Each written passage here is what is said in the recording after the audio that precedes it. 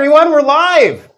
This is Nick Roome here, and I could show you some incredible things during this Human Factors Cast HFES extravaganza.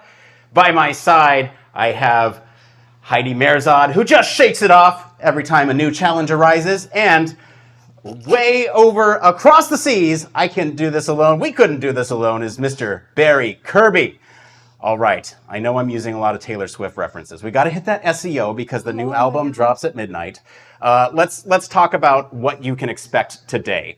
So we are here at the 2023 annual meeting conference coverage, coming to you directly from the heart of Washington, D.C., a place that feels like we've been waiting for it to light up. I'm bringing you the Players Gonna Play vibes from Human Factors Cast, and today we're diving deep into the enchanted world of HFES. Like I said, my fabulous co-hosts are here to help me through today. Are we in the clear yet? Because we're streaming all day, and it could be one of Taylor's extended versions. Who knows? But before we dive in to the world where dreams run wild, here's a special shout out to the real stars of the show, the Human Factors and Ergonomics Society for lighting up our path like a new soundtrack, HFES leadership for always cheering we never go out of style, HFES staff who've been our guardian in the dead of night with technicalities, volunteers for proving that the rest of the world was black and white, but we're here in screaming color, Human Factors Cast Digital Media Lab members for weaving dreams and adding the sparkle, Patreon supporters, because with you, we're never going down in flames. And you, our listeners, because honestly, you're the king, baby, and I'm your queen. All right, this enchanted tale would not be the same without all of you here. I'm so happy to have you here. Now are we out of the woods? Well, I don't think you could have fit more into there. That's for sure. How many was that? Barry, you are on mute already. We just started this live stream, man. What's going on? Wow. I used a different button because I thought I'd be a bit more professional. Professionalism sucks. But how much effort did you put into that? Into that? Because clearly you haven't slept, because that must have taken hours to put together. Well, you know what? Here's the thing. We're going to be talking a little bit about AI later. Got some AI help with that one. I don't know all the Taylor references. Right. I know some of them. And I had it kind of tell me when and where those would be. I knew all of them. I knew every single one of them. Look, I had to because the album comes out at midnight and we got to hit that SEO. I figured what better way to bring awareness to Human Factors and Ergonomics by getting some of that Taylor Swift SEO. Well, no, you actually, listen, if you had maximized your SEO, you would have thrown the Chiefs in there, Kansas, Travis Kelce. 1989. So 1989, okay, 87. Yeah. Right, okay. And now I'm out because I'm sorry, I'm not like 100% Swiftie, but I mean, I can't pass social media without seeing Taylor Swift. So I'm pretty sure that would have been your max button there with the Travis Connect. Okay, all right. Yeah. Barry, how many of those did you get? None. Okay. You didn't even get the Out of the Woods one? My kids are all Swifties. Unfortunately, I'm slightly behind the times, and whilst I recognize she does some amazing work and is a fantastic professional performer. Okay. All right. Human Factors. We're here to talk about Human Factors, guys.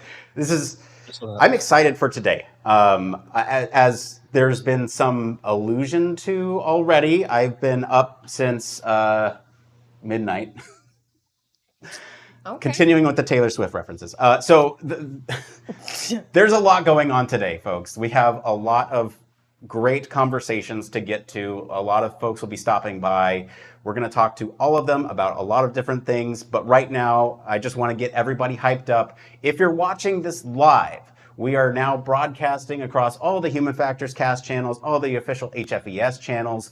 If you are watching live, please engage with us. We'd love to hear from you. What is something that you want to hear about from this year's conference? Let us know in the comments, and if we can get to it, we might get to it later in the program. So let us know, and where you're listening from. We'd love to know. Human Factors and Ergonomics Society is a worldwide organization. And so we'd love to know where you all are listening from. Barry, where are you listening from? I am listening and interacting with you from South Wales. So a little town called Llanelli in South Wales in the UK.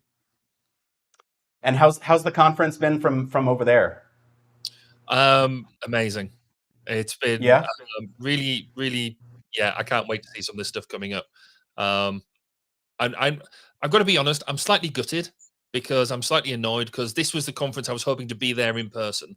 We had grand plans about me hitting the red eye and getting over there, and they've all just not happened. So I feel like I'm in slightly second class seats having to you guys, I'm so jealous that you guys are going to get to interact and engage with all the people actually face to face, and I just get to vicariously live through your experiences.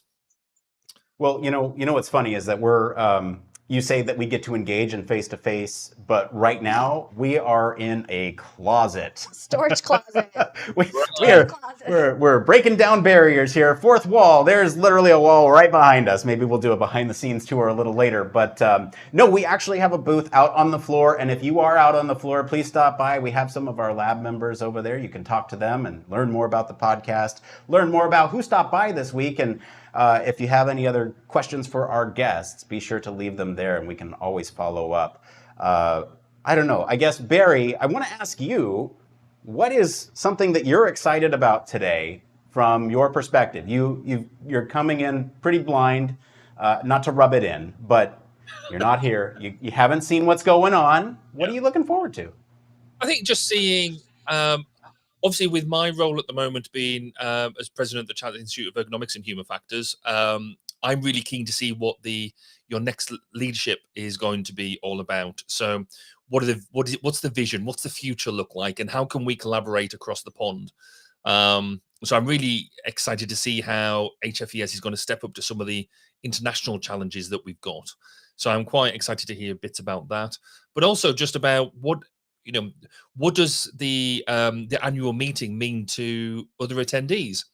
So people go to these conferences for very different reasons. Some of it's to learn more about what technical process has been made, but actually a lot of it's around networking and working out what different groups are up to. So I'm quite excited to hear about what these different groups have been up to, what different people have been engaging with, and what the priorities are of everyday members. Yeah, well, definitely we're going to fulfill some of that promise on the president and the president-elect. We had a chance to sit down with them, or we will be sitting down with them later. Got to maintain that illusion of this is a complete live stream. And then in terms of getting, some feedback from folks about the conference and what's been going on, we absolutely have that planned for you too. Heidi, what are you looking forward to today? This? Yeah. I mean, it's... y'all pretend like this is like, oh yeah, let's just do this. But this is exciting. This is my first time being here, right? And considering that I specialized in medical human factors over a decade ago, I actually haven't gone to an annual meeting in 11 years. Wow. So this is my first annual meeting in 11 years, I think. And my company is sponsoring. And the lanyards are very pretty. Yes, we're not wearing our lanyards in this, but here you go. Here's the lanyards. Yeah, and I guess a special shout out to Safe Effective Podcast. Yes, another podcast in the Human Factors Cast network of podcasts. And it's always like at the big conference, which is how I call HFES annual. Because I usually go to the healthcare symposium, which is usually around spring, so it's March, April, and it's vastly smaller, but it's been growing too. But it's so interesting how it's one society and we all do the same thing, yet it's two different worlds, two different groups. It's like you don't see the people there that you see here. So it's always exciting to come here. This is usually where I go if I want to see my professors again. Oh, there you go.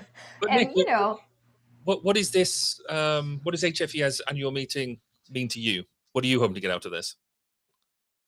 I would like to see so I was part of the UX task force last year that wrote, sat down, talked about the strengths and the weaknesses of HFES, and kind of just like went through a bunch of exercises where we talked with a very eclectic group from all over, HFES members that have been new ones or, veterans, and just talked about what were the things that we really liked about the society and what were the things that we really wanted to see change. And so after that, I really wanted to go to the conference and kind of put my finger on the pulse and see how some of these things are moving, and whether some of the things were heard and whether some of the things maybe could be implemented in different ways, just kind of thinking a little bit ahead of like, how is this going to play out? Because we know HFES and we know all societies kind of work like governments, very slow. So you kind of want to see the things, but you also want to talk to the people to kind of hear how they feel about it again. It's easy to sit with a bunch of people on Zoom, every week and say, this sucks and this is great, and then not go to the conference and not talk to the people and not get the actual feedback. So that's kind of what my goal was here. And then, of course, to see my friends, Well, the networking is the big thing, isn't it? I guess. But Nick, what about you? You spent a long time, because I think nobody should be in any under any illusion. Yes, we've had some really great volunteers involved, but actually a lot of the powerhouse of this being able to be broadcast is down to your late nights and early mornings as well in getting all the stuff there and getting that from that. So before we go anywhere, thank you. But what are you hoping to get out the conference? What's going to be the big thing for you? Well, what I'm looking forward to, let me answer a question. What I'm looking forward to most is going home and getting a good night's rest. But what do I get out of this conference? I've already got it. And I'm incredibly fortunate for this.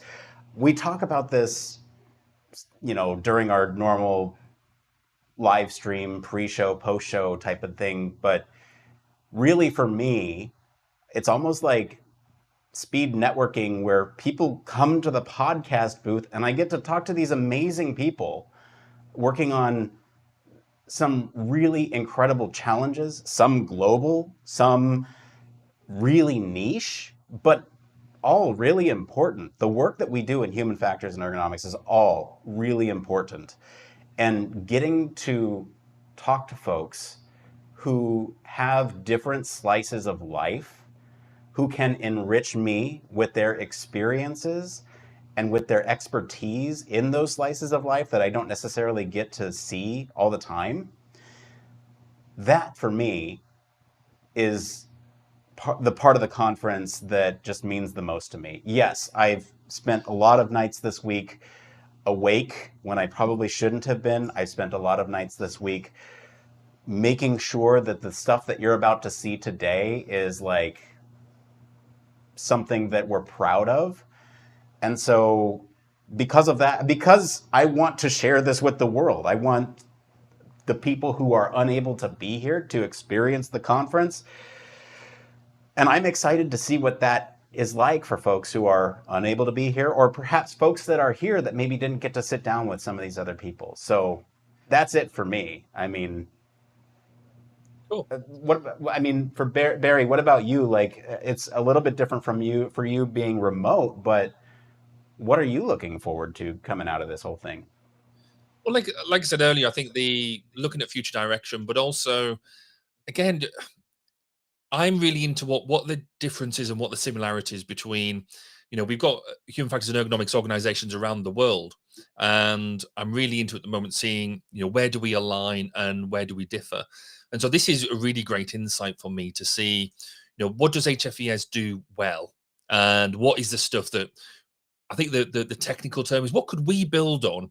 I think the subtle thing is, what good ideas can we steal and utilize them? I remember doing this last year, and I got all sorts of insights into you guys have the happy hour, where you have all the different sectors sector groups showing off their bit, and apparently cheaper alcohol and things like that, which is something that we don't in Washington D.C.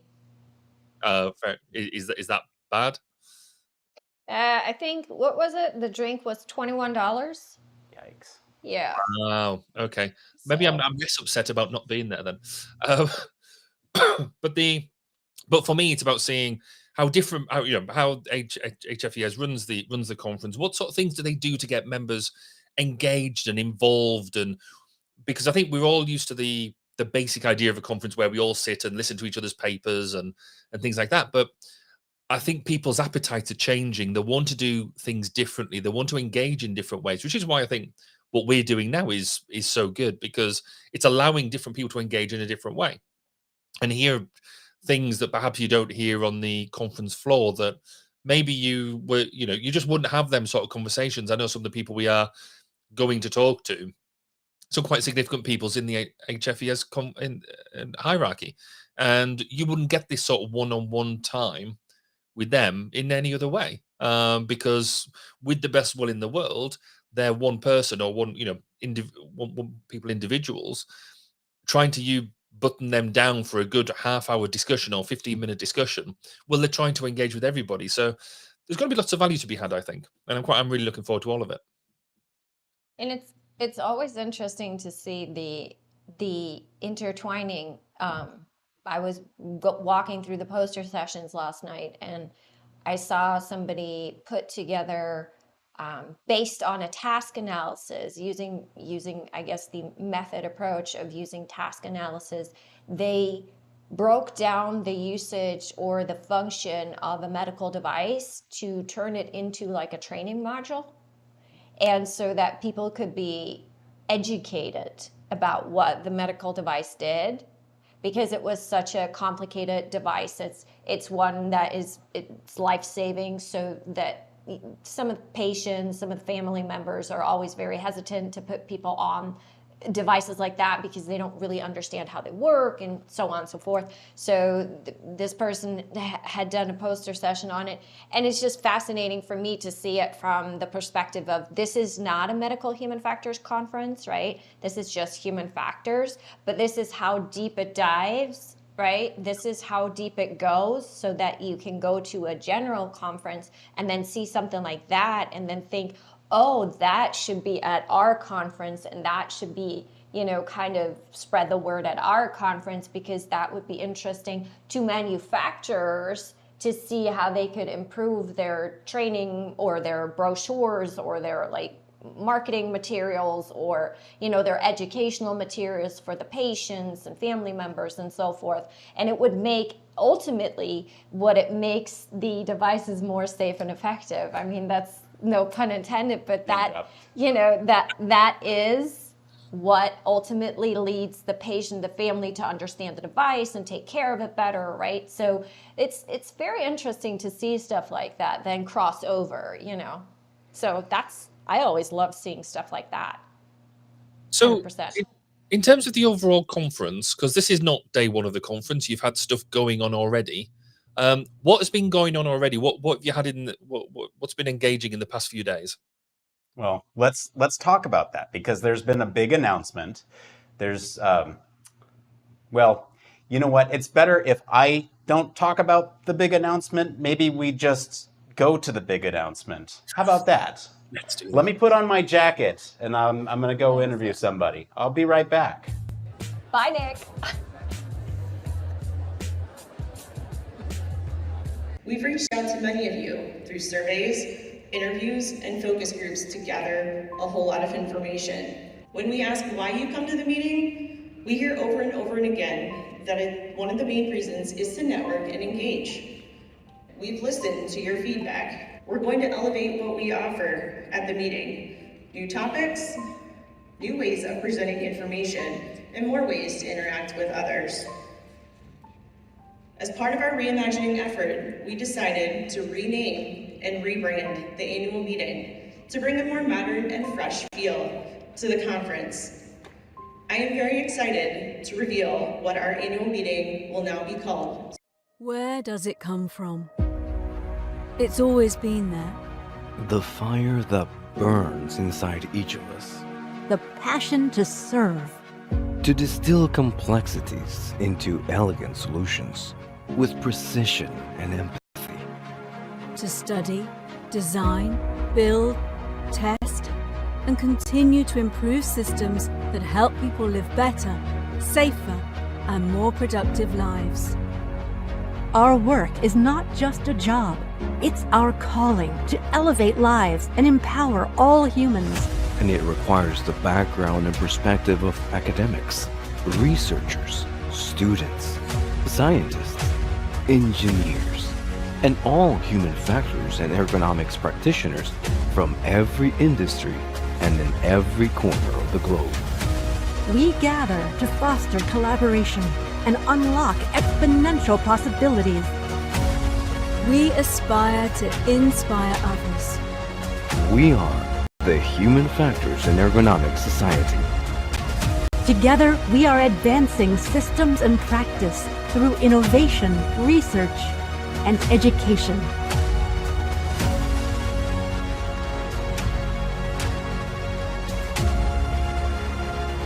What will you aspire to? Join us. All right, and we're back with our continuing coverage of this year's conference event. I'm sitting here with incoming president, Susan Katowski. Hi, welcome. You're here right now to talk about Aspire. Aspire, yes. What is it? It is the new annual meeting event name and brand for the Human Factors International Annual Conference. Will now be called Aspire. Event name and brand. So we're rebranding HFES here? What are we doing? No, not the whole society. Okay. That's still HFES, just the annual meeting.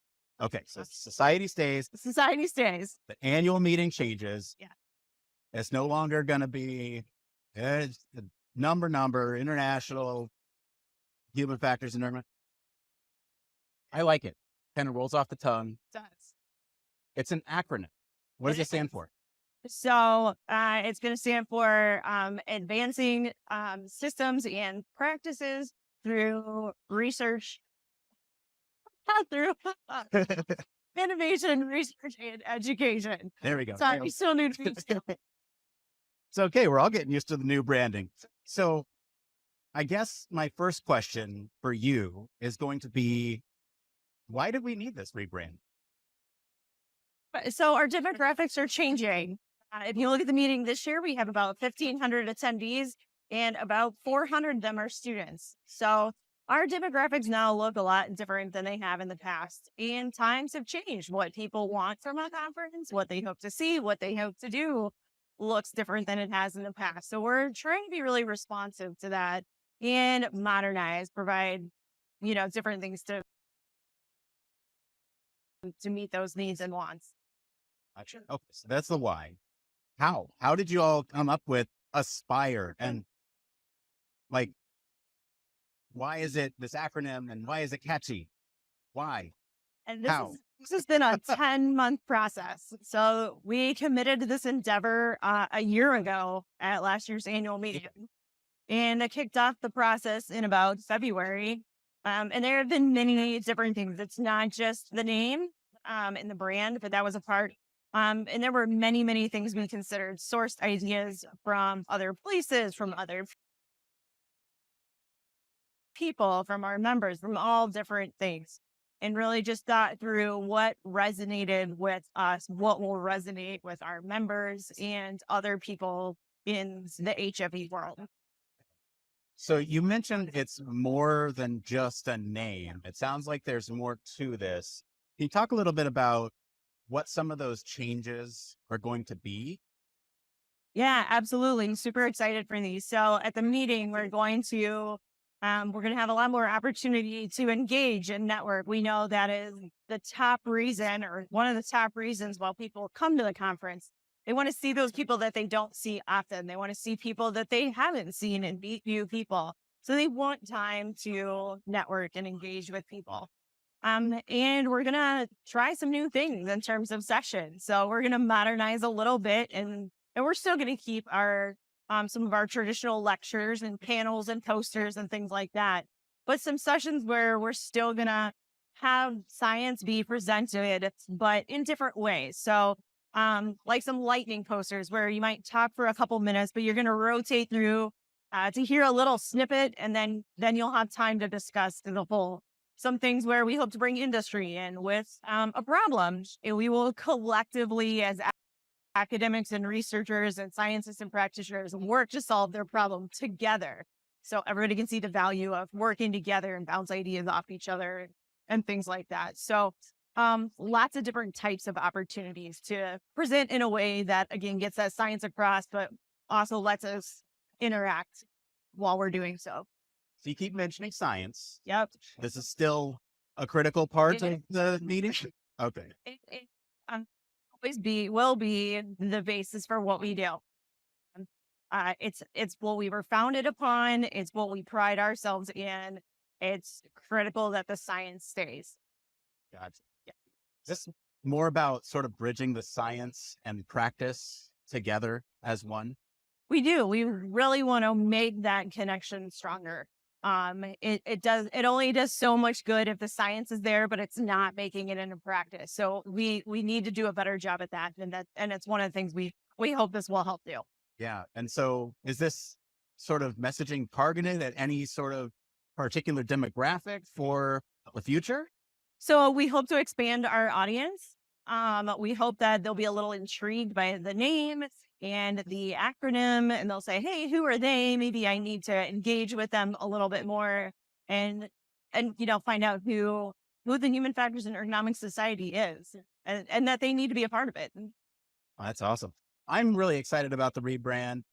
I actually hit the floor to talk to some folks about the rebrand. Susan, come back later. I'd love to talk to you about the president stuff. But for now, we'll be back right after this.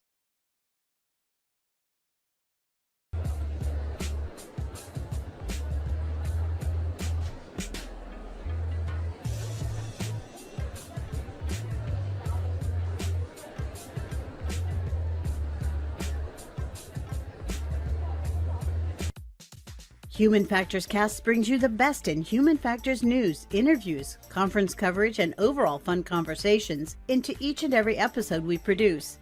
But we can't do it without you. The Human Factors Cast network is 100% listener supported. All the funds that go into running the show come from our listeners. Our patrons are our priority, and we want to ensure we're giving back to you for supporting us. Pledges start at just $1 per month and include rewards like access to our weekly Q&As with the hosts, personalized professional reviews, and Human Factors Minute, a Patreon-only weekly podcast where the hosts break down unique, obscure, and interesting human factors topics in just 1 minute. Patreon rewards are always evolving, so stop by patreon.com/humanfactorscast to see what support level may be right for you. Thank you, and remember, it depends.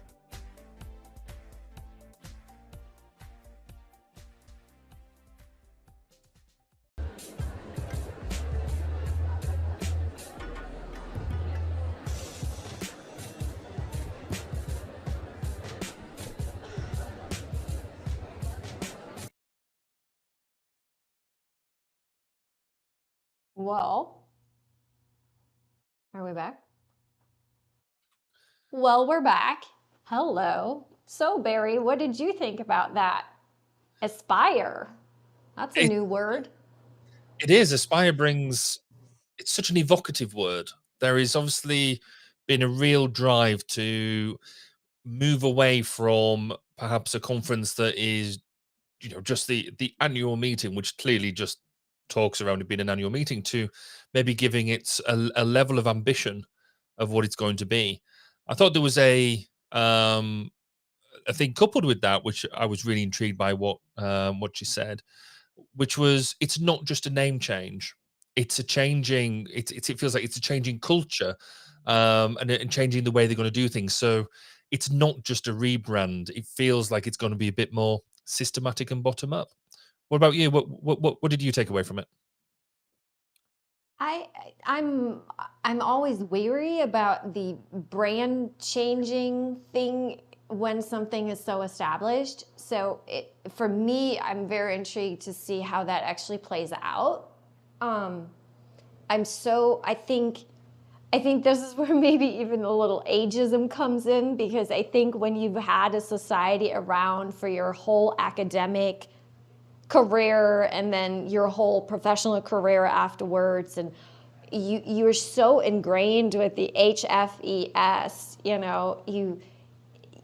it's going to be a little difficult for me to switch. But I guess the younger generation, then for them it'll just be aspire, and no pun intended, but I think they mean pun intended, right? Like they're aspiring to something. So that's very interesting. I want to see how that plays out at the conference. Like how are there going to be events or culture change kind of activities, or teams or technical groups or whatnot? Like how are they going to implement it is a little bit of a big word, but kind of transition into it would be, for me, interesting to see. Yeah, I think it's going to be good. I mean, there is at the moment with the conference, you do have that direct link of it's the HFES annual meeting, and Right. just calling it Aspire, then are they going to lose that link, or is there potential to lose the link with the the overall organization name of HFES? But does it? I mean, you could sort of see maybe people saying that it's the Aspire conference put on by HFES, and things like that. So I'm sure all these things will be interesting to see. But I mean, what I thought another bit that was interesting was clearly the work has been done into researching about who do they want to get to come to conference, who is the target audience, who a good usability review of what is the point of what it is that they're doing. So there's got to be an element there of that talking about the change in demographic of people, so younger people coming to the conference as opposed to maybe us slightly older people. Is that a polite way of putting it? And so we're needing to attract people in a different way. So that's interesting, and I think that's really insightful, I think, because it means that HFES are not just putting on a conference for the sake of putting on a conference. They're trying to be receptive to the people who want to be at the conference, and therefore putting on something that is appealing.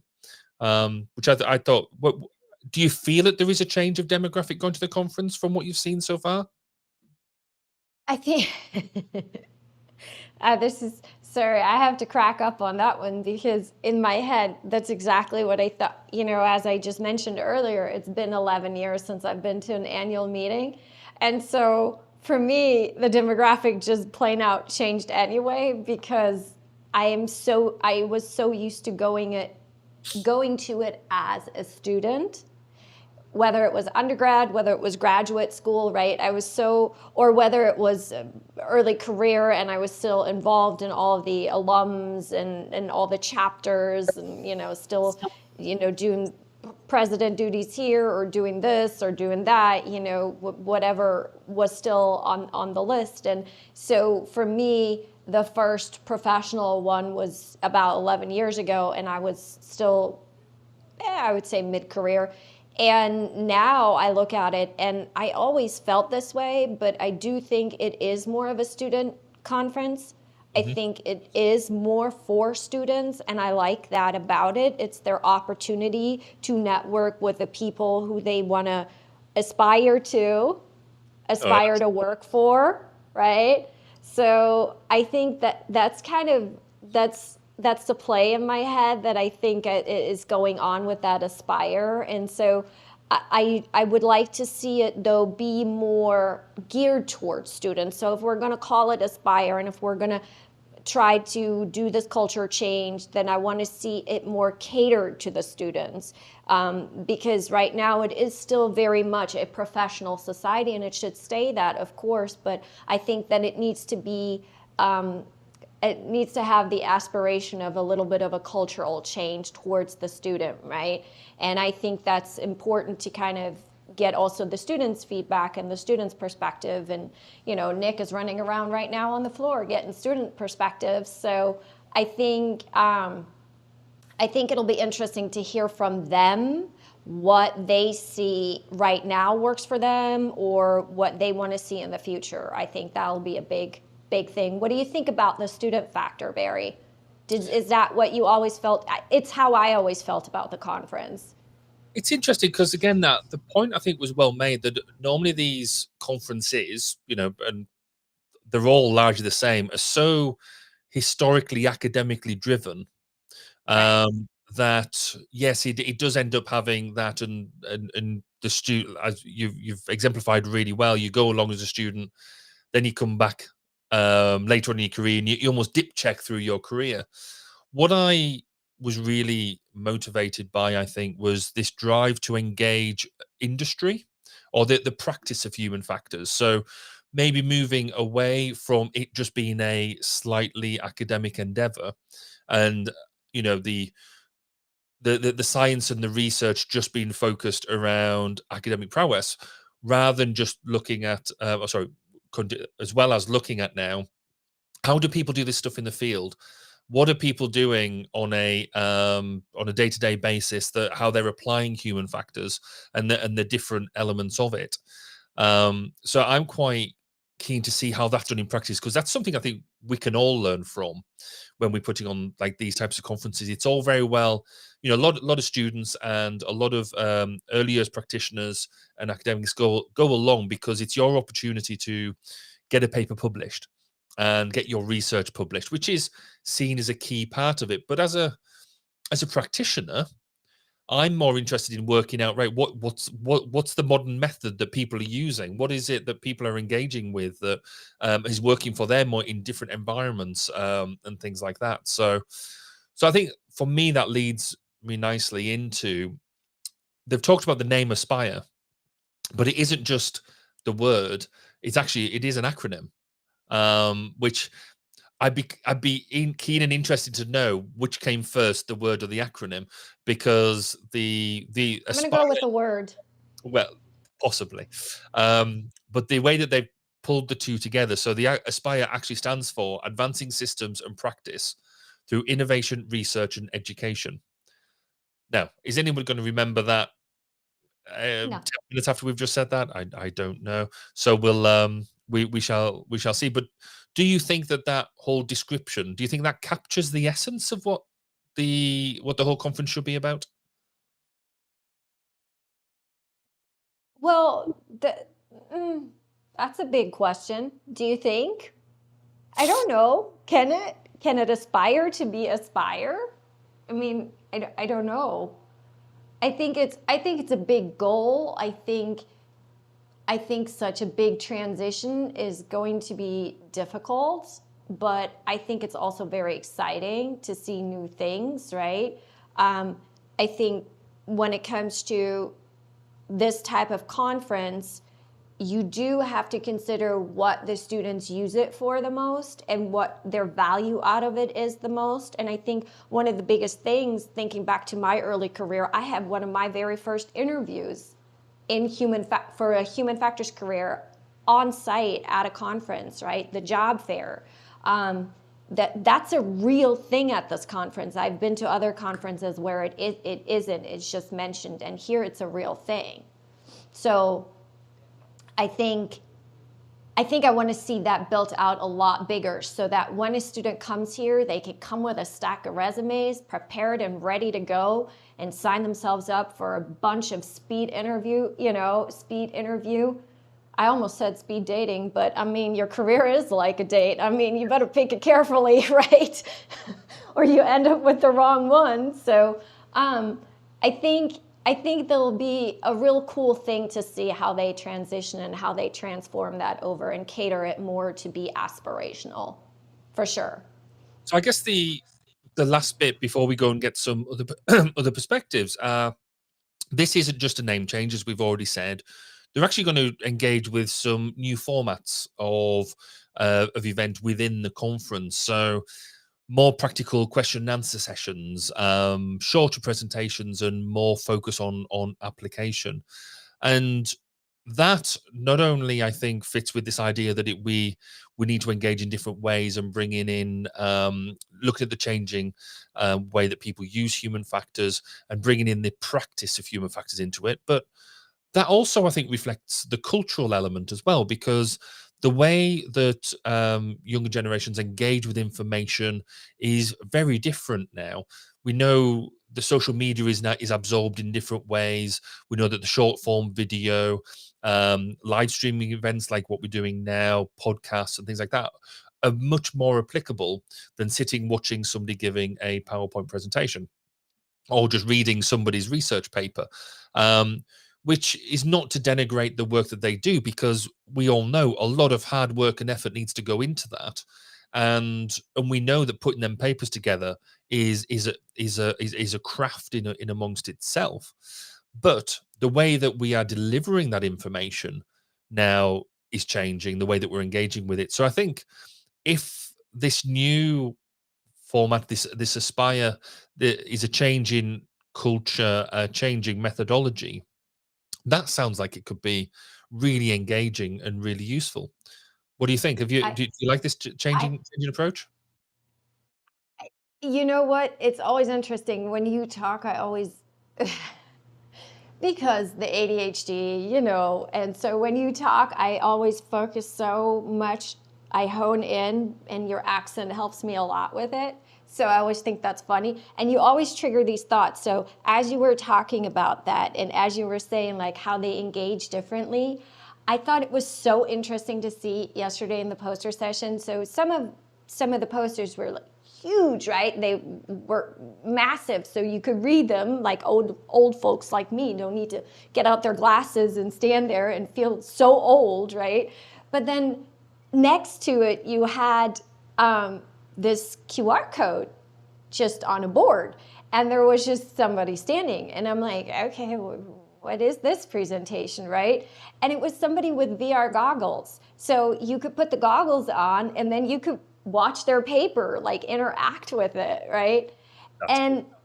And so it's this vast difference, right? Like where you can see the awareness of certain things, but you can also, and this is the fascinating thing for me being in the medical arena, you can see that you just can't cater to extreme ends of the demographic at the same time.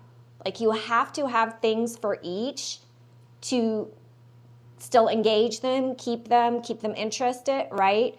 But you can't expect both to satisfy both ends of the spectrum. So I think that's very interesting for me. So what's interesting for, younger generations is VR stuff and like interactive stuff and social media. And I mean, there's so many apps I don't even know. And then there's also things, I still like going to the mixers, I still like getting the drink ticket and hanging out with people I haven't seen in 10 years, right? And drinking stale wine and talking over pretzels or popcorn or whatever about, what have you been up to in the last 5 years and what of your research is on. So I think that vast contrast needs to be kept alive though. Yeah, I think that whole networking element, that whole face-to-face engagement is a key part of any conference, and we just cannot lose that. I think that has to be that's the fun part. Yeah, no, you're absolutely right. That's why we're willing to go to very expensive places. That's very true. And hang out and spend $20 on sandwiches and $21 on drinks, and that's why I'm still back here in the UK then.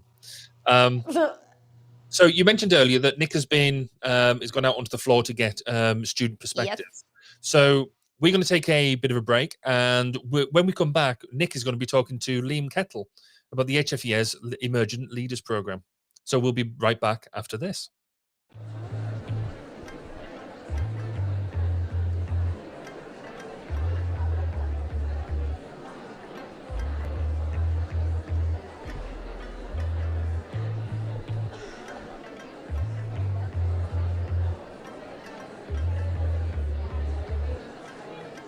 All right, and we're continuing our coverage of this year's HFES annual meeting.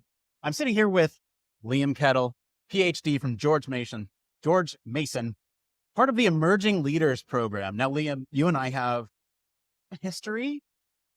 It's funny because you actually sought me out on ADP list. Yes. To talk to me. Yes. At the time being, I did not realize that you were part of the human factors cast, and it's been a wonderful connection from ADP list. Absolutely. I'm so glad we met, and I'm so glad that we have a chance to sit down and talk about the Emerging Leaders Program. Is it a program? What is it? So the Emerging Leaders Program, they apparently had changed its name from a couple years back. So the Emerging Leaders Program currently is now an opportunity for students or early careers to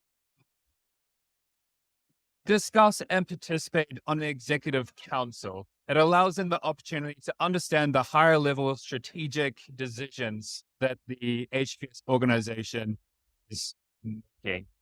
And not just within the next 6 months or so, but they have initiatives that will span over the next couple of years. Great. So it gives them a voice at these EC meetings, at these high level decisions. I love that. What is the goal of including these early career professionals and students into these conversations? I think it's pretty self-explanatory, but from a goal perspective, is there like a goal for the program? So my understanding of what the goal for the Emerging Leaders Program is to open students and early careers' eyes to what the executive council actually engages with. So going in, and this seems to be the general consensus across students, is there actually an executive council? Is there a circle of individuals making these decisions? And is there any awareness of these people and what the decisions actually are? And so myself and Shraddha, who you'll may potentially talk to later, we got to understand all the finer details, obviously at a higher level, from both student perspectives that we could provide and industry perspectives, practitioner perspectives, what each of the different division chairs are providing, and understanding overall how it can improve HFES. That's wonderful. So I see this program. What does HFES get out of it? Growth. So growth and ultimately awareness. So as students, there is a large general agreement that for students, we are HFES members, and then there's a huge drop-off. And so part of the HFES Executive Council meeting and part of what the Emerging Leaders does is help identify initiatives to maintain students as members and provide them a pipeline and positions. And so the Executive Council members, they've been in the game for 5, 10, 15 years. And so giving early career individuals opportunities to express the current relevant pains that we have or the obstacles that we have moving into HFES leadership and seeing its growth is honestly a brilliant opportunity. The overall gain that Emerging Leaders has is we can spread the arena of the awareness of the initiatives to the students. So we become a voice for the students to the Executive Council, and we are a voice for the Executive Council to students and other individuals as well. Right. So that was kind of my next question. Mm-hmm. That's what HFES gets out of it. But what do students as a group get out of having representation on the Emerging Leaders? So one of the largest things that we talked about during this past weekend's Executive Council meetings was obviously the number of students attending HFES. For us, we're broke, we're poor. HFES, for us, expensive. And so one of the larger things that I guess we're trying to hope for the students. How can we break down these obstacles for students to attend annual meeting, soon to be Aspire? And how can we break down these obstacles for them to be members as well? And what value can provide to these students? Gotcha. And so it's not necessarily one tangible item, but it is more a discussion and a move towards helping students across the board. Those are fully aware of what human factors are. The lone students out in the middle of boondocks. Gotcha. So, Liam, I want to ask you, what has been your personal experience on the Emerging Leaders Program? Like, what's it been like for you? So, my personal experience, I will admit, going into the meeting this past weekend, I did not have any expectations. I wasn't even really aware of what the executive council did. And so going through, I got to hear voices from every single perspective. It wasn't just a group of inner circle individuals wholeheartedly deciding we want to do this into a dictatorship. Everyone gets a say, and I really appreciated that, because as soon as the conversation of students and the obstacles for students came up, there are so many voices arguing for students, and I absolutely love that. Because amongst the students, there is a slight perspective that we're disconnected from the HFES community. There's no pipeline towards HFES leadership for us unless you're in the know. And going to the executive council meeting, that washed away my concerns, because there are discussions, there are conversations, and I highly appreciated that. That's awesome. Where can folks find out more information about the Emerging Leaders Program if they want to find out more information or become part of that program? So each year, HFES sends out an application for the Emerging Leaders Program. I will say, from my experiences, I was involved in the student chapter presidency. I was involved with, volunteered my time for a committee. And so that experience helps my application towards engaging in the Emerging Leaders Program. There are also more ways for students to get involved than just the Emerging Leaders Program, as we attend one meeting out of tens of thousands over the several, however long HFES has been in business for. Whereas if you get yourself involved in the student affairs, student affairs chapter, I'm not entirely sure what that is actually. Student affairs. Yeah, student affairs. Or technical groups, you will have a more long-lasting impact rather than one meeting. So my recommendation definitely is look at the org chart. Nick here provided me the org chart a couple of years back, and it is incredible. There are so many different levels that you can help and volunteer with. So if you're more interested in technical groups such as service transportation, or you want to help out with the journal board, then HFES org chart has it all. You can find that one online. But definitely reach out to any potential leaders, technical group chairs, or Steve Kemp. Steve Kemp knows it all. He'll be able to help you. Throw it to Steve. Yes. All right, Liam, thank you for being on. We'll be right back right after this.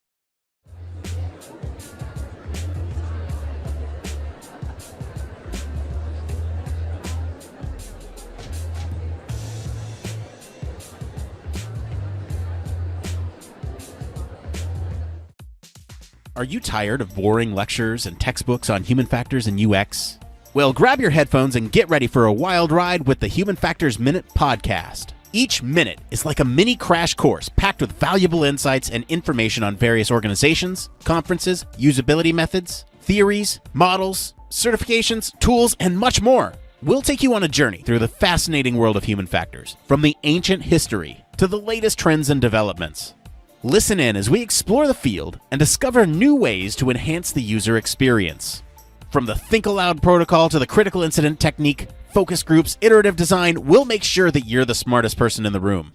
Tune in on the 10th, the 20th, and the last day of every month for a new and interesting tidbit related to human factors. Don't miss out on the Human Factors Minute podcast, your ultimate source for all things human factors. We're back with our continuing coverage. I'm here with Shraddha Swaroop. We're talking about, so we just sat down with Liam. Liam gave us all this context around the Emerging Leaders Program. You're also part of that program. What has your experience been like? Is it the same as Liam, different than Liam? It's probably different. It's very positive as well. One thing that I wanted to mention that Liam didn't get a chance to mention is that we each get assigned to a mentor to help us through the process of being part of that executive session. And what happened with me was that before applying to the program, I wanted to make sure that I was hitting all the points that were needed for acceptance. So I'm a part of the DEI committee, and both Carolyn Simmerich and Chris Reed are part of that committee. So I reached out to Chris, and Carolyn also was part of a Zoom call, and we had a wonderful conversation with, all three of us about varying subjects. But we also hit upon how my experience matched up with what would be good to mention in the application. So I ended up getting matched up with Chris, who was outgoing president. So he was only there for Saturday, and Carolyn volunteered to be my mentor for the Sunday. So I get both of them to be my mentors. I'm extremely fortunate. So it's Amazing. all good with me. Yeah. You looked out there. You got some really great mentors. I gotta ask, that sounds like a wonderful experience to sort of kick off the conference. How has your conference experience been so far? It's been good. This is my first conference. First time? Yeah, my first time at HFES, and was a little nervous at first. It's so large. There's so many people, but it's just been extraordinary. From the first day, certainly I got here early on Friday and met Liam. And although we're so different, coming from different countries, different research interests, but we aligned in terms of values and virtues, and I wasn't expecting that. And so that actually set the tone for the rest of the time. We're still really early on, but yesterday I got to during the actual council session, you get to meet so many wonderful people that are actually on the council who are in their own right rock stars in their areas. So, but all so kind, supportive, accomplished, nurturing, and welcoming. So that started it off. And then yesterday, I got to meet people that I actually cited in my thesis in person. Also very nice, kind, welcoming, nurturing. So that was magnificent. And then getting to do some of the technical tours, places that I'm interested in working in. I'm looking for a job.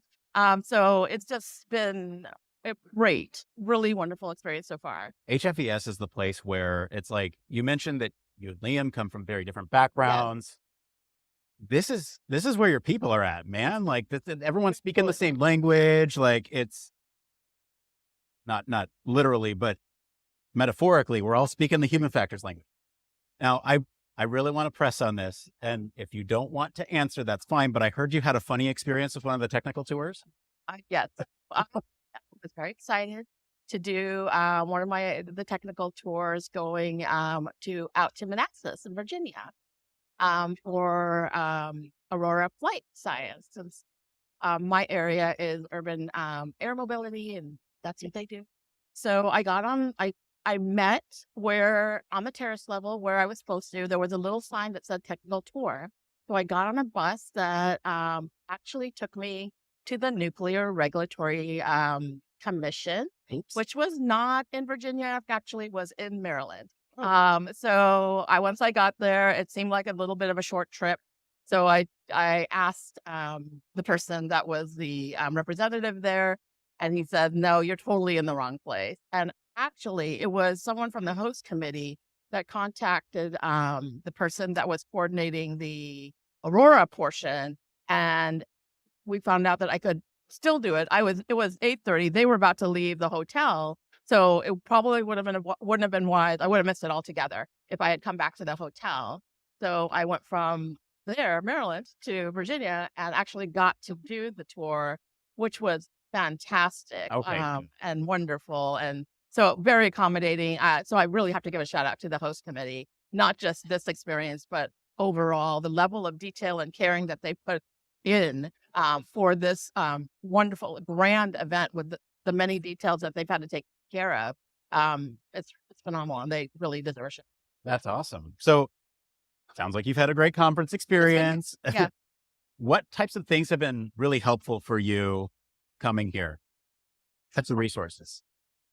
I think one of the biggest resources that is available to all students and new grads and even early career professionals is a Discord community that was created by Liam and another friend, Akil, that is available to, like I said, all of this group of people. And I think that's very valuable. People feel very comfortable in there, and there's people with similar research interests so that you can help each other. If you have, problems in whatever area, whether it's running your student chapter or figuring out what kind of HFES membership you want, or if you can afford it, or if you're going to the next conference, or how you're going to, handle that. I think that being able to have that and then coming here to connect with people in real life and being able to see some of those stars in this HFES or the human factors constellation and meet them and see that, yes, they are people too, and they're very willing to be very nurturing and kind. I think that has made it a kind of magical experience for me. Do you want to plug that Discord community? Do you want to let people know what it is, where they can find it? So I would love to. It's the early career professionals Discord community. If you are on LinkedIn, then look me up, look Liam up, you can look Akil up. There are posts on there with the link to Discord on there.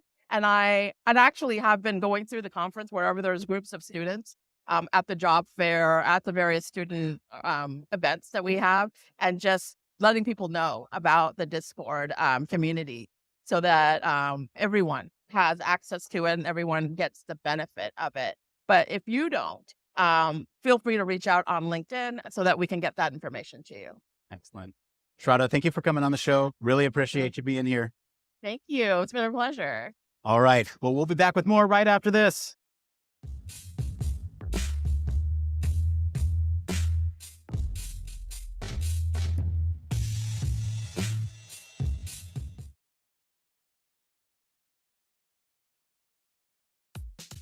Human Factors Cast brings you the best in human factors news, interviews, conference coverage, and overall fun conversations into each and every episode we produce. But we can't do it without you. The Human Factors Cast network is 100% listener supported. All the funds that go into running the show come from our listeners.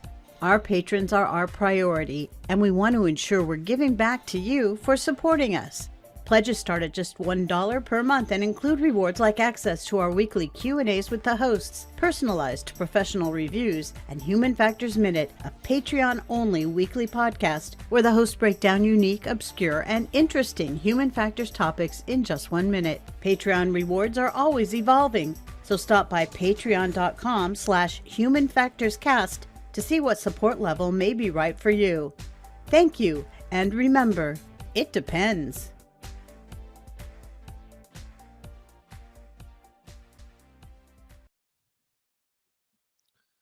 And we're back, and welcome to our podcast online live stream of the Aspire conference.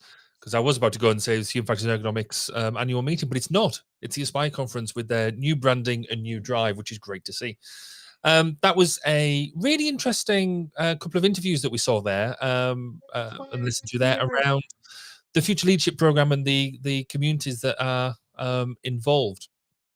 Clearly, there was one bit of minor lesson that we learned out after that around how to make sure you get where you're going, but we'll come back to that, no doubt. I think these idea of leadership conferences, leadership programs, and these sort of things are are truly vital for the community, because there's something about when you are looking at things like the president of the organization and them sort of things, that you always think it's out of reach. If you're sat there saying, the president is somebody else, the president elect is somebody else, that doesn't apply to me. How do you make sure that that is something that is accessible to you and accessible to anybody? Because it truly is. If you have an ambition to become the president of your organization or anything like that, then how do we tell people that these things are? So the fact that we've got a leadership program, a mentoring program, is a really, really strong part of the organization. It shows that there's a level of future proofing that is going on. What do you think, Heidi? Do you think that sort of thing has value and is something that is useful to people?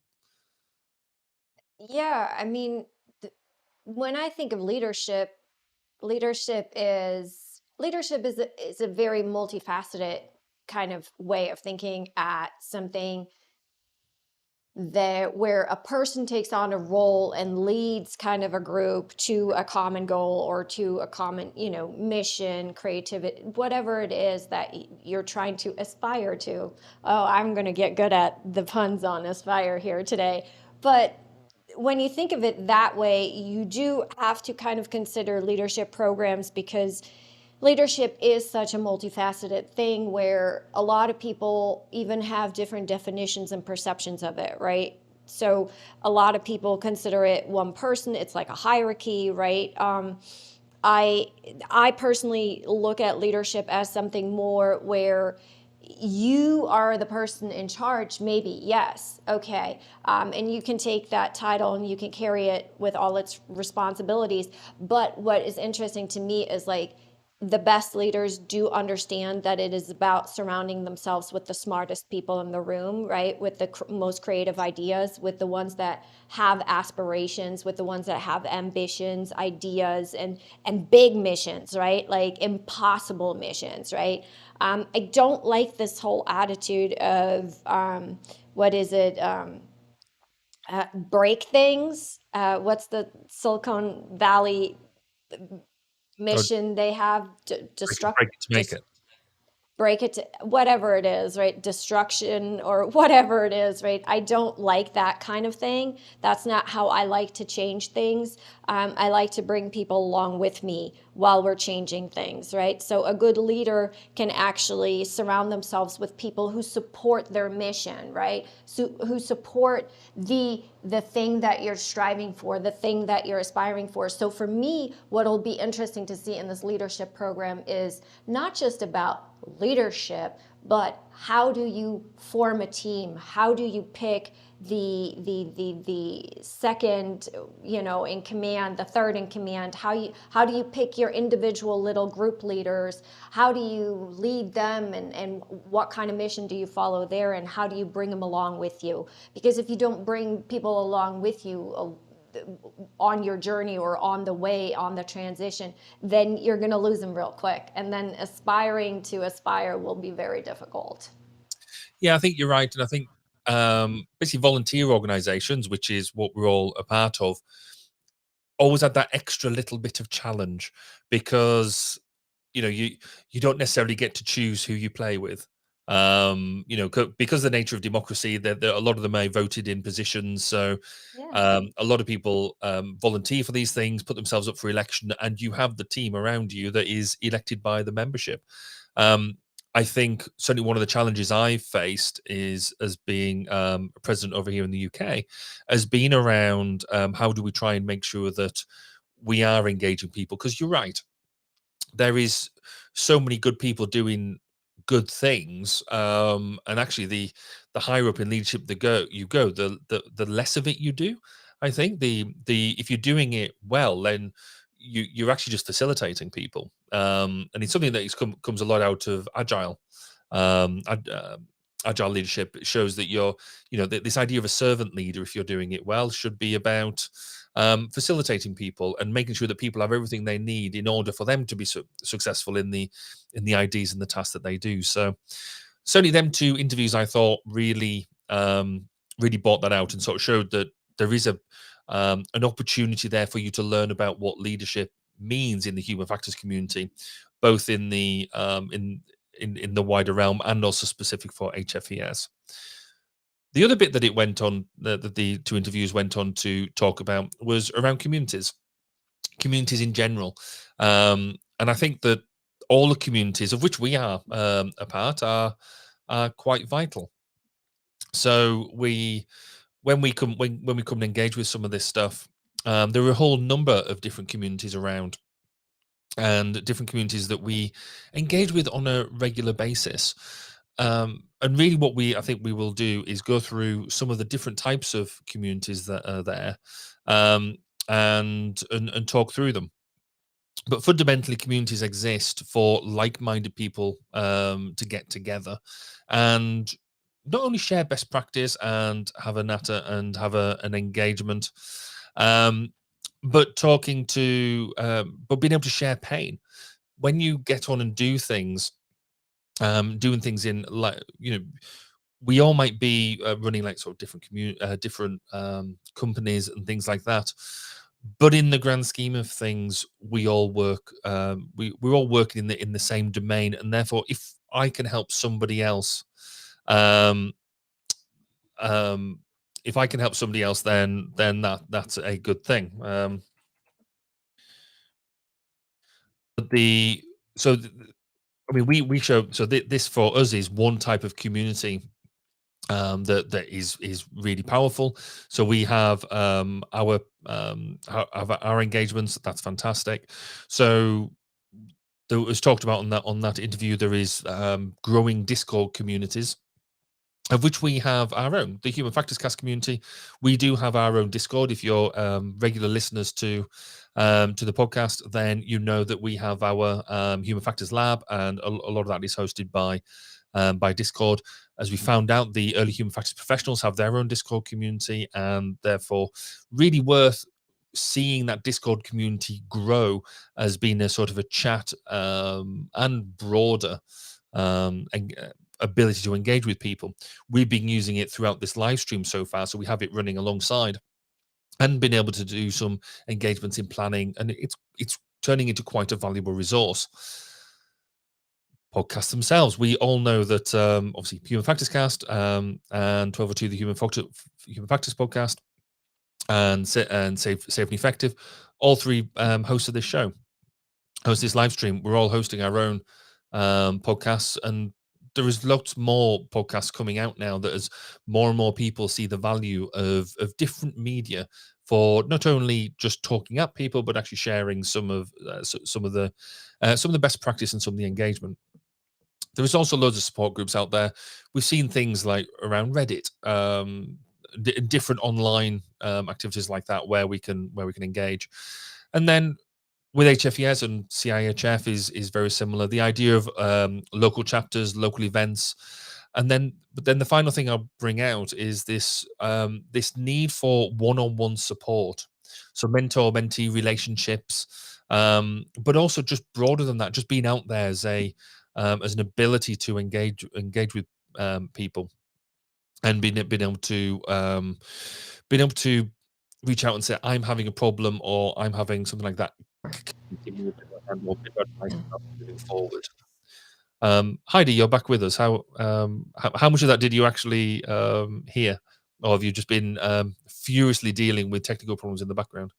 No, I just, thought you got it and went Cool. and got a coffee and Oh, hung good. So out.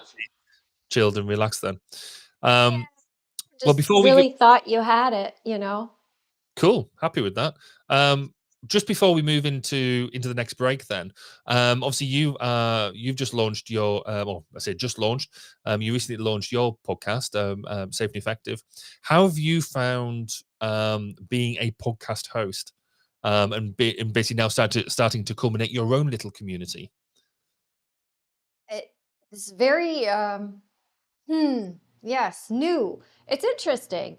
It's definitely been one of those things where you walk in with one mindset and then you kind of quickly, universe kind of goes, you thought it's going to be like this? No, let me show you how this works, right? So one thing that's very fascinating or been a bit of a learning curve for me is just understanding how certain communities connect with certain topics and how they like to discuss certain topics. So one of the things that I found very I guess, revealing about it was that definitely the type of casual conversation that we have on my podcast that is more of we pick a topic where we've been kind of annoyed almost by the topic because we've talked about the topic so much. It's one of those topics that's really been driving and driving and driving. And so sometimes when you have those topic conversations, as I explain it to people, kind of, that conversation you've had like 100 times with 100 different people because it's a topic that really just gets you. Those are the kinds of topics that we pick on my podcast. So it's been very interesting to see the response then from people who feel the same about that particular topic. And they get, the sheer excitement I've gotten from people about the episode on statistics. I love it. Don't get me wrong. I love that's my world, I could do a podcast session for 8 hours talking about it, just going back and forth on the models and everything. But that was very interesting. And then also to kind of see how people personally connect, right? Our last episode was on failure and the perception of it and how you can use failure as an innovation as a path to innovation and resilient outcomes, but like as an innovative way also to think about failure, right? To kind of widen your perspectives on it. So all of these things that I'm talking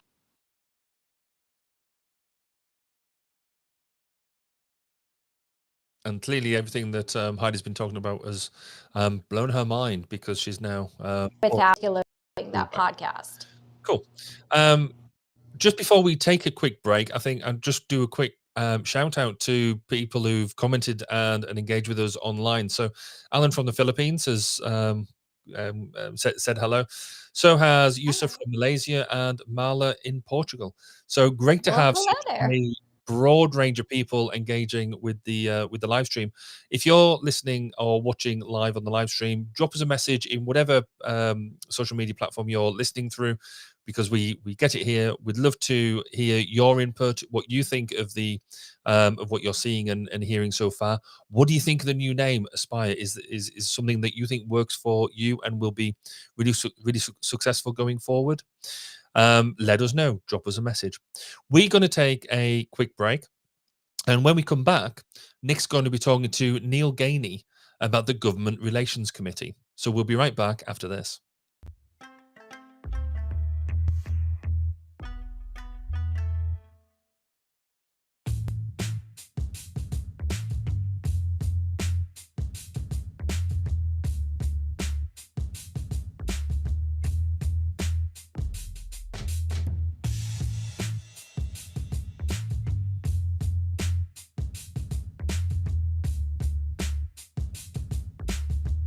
And we're back with our continuing coverage of this year's conference event.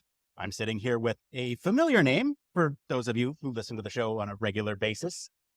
This is our patron, Neil Gainey, right here. Neil, welcome to the show, man. My pleasure.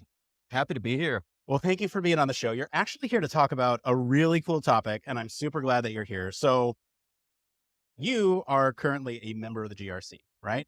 That is correct. What is the GRC? What does that stand for? What is up? So among the many committees that the Human Factors and Ergonomics Society has, one of them is the Government Relations Committee. GRC. Got it. Okay. So it's a Government Relations Committee. Yeah. What does that mean? What do they do?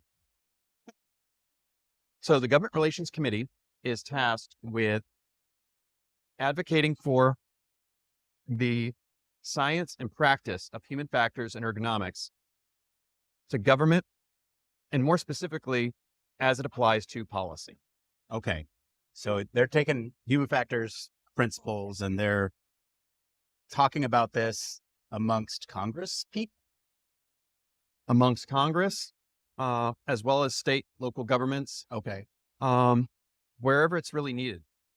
Gotcha. What type of projects, or are there any high profile cases that we may have heard of or that are super important that need visibility? Oh, very much so. In fact, the GRC recently released a policy paper on the HFES website around our policy for AI for human use.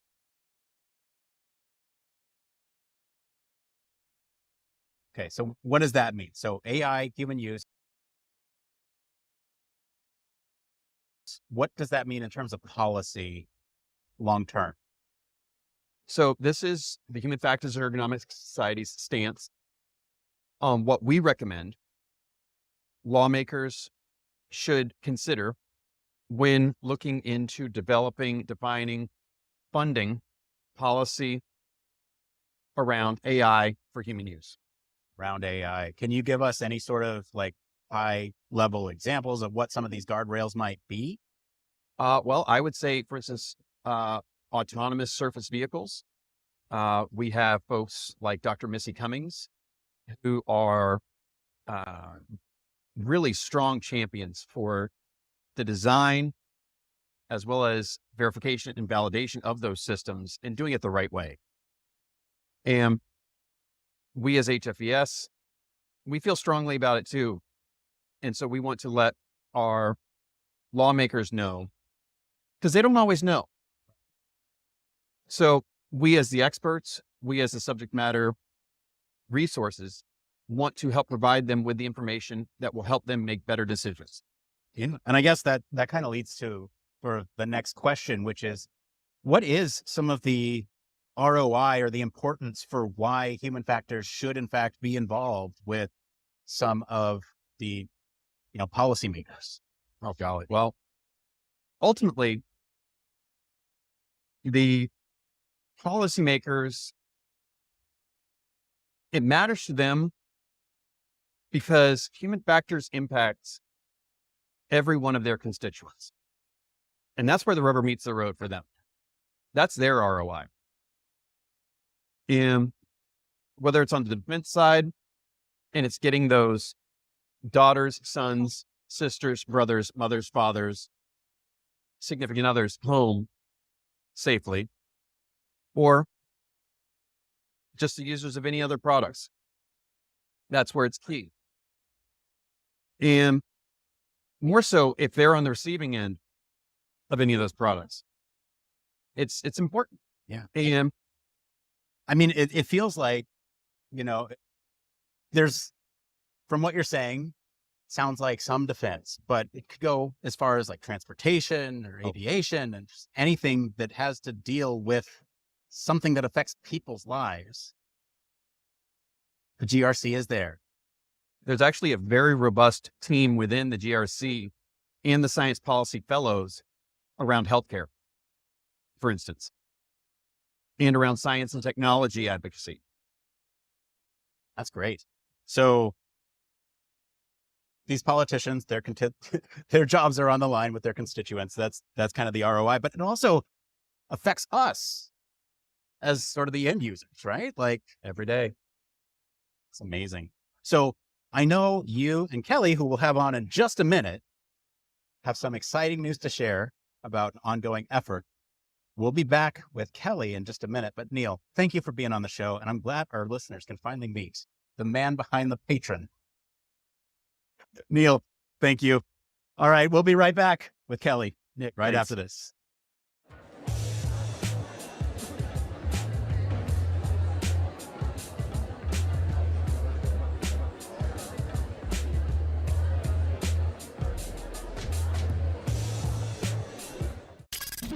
Spacecraft, railway locomotives, nuclear submarines, healthcare, jet aircraft. These are all examples of highly technical systems and organisations, and all have one particular thing in common. They all involve humans. Humans who want to do amazing things and are using technology to achieve them. They all have something else in common. They have amazing people ensuring that the users who are involved can do what they need to do, are safe when they do so, and have the optimum user experience. These people are human factors practitioners, and on 1202, the Human Factors podcast, they talk to me, Barry Kirby, about what they do, sharing their career paths, highlighting their ideas and best practices, and fundamentally raising awareness of our discipline. Find us on 1202podcast.com, on social media, and on your favourite podcast directory, because it's more than just common sense. Okay, and we're back with Dr. Kelly Steelman. Kelly, you're here to talk about this exciting thing happening within the GRC. We just talked to Neil about the GRC. Can you tell us a little bit about this ongoing effort? Sure thing. So during our time on the GRC, Neil and I and others were having conversations about how we make the value proposition about human factors. Certainly when we're talking with policymakers and folks in Washington, D.C., but even just more broadly. And we were reflecting on the fact that so many of the stories that we have to tell are really negative, right? And really? These factors, they're all about error and disaster and terrible things happening. And obviously that's not a surprise given what we do and given that those kind of disasters have motivated our work. But when we're going out and we're talking to people outside of this field, and we're trying to motivate people to integrate human factors and human-centered design processes and human systems integration, we really need to talk about the return on investment and really make this case. And we don't have a large directory, a corpus of stories on the things that human factors has done well for us, right? The wins. And so we were discussing that it would be fantastic if we could build that. And so that's what we're starting on, is trying to collect the good news of human factors. And so we are putting a call out to folks who are interested in helping us build this and looking for people to tell us about the ways that they have had wins, whether it's within the government, within corporations, in academia, or really within their own communities. Like where has human factors been applied successfully? How has this been documented? And helping us actually build out these stories that we can share with others. Right. So I love this. This is sharing good news. And I guess the question I have is, what's the goal? Well, one is to actually equip us with resources, right? Whether we are trying to motivate students to study human factors in the classroom, whether we're trying to influence policy in Washington, D.C., motivate hires, or the integration of HSI practices within our own workplaces, we need to have compelling conversations with people. We need those stories, those hooks. And so we want to be able to provide access to information that people can go to and say, all right, here are my objectives. And here are groups of stories that will help me motivate this. Here's some and examples. make that, some concrete real world examples, not hypotheticals, Right. not the woulda, shoulda, couldas if we had been involved prior to these disasters, but actually real world wins that we can point to as part of building these cases. Gotcha. I need to propose something to my boss, and I need to show them that it works in this context. Right. So Gotcha. come to our database and we will provide you with the ammunition that you need to build the case. Okay, this sounds like a monumental effort. How are you going about collecting some of these good stories? Like, how do people tell you things? Well, the first thing is filling out our survey. Very short survey, your name, your email address, and how you want to get involved. Whether you know that you have a story to tell, or if you know a person who has a great story to tell, or you want to be on the receiving end of our final product, just add your name to our database and we will be in touch to follow up and to collect those stories from you. That's awesome. Is that little QR code hanging out behind your shoulder there? Indeed, I believe it is. Yeah. Great. So what do you, I mean, we talked a little bit about the goal. We talked a bit about how folks might use them. How do you use them when they get collected? Like what happens to them? So our goal is that at next year's conference that we will have a session devoted to sharing out these stories, bringing together many of the folks who have contributed in some way. We want to build this out as a database, a place where people can go and actually access these stories, but also using this to develop good marketing materials for the Human Factors and Ergonomics Society, right? Thinking about videos highlighting the stories that we can use in educational outreach, one-pagers that we can share out. So really, as it's the starting place of building materials that we can use to be better advocates for our discipline. Okay, I'm going to drop my podcast host facade for a second. I love this effort, and I think it's just totally awesome that what you guys are doing. How can folks get involved if they want to send you their stories or just get involved with collecting the stories or anything like that? How can folks get involved? Again, reach out to myself or to Neil. The best way to do that is through the QR code that I believe is still over my shoulder. Right up there. Yep. Kelly, thank you for being on the show. We'll be right back right after this. Excellent. Thank you.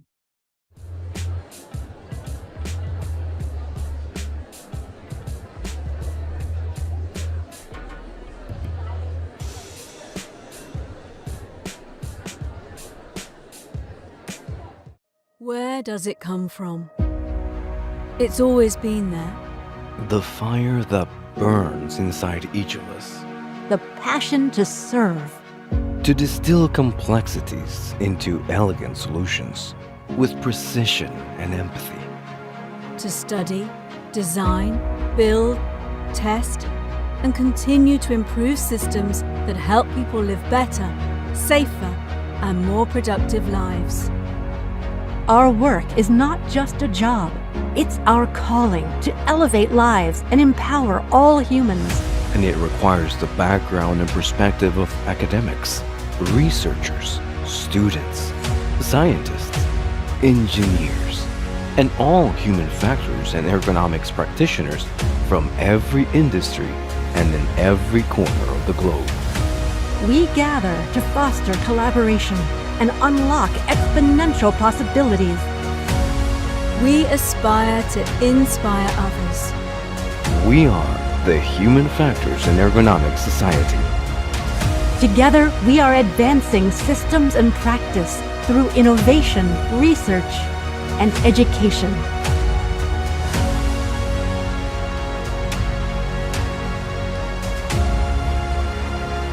What will you aspire to? Join us.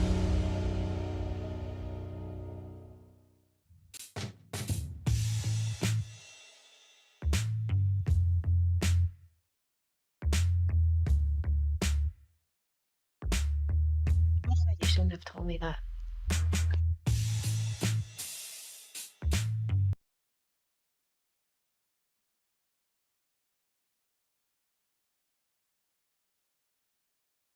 Oh, okay. Sorry. Sorry, I've been huffing and puffing all around. Whew. Hi, guys. I'm back. We back. I'm back. Hey, I just want to acknowledge sort of the elephant in the room here. I'm right here. No, the elephant in the room is that we're having some technical difficulties with some of our remote streaming here. So stick with us. I promise that we're going to try our best to make sure that this is a good live stream for y'all. After the live stream is over, we will package up all this content and send it out, sort of individually, so that way it's easily it can be easily consumed either way. But hopefully it's not too much of a detractor from enjoying this live stream experience. But for now, let's talk about this good news stuff, because this is awesome. I love this approach, and I think it's one of my favorite talks so far today.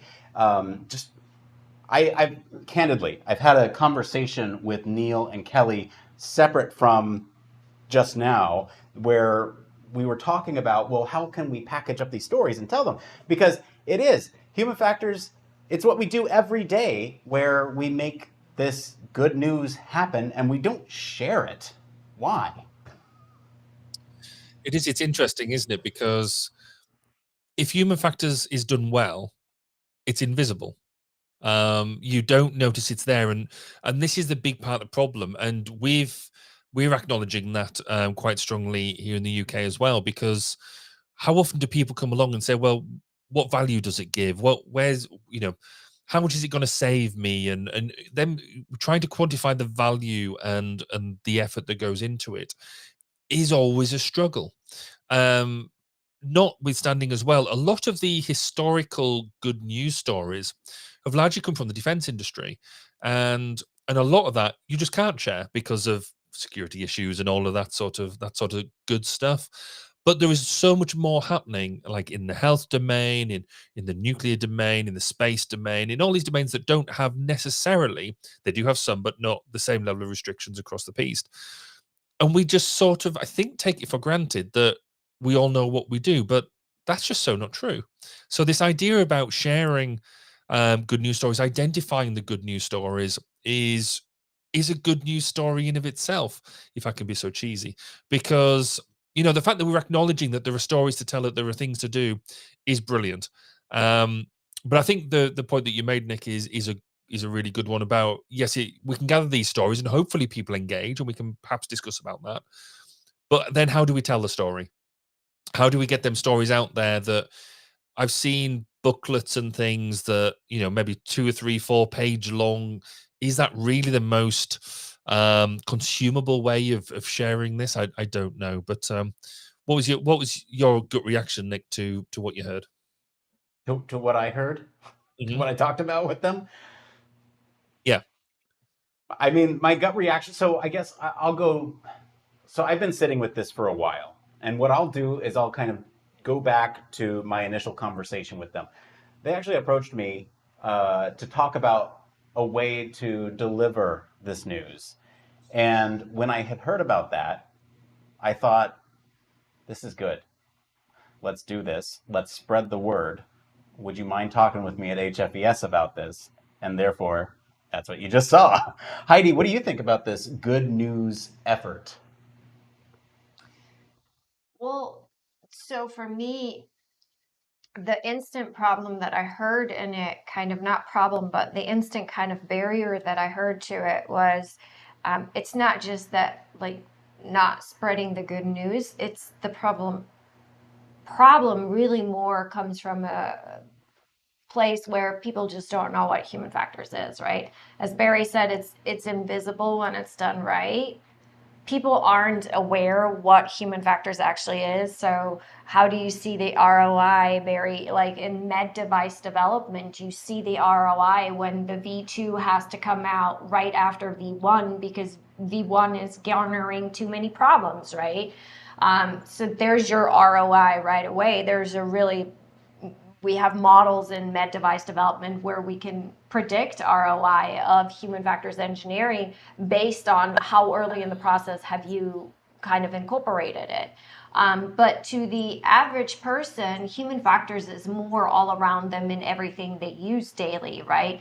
It is not average for anybody off the street to be confronted with nuclear plants, with transportation systems, with, OR workflows, with medical devices, right? So human factors in the extreme environments is what we kind of do, what we focus on, because once it's done in the extreme environment, it transpires into everything else, right? That's why you have such high usability, such high satisfaction user experience on Apple devices.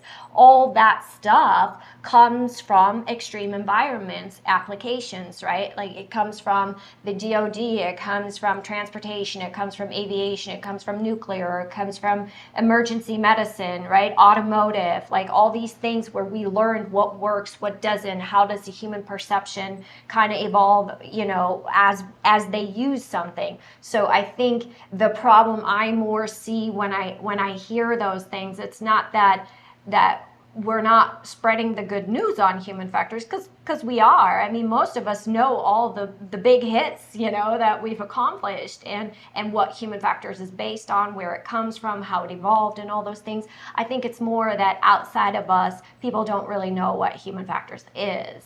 And I think that, one, it's sad because it has such a wording, human factors, you know, what is human factors? What is the human factor, you know? And then it also doesn't translate well into other languages. So in German, there's no word for it. We just say human factors, and then we have to explain it, right? With German words, you explain English words, you know, and so French is the same. They don't really have one either, right? I know in Farsi we don't have one for it, so it's that kind of barrier I see is bigger. So that's instantly where I went when you were talking about it, Barry. You know, when you were thinking about like how do we spread the good news? Well, first, how about we figure out how we get people to understand what it is? Do we have a marketing problem? Yes, we have a marketing problem, a big one. But we already, I mean, we had that to begin with, didn't we? Because in the We've US, always had it. yeah, I mean, the US, it was human factors. In the UK, it was ergonomics. And then we decided to solve Europe, that by, usability engineering. well, the initial way we solved it was to say, right, let's call it human factors and ergonomics. It's like, and so both organizations then, you know, sort of solved it like that. And you're right, where it's what it's called elsewhere around the world is a bigger issue.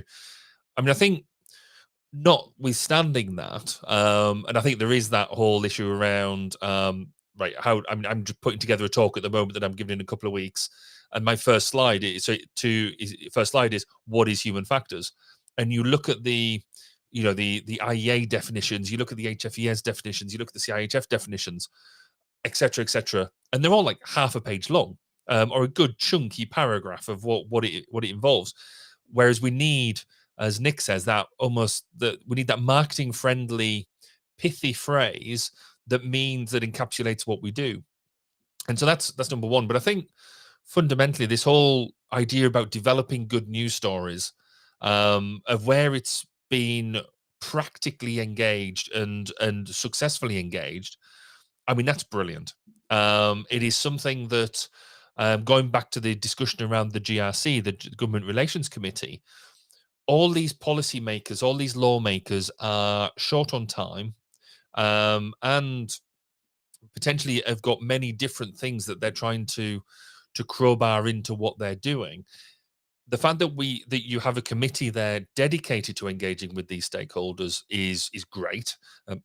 It's something that a lot of other companies can, a lot of other institutes can learn from. But we've got to give them the metaphorical ammunition. You've got to give them if you do this, this is the outcome. If you if we go in and mandate for better legislation around the application of AI, which we've talked about a lot on this podcast, if we know that they're going to do, if we do that, and we can say from a human factors perspective, we need to do this, this, and this, and look, here's a small A5 flyer on why, or maybe a postcard on why, or a short 1 minute video clip, because we know that 1 minute bits of information go down really, really well and is a really successful format. How do we know that? No. No, Barry, I think you're right. I think you're onto something here, and I think I want to sort of take points that you're both talking about here. So there's sort of the marketing issue with non-human factors folks, but then there's also the perception of non-human factors folks, and then there's also the government relations committee side of things. Policymakers are not human factors people.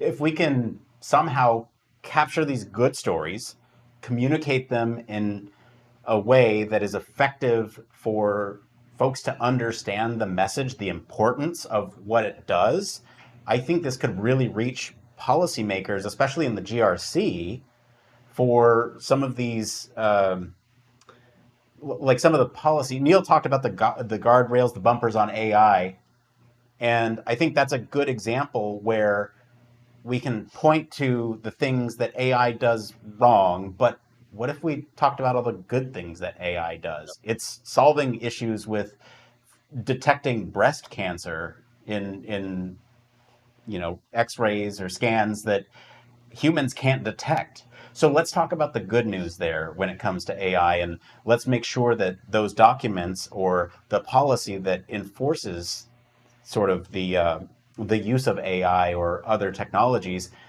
can still have that good part to it. So I think there's a lot of good stuff there. I think for now, let's do we have any other closing thoughts on the good news stuff? Because we have some more guests that we need to get to in just a moment. So I want to make sure. Interesting to see is if we finally could advertise all the great human factors efforts that help to evolving our entire humanity. If people were aware that these people were human factors people, maybe more girls and boys would aspire to be human factor scientists. Yeah. That's a fair comment. The more that we can do to, I've sort of said this, anybody's heard me give this talk before as I like this, that people grow up wanting to be firefighters, nurses, doctors, astronauts. Nobody wants to grow up to be an ergonomist or a human factors practitioner because they've never heard of it. But just wanted to bring in one thought again from social thoughts that Marla in Portugal highlights that around the discussion that we were having around the definitions, that more people outside of human factors professions are familiar with user experience and UX rather than HF, which is something we've talked about quite a lot. That UX is a very fashionable and everybody's really engaging with it at the moment. And we need to work out how do we align both of them so we both get the benefits from it. Because a lot of HF practitioners will say that they are UX designers or UX professionals and vice versa. So we are more aligned than we think, but we like to sit in our own separate camps. Well, I also think I really like what you just say. I mean, kids aspire to want to be a firefighter, right? But what if there was a cartoon that showed a hero in a cape with an HF on their chest that solved the nuclear plant, catastrophe because they applied some, human factors. I mean, these are the things that we have influenced, human factors, and we solved some of the Guys, I got it. You set me up perfectly. Love it. But we've solved some of the biggest problems on this planet with applying cognitive engineering, psychology, human factors, applied experimental psychology. We've solved some of the biggest issues on this planet, and here we are. People don't even know what human factors is. So maybe we need a cartoon on, the TV, because we want to reach children as early as 4 years old. And I would like to reach girls and boys and get them into science, not just because they want to be mathematicians and astronauts, but because they want to be human factors, psychology, engineering, that kind of thing. Absolutely. And all this comes down to the local chapters. And if you want to know what I'm talking about, I'm going to go run and talk to Christy really quick. We'll be back right after this.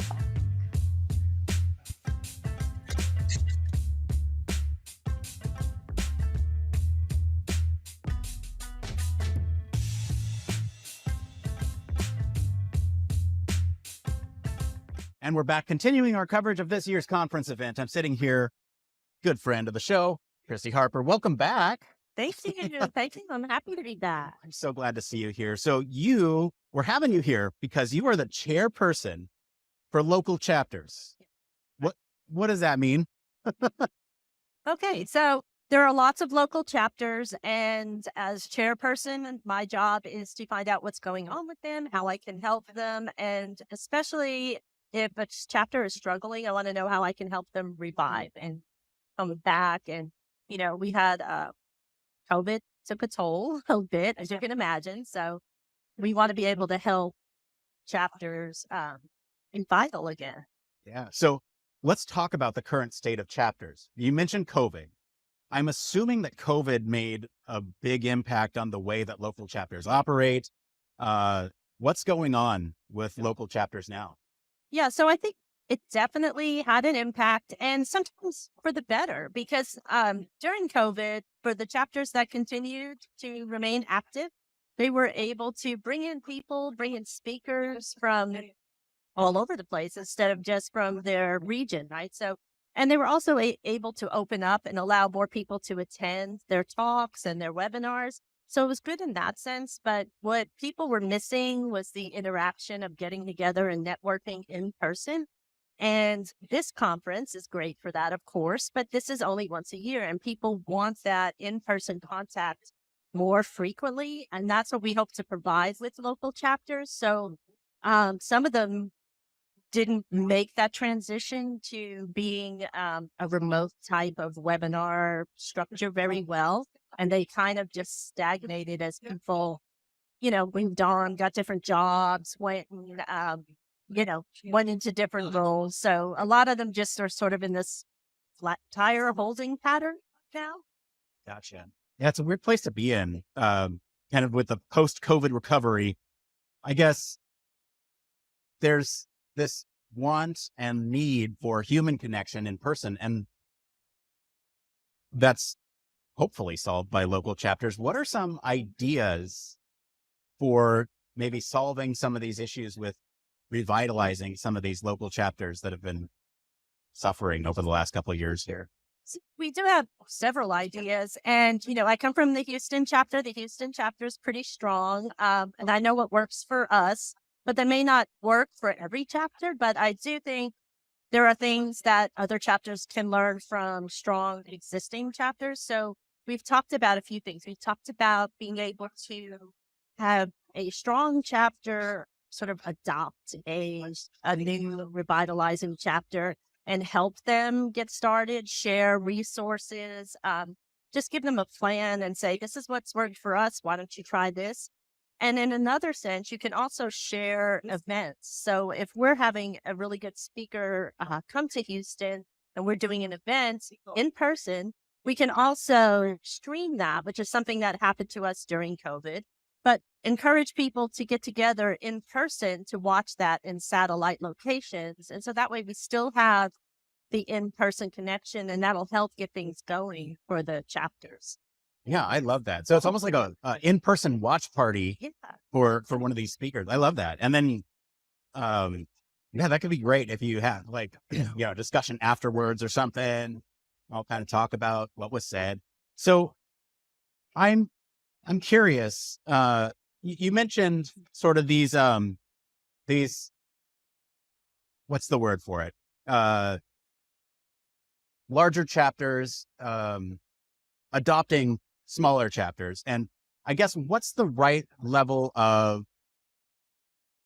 resolution? What's the right level of fidelity for some of these geographic regions that may need to adopt some of the other society? Yeah.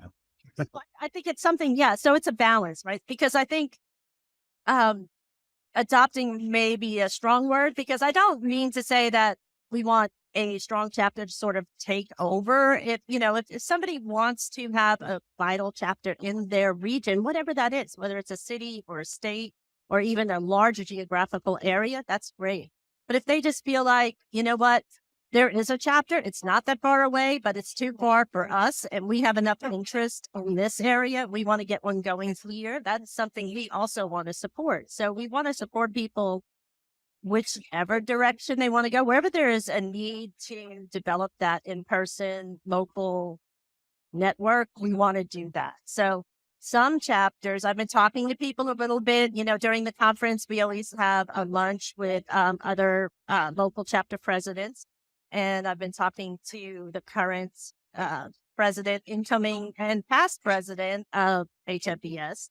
And we've been trying to figure out how we can help with this. So I think there's lots of different options on the table. And some chapters have told me, we've decided that ours is just not big enough. Like, we have people, but there's all these other people around, but they just don't want to create their own chapter. So we've decided to just expand ours and be like the something region, the West region or something. And then there's others who are like, you know what? There's so many people here in this city, even though it's an hour away, let's just start a separate one. So, I think it can look very differently depending on just how motivated people are in different regions and what really works for them.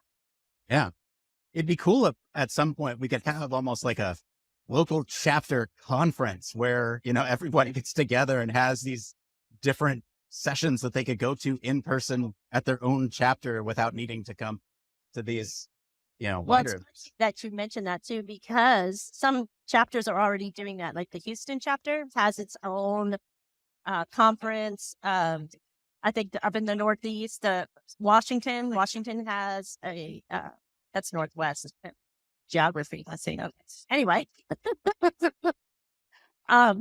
they have a small symposium, and there's somebody here today from that I was speaking to from the European chapter, and of course, Europe. That's pretty large as far as a region goes, right? But they have a huge conference that's a 3-day deal, and they're even thinking of opening that up and inviting the U.S. and Canada to even be a part of that, right? Because right now it's been restricted to Europe. So I think it can take many forms, and I think regional conferences are not a bad idea because it gives people a chance if they're not able to make the 1-year event, right? It gives them a chance to have that experience.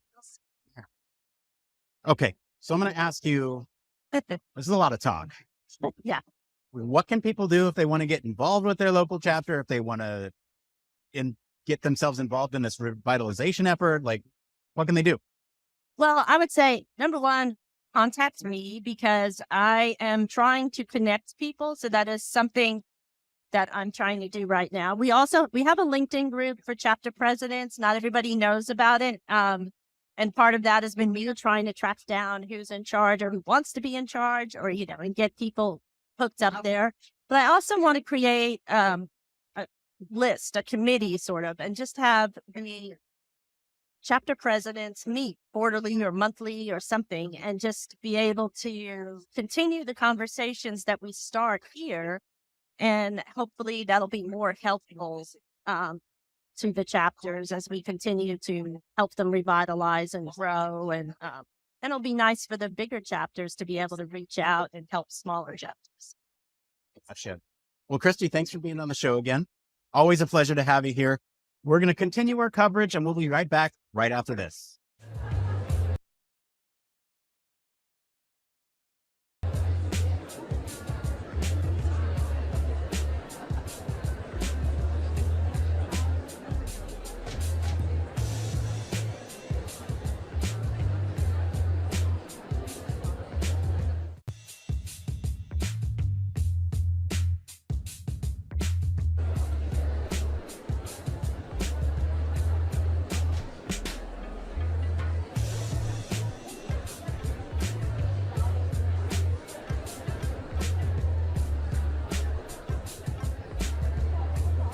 All right, and we're back with our continued coverage of this year's HFES annual meeting. I'm here with Jose Orlando Gomez, president of the IEA. Welcome to the show. Thank you. Thank you for having me. I am super excited to have you on because we're going to talk about HFES in the Caribbean. What an exciting development. I would love to know what inspired the IEA to establish the Caribbean Human Factors and Ergonomics Society? Oh, that's a good question. IEA has been guided by strategic policies, and this is to engage more and more the stakeholders to disseminate HFE around the world. In the case of Caribbean region, we have already tried, for example, to organize a society in Cuba, Puerto Rico, and then this time we had conjunction of these 3 countries, like Barbados, Cuba, and Puerto Rico. And then we suggest, why not to have a Caribbean HFE society, gathering all the 16 countries and territories, supported by IEA and federated societies like HFES. So In this order of ideas, Christopher used to be council representative to the IEA Council, and he loved the idea, and he jumped on board, and we are working on it. Excellent. Did you want to respond in español as well? Oh, esta es una pregunta muy interesante porque de verdad que la IEA está con sus políticas estratégicas diseminando la organización de sociedades de ergonomía por todas las regiones del mundo. Y esta región del Caribe necesitaba, pues ya había mucha ergonomía en Cuba, Puerto Rico, Barbados, y ahí nosotros conseguimos juntar dos países para comenzar el núcleo inicial y ahí articular los 16 países que están en la región, además de los territorios y todo eso. Son casi 45 millones de personas. Excellent. So how does the establishment of this Caribbean HFES align with the broader vision of the IEA? Oh, first of all, it's really interesting to say that this society, we articulate professionals in companies, professionals at the government in the area, students, researchers, and so on. So it's a very broad perspective to engage people to come to the society. Besides this, in their bylaws, they are open to receive affiliation from companies, consultants, small and medium enterprises, and government institutions. So that is fantastic because you can have on board different views and at the same time the diverse make power. Entonces, podría decir que la manera como se está organizando esta sociedad es en el sentido de agregar no solo los profesionales, sea investigadores, sea practicantes, pero de empresas, de gobiernos y también estudiantes, sea de pregrado, de posgrado, porque todo eso va a traer una visión diversificada y esto que construye la potencia. And why is the Caribbean an important region for the IEA? And how does establishing a local society enhance the association's global impact? Oh, that is really interesting to understand. The Caribbean is is vacation for so many people. Millions of people go there.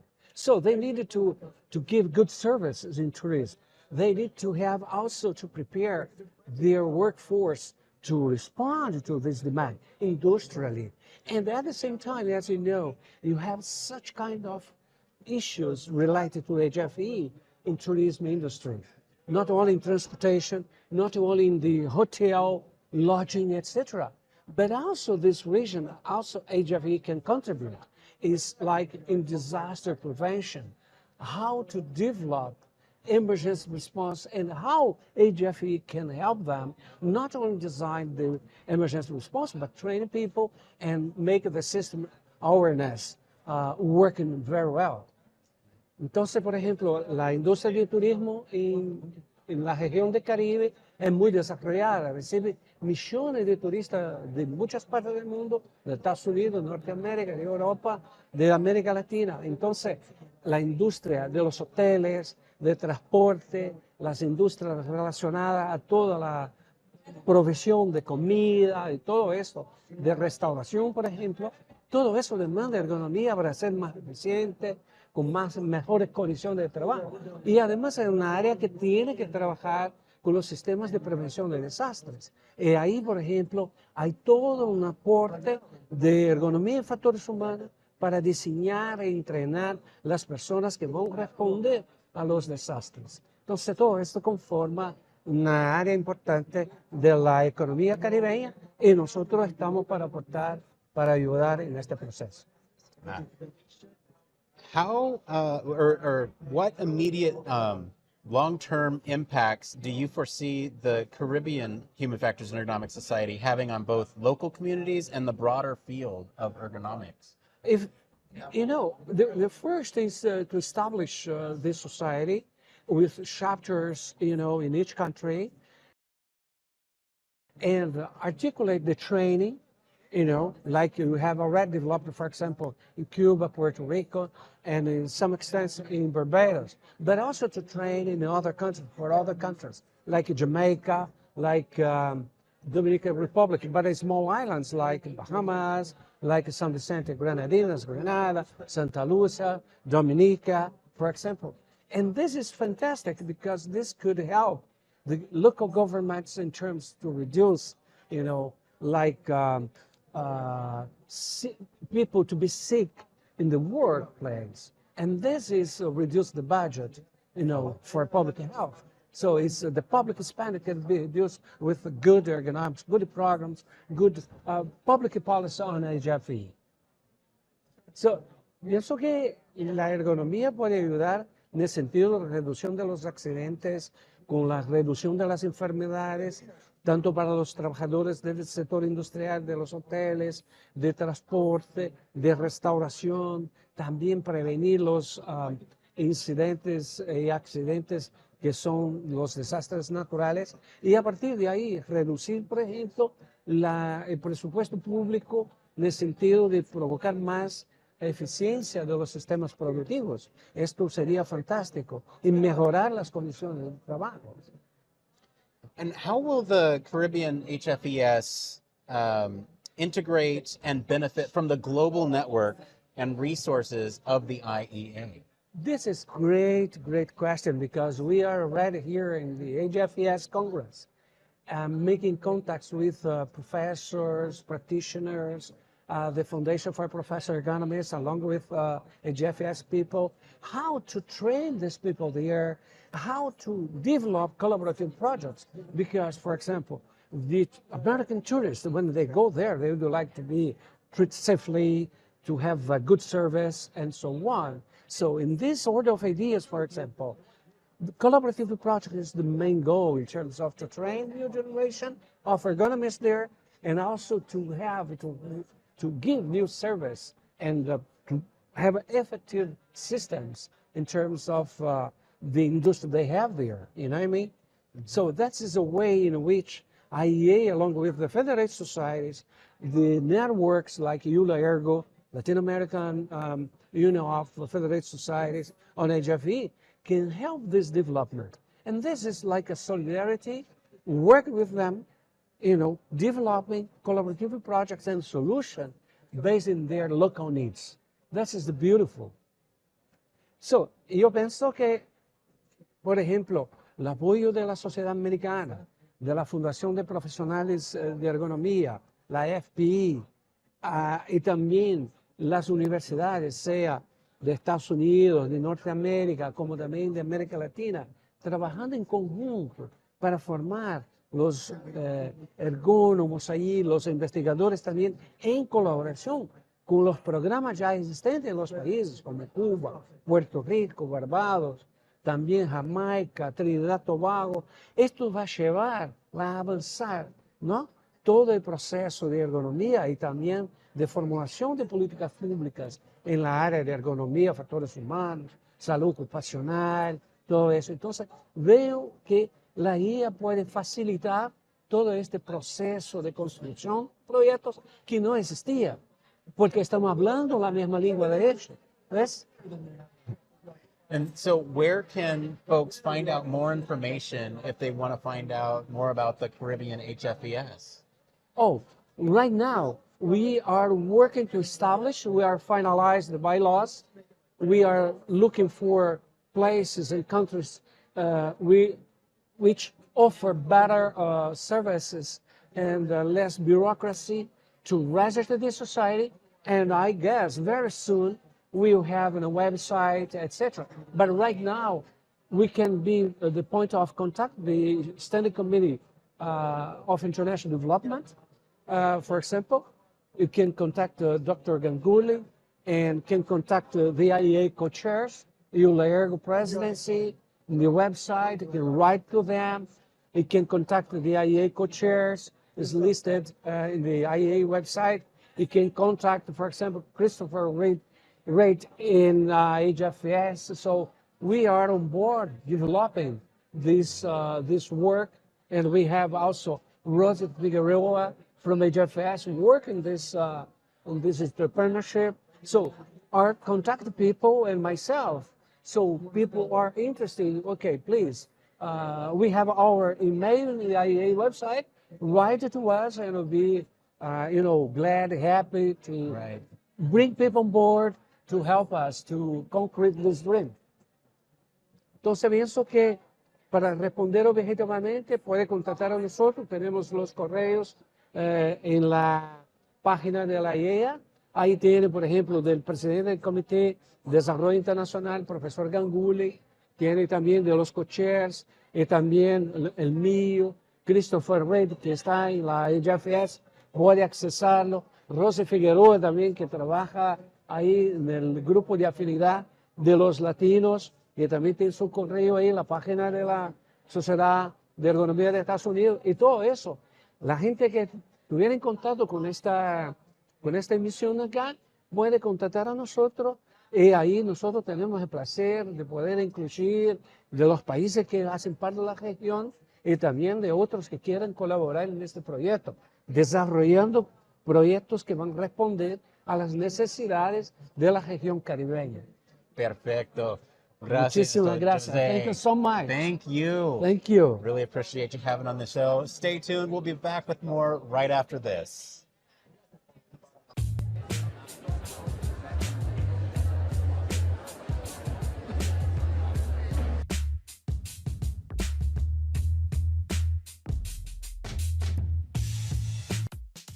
Are you tired of boring lectures and textbooks on human factors and UX?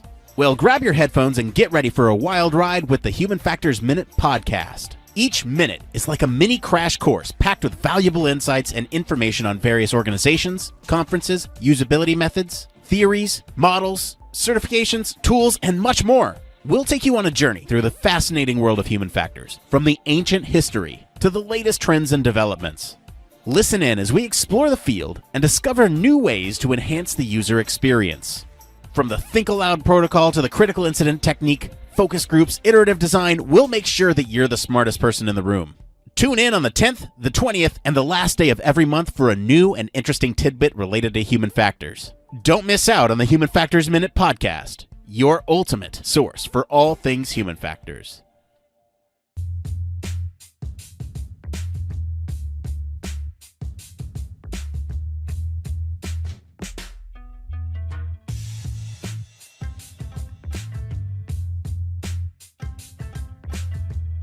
Back, Camille. Welcome back to the show. I know you were here earlier talking about your president. Exactly. I wanted to talk to you about something else, though. So there's this really important effort called the So What webinar series. Yes. Tell us a little bit about that. Sure. We've adjusted the title a little bit to kind of help people understand what we're talking about, and we're calling it Research to Practice, and in answering the so what question. And so this webinar series is really about translating the science that's out there to practice, and then also having what's out there and what the practitioners are doing and finding out what scientists need to know from those folks. And so during these webinars, what we do is we have somebody who has written a scientific paper that gets cited a lot, and one from the Human Factors Journal, and then have practitioners on that can use that science. And so it's it's very conversational, it's maybe about 15, 20 minutes of presentation, and then the rest is all question and answer. And typically it's mostly questions from the attendees. And so the practitioner and the scientist, both, they talk with each other a lot, but they mostly are responding to questions from the audience. So it's been very dynamic. And some of the questions that we get and some of the conversations that we have and some of the issues that are presented by the people who come to the webinar. And I always learn so much. It's really quite exciting. And but some of the issues that are brought up are really fascinating as well. But the topics have ranged from robotics to the human readiness level scale that standard that has just come up. Team cohesion was another one. And there's a fourth one I'm not remembering right now. Oh, no, I know. We did one with Society of Petroleum Engineering on automation, and had Micah Inslee on that one. And so it's been a wide range, and it's really nice to see how that conversation can happen. Yeah. Because a lot of times academics don't get a lot of training on how to have that conversation back and forth. Typically, the practitioners are trained by scientists, but scientists don't necessarily get trained on how to do the practitioner piece. So I think this is something that as a society, we need to intentionally figure out how to do that. So, yeah. So that's exciting. And we'll have, I guess we kind of an announcement.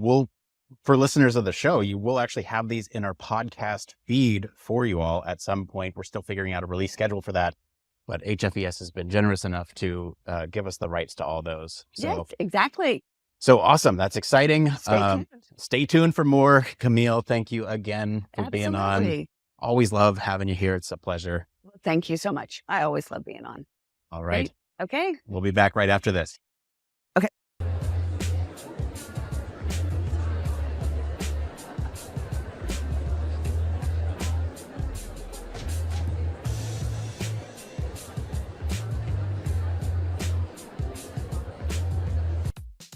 Human Factors Cast brings you the best in human factors news, interviews, conference coverage, and overall fun conversations into each and every episode we produce.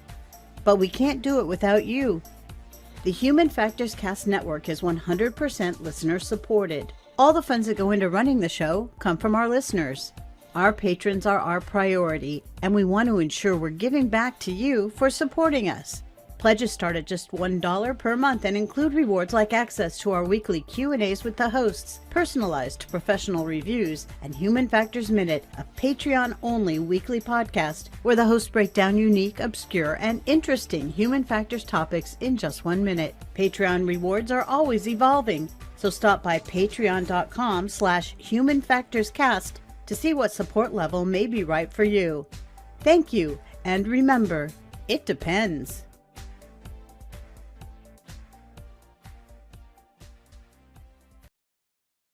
Yes, and we're back continuing our discussion on the coverage of this year's annual meeting. So, Heidi, this is a great opportunity for us to talk about sort of the global reach of human factors.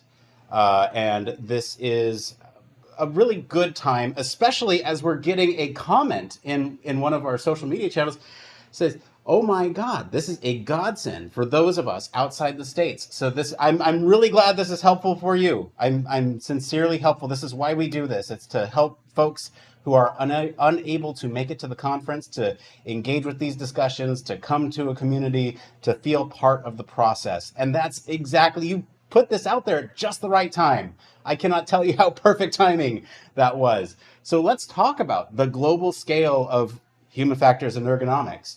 So like I sat down with Jose, we talked about HFES Caribbean. There's the whole effort of the IEA. And then there's also, I think, there's a bunch of different satellite HFES, not chapters, but segments. So you have like Australia and, it's worldwide. It truly is worldwide. And so we need to embrace this worldwide community. But then I also sat down with Christy to talk about sort of revitalizing the local chapters and how we can better reach folks, even stateside, who are unable to make the conference, and how can we create something that's even better for folks who might have a community nearby but can't necessarily engage because the strength of those local chapters aren't there. And then with Camille, there's sort of the so what, how to take the application of academia to industry and the connection there. And so I think all these are connected. I kind of just wanted to open up the door here to talk about sort of the global reach of human factors, the breadth and the depth of the reach, because it is both global and local. Right. I think you just mentioned a lot of things. So there's the local part, there's the international part, there's the having chapters in different countries, different languages, different cultures, right? So there's that part, and then there's also the part of industry and academia, right? That good old story that we've had in HFES. Ever since you've joined HFES, you probably know of the battle between the academics and the practitioners, right? But to that point made in the interview is like, you can't do one or the other and not think of the other, right? And then there's always the overlap. So the thing that probably speaks to me the most in that a lot of times is the confidentiality part. And it really, I don't know a better word, but it just sucks. A lot of our work can't be published. But then there's also people like me who never had an interest in publishing. I never did. I was always more interested in instantly hitting the industry, instantly going out into the field, discovering things, and then putting them into products, right? So I heavily leaned into product development instantly from an education as an aviation, aeronautics, and human factors, and then switching over, becoming a medical professional. I worked as an EMT and then seeing it in the medical arena, and then working at the firehouse and the fire trucks, I instantly got hit with human factors again, right? Yeah. So I think that's the part where my mind always goes when I think of those things, like how does it touch? It's more the industry and the academics, because the global becomes easy when you can bond them together. Exactly. Right? Yeah. And this is something that we've talked about on the show before. This is something that we've talked about with others here at the conference, leadership. There's, for me, and this is me speaking very candidly, ooh. I think there's... Do you ever not? Do I ever not? There's a good opportunity for us as human factors practitioners to do a better job at communicating. That's part of the reason why we do what we do. And I think you said it yourself, you have no interest in publishing, but you can still share your knowledge with people. And yes. From an industry perspective, do we need to be so rigorous with sort of submitting things to to show off at a conference? Does it need to go through the same rigorous review as maybe an academic paper does? I don't know. These are questions that we are opening the can of worms to and have no plan on answering today. So these are larger questions that I think we can focus on to kind of think about how we start sharing some of these lessons learned globally. If we are sort of, especially when something works in practice and it works well and we want to share that, why can't we write a blog post about it and just or make a podcast about it and have that be shared in a short form format where maybe people will digest it easier than having to read a 10-page paper on your methodology, right? I think there's a happy medium, and I'm not saying let's get rid of academic research, because that is absolutely necessary. But I think in terms of sharing information, we need to get better about it. And I think, again, it all comes back to that global community. I keep I'm sitting here, I'm burning. I'm like, I need my moment. I gotta cut in because that was just such a beautiful transition into what Christy, who we just heard on the interview, and I actually did with one of our submissions. So we actually submitted a panel this year, and we're giving it tomorrow, Friday, Georgetown West Room, I think at 10:30. Oh my God, I hope I don't say that wrong. But it's on failure as a path to innovation and resilient outcomes. And everything you just said, we did, right? We did a podcast episode of it on Safe and Effective. Christy and I talked about failure and how the perception of it and the definition you hold in your head kind of dictates how you achieve failure and achieve success, and how you basically move on from it, how you handle it and evolve from it. And so when I think about how our panel submission went, we had to write a paper about our panel in order to submit, right?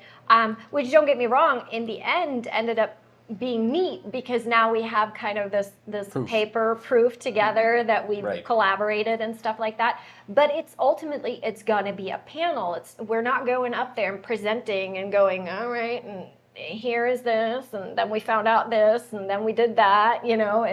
It's more our personal experiences and how failure kind of goes through it. And when you said, why can't we do a blog post or like a podcast, and that's ultimately what we did. So I'm interested to see how that then turns out tomorrow, because we've had great feedback on that episode on the podcast, and Chrissy and I have heard a lot of good things about it. So I'm interested to see how that unconventional submission that we did there plays out. Yeah, that's a really good point too, because something you said just resonated with me. In industry, testing is messy, and we don't follow necessarily the same type of process that academic might. We test one thing, throw it at a wall. If it doesn't work, okay, don't. But we can't. It's so fast and furious that you're just trying to get something that works, and that's part of the, it doesn't have the same rigor of trying to sort of control all the things around any sort of one study. It's or it is even more rigorous in other areas, right? So in med device, formative testing, so the more loose testing, right, that can be less rigorous. But then when you go into validation testing, summative testing, right, now it's very rigor. It follows the science. Like you have to read from a script. You have to make sure that it's a repeatable pattern in your study design, right? So I think that's where industry like kind of goes, oh yeah, we understand that sometimes messy is okay, and we understand that sometimes rigor is needed, right? Where in academics, and that's fine. That's what they're supposed to do. They're supposed to follow this rigor, but they then, when they cross over, they get lost in how quick we move, how unconventional we move. I see it all the time. People from academics hit industry, and they're flailing, not because they don't know what they're doing, or they don't know human factors, or they're not good at it. It's because we do live in two different worlds. We really do. Yeah, and speaking about different worlds, and I think this is a good thing to come back to, as sort of the globalization of human factors, is sort of what is the role of one organization versus another? Are we poaching members from different organizations by saying, Barry's over there in the UK saying, I want members for the Chartered Institute of Human Factors and Ergonomics, and we want members for HFES, and are we competing against each other if our mission is to have this global awareness? And then there's also sort of the question of who does what? What is the role of the IEA versus the role of HFES in this global initiative? And I think there's been some really good pushes, especially from like Chris, who's been a tremendous partner with the IEA, and Barry as well, to just try to get everybody aligned to see where we can all come together to align with a vision for this global human factors society, or this global human factors community. Let's call it that, right? Because there's a lot of different things going on. And I think, Barry's feeding us talking points, and he says chapters make us feel part of an overall HFES organization. And I think, more importantly, this kind of goes back to what you all were talking about community earlier, is sort of that feeling of belonging, right? Right, and I think, I love how Heidi's always the one to point out the challenges. Okay, and we're beating them.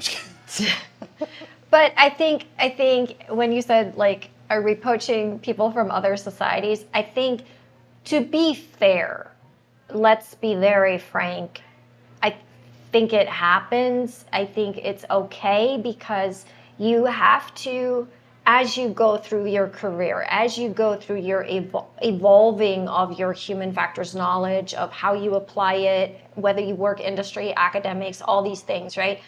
That's how your needs for a society kind of change. And at different points in your career, different societies might give you more and cover more your needs in alignment with what you're looking professionally or knowledge-wise, right? Like interest-wise. So for many years, I was more UXPA because I wanted to learn more about some of the things there. And then for many years, I was actually in the aeromedical, Aerospace Medical Association, because Yeah, people, I wanted to be an astronaut. So, but you know, things don't work out in life. That's okay. That's why you all got me here today. But It's a perfect thing to bring up too, because you also have, with these multiple organizations, some people are parts of multiple international organizations, and is that sort of inclusive financially for everybody? No, I mean, right? Like students can't be members of everything. There's finite resources the students, as Liam and Shadra talked about earlier. But that was my point. That's as your needs change, you might change your focus, right? And because I didn't want to bring it up, but financially, there's no way anybody can sustain this. There's not even a company that'll pay your memberships if you're a member of like 5 associations. The prices are just not affordable in that kind of sense. But that's why I was saying, as your career goes on, you might for a couple of years join here and focus more here, and then you see, oh, this society is now doing that. Like, oh, let me go attend their conference, and then for a couple of years you might be there more, you know. So I think everybody kind of has their like interests and how they're shaped and how they're going forward. I am right now, I'm very eager on getting more into medical societies, because I'm more interested in learning more about surgeons' challenges in the OR in different specialties. So I'm looking at like becoming a member of like cardiovascular groups and stuff like that, because I want to learn more about that in order to solve the problem as the human factors problem solver, right? Right. So I think that's a good point you bring up with like, can you sustain multiple memberships? I don't think so, but I think it's okay to go from society to society and hop around. Yeah. I think that's okay. That's one approach. I think we have to be realistic that happens. It's not going to not happen. You're not always going to every year hit everybody's spot. So next year you might not have them, but then maybe next year, the year after that, you have them back again. Good. So that's one approach. Another approach is potentially getting certifications. We're going to take a quick break, and I'll be back right after this.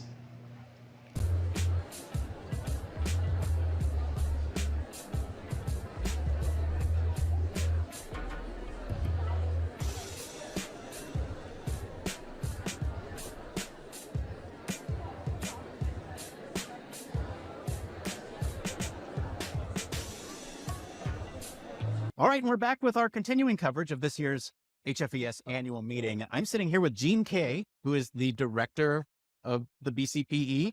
Yes, I'm one of the directors. I'm currently serving as president of BCPE. We have 9 directors, and each year we have a new executive committee, and I'm the president right now.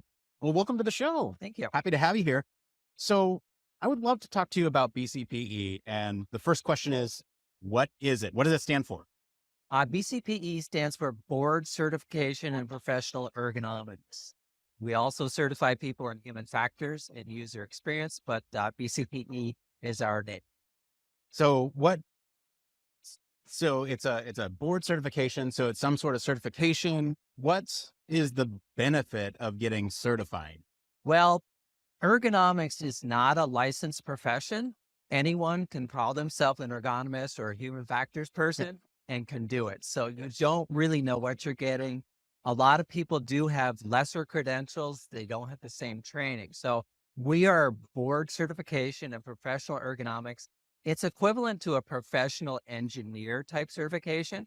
Lots of people are engineers, but not many are professional engineers. So we do that in ergonomics and human factors. Gotcha. So I'm guessing that this is a super easy test to pass. It's anyone can do it. No, you need to have, it's close to a graduate degree in human factors or ergonomics.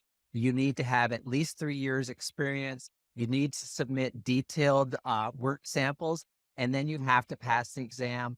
Currently, the failure rate is around 50%. So many of our applicants don't pass the first time. Many don't pass ever. So it is a very challenging thing, but we're setting the bar high because we really want the best in the field. Right. So, okay. So challenge level's high. What's the benefit then for someone what's the return on investment? I put in all this time and effort studying and into it? What's for the members or the people who get certified? What is? Sure. Well, many employers will require professional certification. Many people that have the professional certification can demand a higher wage. They can handle more complex jobs. It can be very good for employment and that type of thing.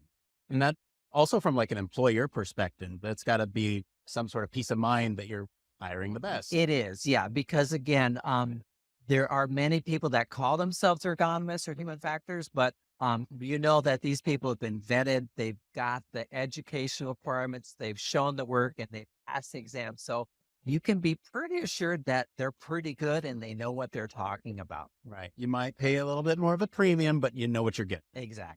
Gotcha. Yes. So is it just one type of certification? Or are there multiple types of certification? Well, our certification is very broad. The exam covers a number of topics, but once people pass, they can choose what designation they want. I'm a certified professional ergonomist. Many of my colleagues are certified human factor professional, and there's also certified user experience professional. You can choose the designation that makes sense for your area of expertise or the type of clients or company you're working with. But the exam and the rigorous requirements are the same for all the professions. Gotcha. Well, thanks for being on. Where can folks find out more about becoming certified if they want to? Sure. The website has a lot of information. It's bcpe.org. We have sample questions there, questions that are no longer in the exam cycle. You can test yourself and see how you did. You can see the educational requirements. You can see some of the information around the work samples.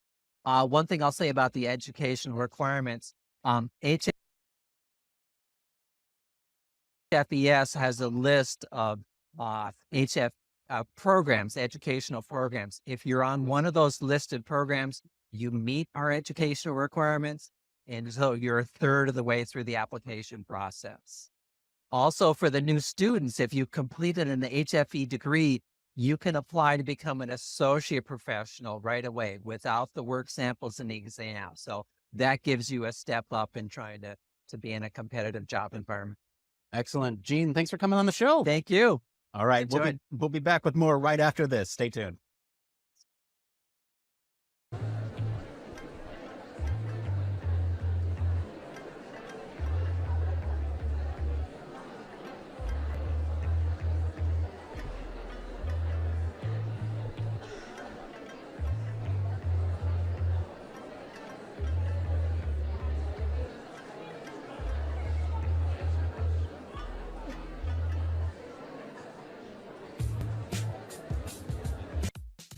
Human Factors Cast brings you the best in human factors news, interviews, conference coverage, and overall fun conversations into each and every episode we produce. But we can't do it without you. The Human Factors Cast network is 100% listener supported. All the funds that go into running the show come from our listeners. Our patrons are our priority, and we want to ensure we're giving back to you for supporting us. Pledges start at just $1 per month and include rewards like access to our weekly Q&As with the hosts, personalized professional reviews, and Human Factors Minute, a Patreon-only weekly podcast where the hosts break down unique, obscure, and interesting human factors topics in just 1 minute. Patreon rewards are always evolving, so stop by patreon.com/humanfactorscast to see what support level may be right for you. Thank you, and remember, it depends.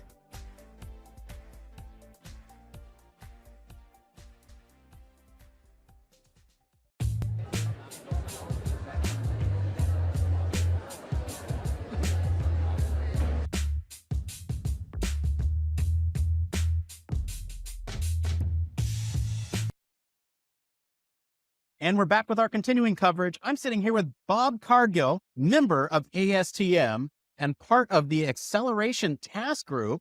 Hi, Bob. Welcome to the show. How you doing, Nick? I'm doing fine, and I have been part of ASTM, actually specifically Committee F24, since about 2008, and in that committee, we actually set the standards for amusement rides and attractions. That's amazing. So I was going to ask, what is that task group? What do you do? that task group covers so many different areas. It's crazy. We cover everything from a roller coaster and how you respond to the accelerations and how much acceleration we can apply to your body, all the way to the design of one of those hamster balls that rolls down hills with people inside of it. That's included. So yes, that's part of our committee. So it covers a wide range of things, including water slides as well. So those things are all included in our committee. In my particular area, well, as you said, I'm on the G-Force task group, which is part of the design subtask or subcommittee. And that group specifically addresses what kind of accelerations that a patron or someone riding the ride can experience without injury, given the proper designs, the proper restraints. Right. So I'd imagine it's all very. I'm imagining a lot of equations in my head. Well, it's interesting. The background, the information that we actually use to set the standard is fairly complicated, relies on information from NASA, and empirical data from existing rides, and just a lot of experience and studies. And all of that underlying complexity, because the standards are designed for not just designers, not just engineers who make these rides, but the authorities having jurisdiction. So the people who are actually out there and inspecting the rides and making sure they're safe for the public, they also have to understand the standards. So we walk that tightrope between too complex and simple so that everyone can understand it. So that's amazing. Yeah, you got the operators, the maintainers, and the end users, the patron, the enjoyer, right? Yep, definitely. I think it's pretty obvious as to why something like this is important, but why is this important? It is important because we have to design the rides so that they don't expose the rider to accelerations or motions that are going to be injurious, that are going to cause them to be hurt. Now, I think a lot of your audience probably has been on an amusement ride. They know there's this huge range of amusement rides. You know, the merry-go-round where it goes up and down, you're going around a big circle, to a really exciting, roller coaster where you're going through corkscrews and doing inverted loops. And those are different levels of the accelerations. And the designer designs the ride for a certain effect so that you have the experience that you're expecting on their ride. And the operator, who's typically not the designer, so like a Universal, there are ride manufacturers who design their rides. And in Universal, and I hate to talk about one company, but they're all pretty much the same. They operate the ride, and their job is to communicate to the rider the type of ride it is and what is required of them to be able to ride the ride. And then the rider's job is to make sure that they understand that and that they're going to ride a ride that they're comfortable with the experience. Right. And so it's all a team effort to basically keep people safe and comfortable. In fact, and I'm sorry, I'm going to just throw in an extra thing. Please do. I've been on a lot of different committees, and ASTM F24 is a committee that just always amazes me, because all of the people there, they not only do they not want anybody to be hurt, they don't even want anybody to have a bad day. I mean, it is just amazing. Amazing. There's all kinds of things that they do to make sure people don't even get, seasick or motion sickness on the ride. So you're the reason why my son can't ride Star Tours with me yet, but you're also the reason why my son is safe. There you go. Exactly. Is he too young? Is that the issue? Yes. He'll be big enough next year, I'm sure. That's great. That's great. So thinking about some of these newer rides, you have the crazy ones where the cart goes off the track and then comes down, and then you're doing loop-de-loops, and then the carts are spinning while they're on the track. How do you kind of tackle some of these new and unusual rides? Wow. Well, we actually, from my perspective, so the biomechanics of the ride, we have methodologies, we have standards in place that tell us exactly how to measure the accelerations on the ride. And those same standards help the designers to basically design the ride to only, give the rider that level of acceleration, the level of acceleration that they want them to experience, and only that. And even if the ride does something weird, like we all know things happen, including we call it basically bottoming out when the roller coaster gets stuck like in the bottom. Right. So you got to evacuate them. So the designers have to have a way to get the people off or to get the ride moving again, right? And then we talked earlier about upside down. If you're in a loop and the ride gets stuck upside down, how long can those people be upside down? That's a G-Force Task Committee question that came up to us. Right. And basically there is no number. It's interesting that some people are fine for a long period of time. Some people, not so much. So what happens now is the operator, along with the rescue people, because typically in that situation, the fire department's called, focus on the riders that need to get down first. Right. But the designer sets it up so that they can get them off, period. And then the operator sets up a protocol to actually make it happen. So it's a great synergy of expertise. Yeah. So you talked a little bit about matching the ride to the rider. Can you explain a little bit more about how that works? So there are a number of different things from the biomechanical perspective where we will take into account differences in tolerance that might be in younger riders like your son, who is too short to ride. Typically, we use height as an estimate of age. So at different ages, we've all seen different children, at different ages, the ratio of their body parts changes. And so how they accept these accelerations might change. So for some rides, they don't want younger people. And then correspondingly, they actually do use the height because maybe the restraint won't work below a certain height. So there's these things that roll in there. But then there's also how much relative to the maximum that you want this ride to go. And then that level of excitement, like a thrill ride or a family ride, those terms actually are used in the industry all the time to communicate to the rider, what level of acceleration and excitement this ride's going to have. And then that's that part of the design process that the designer takes into account when they put that ride together. And it has to be communicated so that the patron, the rider, basically knows whether they want to ride it or not. And most of the time, there's also the ride out in the air, so they can see it and then see other people coming off as well. Exactly. Now, I know we didn't talk about this, and so I hope I'm not throwing you a curveball here, but how do you handle the cases, or do you have any sort of safeguards in place for folks who may not abide by the rules all the time, like boosting the height of maybe younger riders? Yes. This is an operations question that typically comes up because the operators take the information that the manufacturer of the ride gives them and they have to apply that.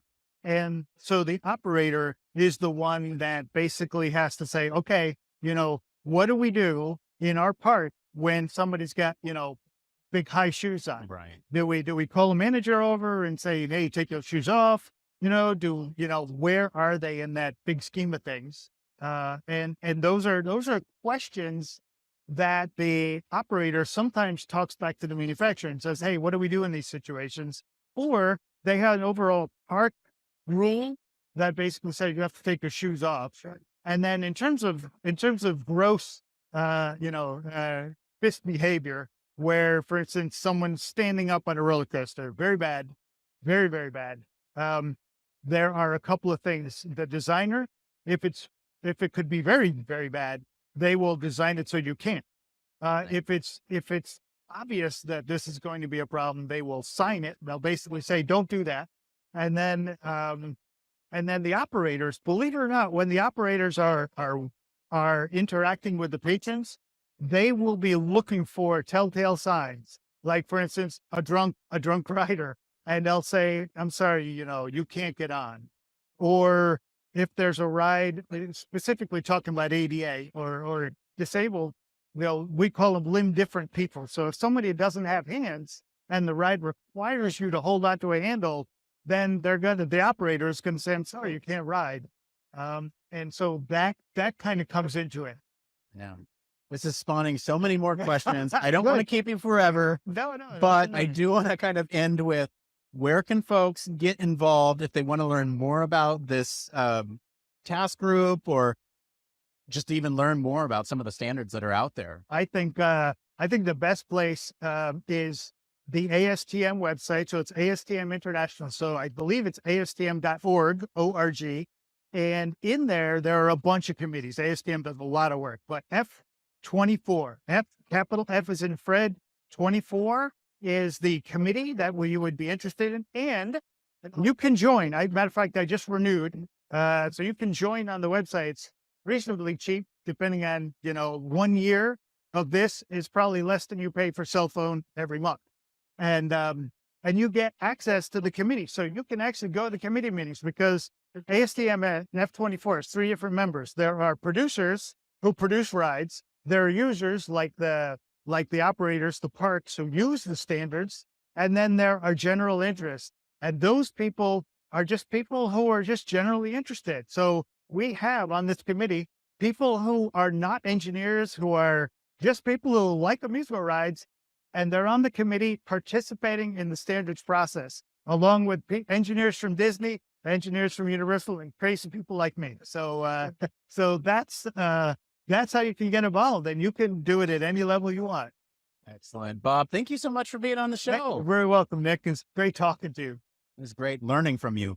All right, we're going to continue our coverage right after this.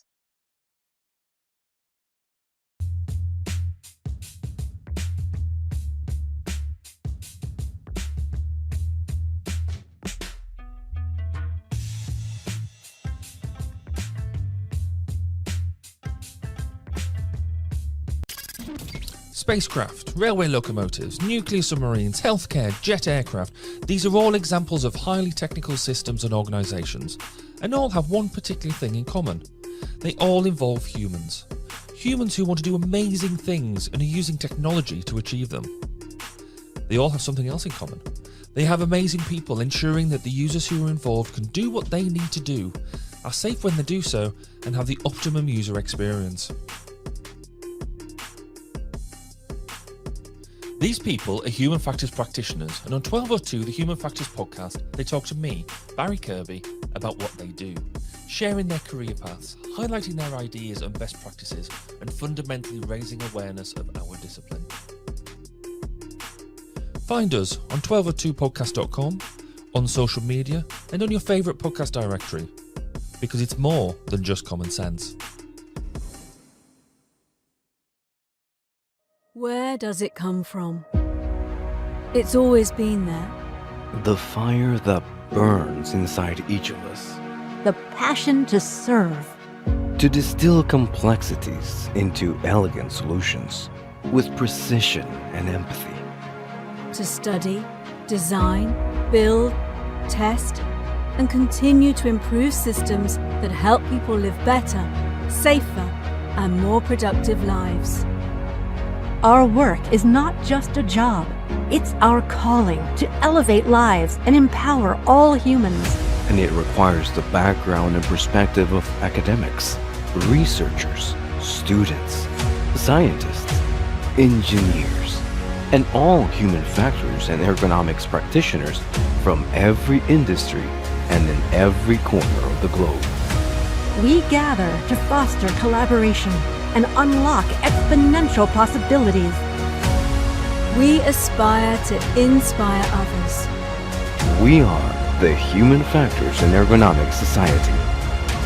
Together, we are advancing systems and practice through innovation, research, and education.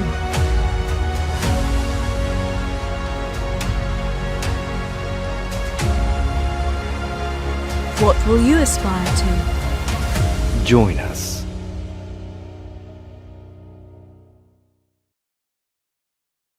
And welcome back to the coverage here of Aspire, the new name for the Human Factors and Ergonomics annual meeting. So we've just heard from, we've just heard about the BCPE, the Board Certification for Professional Ergonomics. we'll spend a little bit of time covering that, and then we're going to dive into roller coasters, because roller coasters is really interesting. I'm not saying certification isn't interesting, Nick, but roller coasters is super cool. So let's hit the certification piece first. I don't think anybody's going to argue that professional accreditation is important, because ergonomics itself is not a reserved title. Whereas, you can't, in theory, you can't just go around calling yourself an engineer, because you have a engineer is a reserved title. But anybody can call themselves an ergonomist or a human factors practitioner. So having the BCPE accreditation, which we know is heavily used in the US and beyond, is really good, because you know that they've been through a level of education, a level of competence within the professional domain, so they've had a job. And in the part of the BCPE, you also have to take that exam, which at a 50% pass rate sounds like it's a crazy, right? Yeah, it doesn't sound like an easy exam. Now, it's not the only fruit, so it's worth saying, because I'm going to say, because the CIHF do operate a similar principle. If you want to become a member or a chartered member, then you go through a similar principle. You have to have a logbook, you have to have a certain amount of education, and you have to show professional competence, and you are marked against the work that you've done against the competency you've got. Now, there is no exam, because we sort of look on the professional expertise at this point. But again, it's just a slightly different flavor. Overall, I think that idea around having professional accreditation makes us better as a professional body, as a set of professional organizations. Yes, we have slightly different standards throughout the world, but fundamentally, we're saying that we want to see good standards. Yeah. It pushes us. It really does. And one of the things that I was surprised by when I talked to him is that even students who pass the curriculum can get an associate. I didn't even know that. And so immediately after my conversation with him, I went and applied. It's kind of crazy. I could have had this thing this whole time, and even if I'm not, ready to take the test or whatever, not that I'm not ready, just that that's a lot. 50%, that's high. It is. I've got my own sort of feelings about it. I don't necessarily believe that organizations like that should be examining you as such. What we should, I believe, and it's just because the way it's worked on all my other professional accreditations. So yes, I'm a chartered ergonomist. I'm also a chartered engineer, and they all work on assessing your level of competence. And I don't believe sitting an exam truly shows a level of competence. It means that you can regurgitate a level of content, which you've already done, because you've already done exams. You've already got your baseline accreditations. I think being able to look at the real practical application of where you've done the job, and shown that you've been able to either lead it at a certain level or engage at a certain level, that's the acid test. That's the, can you do it in real life, and show examples of doing so, and show where you've actually hit the different levels of competence.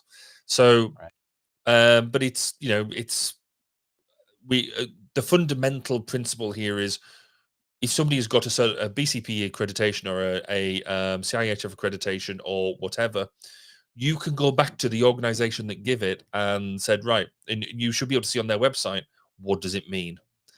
And back up them credentials, back up them that professional membership. So yeah, but I wouldn't like to take an exam now. I don't know how much I've forgotten. Never mind anything else. Well, Barry, I have a test for you. Is there a standard for accreditation or certifications? Is there a standard for that? There might be one or two. Might be one or two. Okay, well, I have a standard I'd like to talk about. Man, my conversation with Bob, that was a lot of fun, and I really wanted to elaborate more on some of those points, but Bob only has enough time, and so we can sit here and talk a little bit more about some of the roller coaster stuff, because that's exciting. That was my best attempt at a segue, anyway. That was good. I mean, what a fantastic interview. I mean, not saying all the other interviews aren't fantastic. Thank you, it's great to man. hear about, but out of all the things I expected to be talking about today, standards in roller coasters and how you do the HF side of roller coasters is just awesome. We're always bringing you the juicy content. It's good. I mean, we've talked about it before. We haven't done the podcast before. I think both of us have been quite lucky that we've worked in different domains where we've, I've been lucky enough to play in the defense domain. I'm currently playing around in the space domain, looked at maritime, things like that. Done some cool stuff. But roller coasters, I mean... Roller coasters, so that's cool. just something else. I mean, I sort of wrote down in the notes here, I mean, for me, it encapsulated normally when we talk about safety, we talk about keeping people as safe as possible, removing as much risk as we possibly can, and making sure that things are, are comfortable and engaging. But from what Bob was going on about, you've got that balance between providing an extremely safe experience in an extreme environment. Right. You're wanting people to get close to nausea, but not actually throw up. You want to get people to experience G, but not too much G. Just enough G. Whoa! We're live, Barry. Can you please just keep it PG? That was as good G. Anyway, but you know what I mean. It's that whole. That's just utterly fascinating. I mean, where I've experienced engaging, with G forces before, it's like within the pilot domain, and when you go above a certain level, and they're going to go to G lock, they're going to black out, and that's a bad situation. Here, they're trying to do a bit of it, not too much of it. It blew me away. Okay, Barry, PG, come on, man. So look, here's the thing is you're absolutely right though, because the words that he used was you want them to make sure that they don't get hurt, but also that they don't have a bad day, which that measure of not having a bad day to me screams a good user experience or a good time having fun. That is what it's all about. And I love that that's kind of their focus, right? It's such an interesting type of standard because it's atypical. Instead of just looking at safety, you're also looking at this mixture of safety and fun. And I think that fun aspect for me was sort of the most fun part about this interview is just you're establishing a standard, or you're working on a standard for fun and safety with fun. Well, it's sort of, I mean, this might be the best example, I think, of the convergence of UX and HF. Because we've sort of said before, I mean, the way I've always described the difference is, in the past couple of years is HF is a very bottom-up, very safety-oriented, very rules structured approach, sort of. And then UX is almost that top down. It's about customer delight. It's about engagement. It's about sales. It's about making sure that they want to come back for more, a really good customer experience. And this sounds like it's a real good example of the smashing together of the two. Of you want it to be safe, you want it to be good, but you also want them to have a really good time as well. Are you enjoying playing with the camera and the autofocus? I'm having a really good time playing with the camera. Look, it's over here. Look, We're live, folks. I don't know what to tell you. It's been a week, okay? Oh man. I haven't got my camera installed on my new machine properly yet because I haven't got any of the fun bits installed. But that's a completely different conversation. I'm not going to break the facade yet, but I think there's a lot of interesting things that are happening behind the scenes at this live stream that are really interesting. We try really hard to put on a good show for y'all, a good content for you all as you're watching this live at home. So hopefully you all are enjoying some of the stuff that we're talking about. I do want to transition just a little bit here into sort of the next guests that we have are from the practitioners group, and we're going to be right back, and I'm going to go do an interview with them. So we'll be right back after this.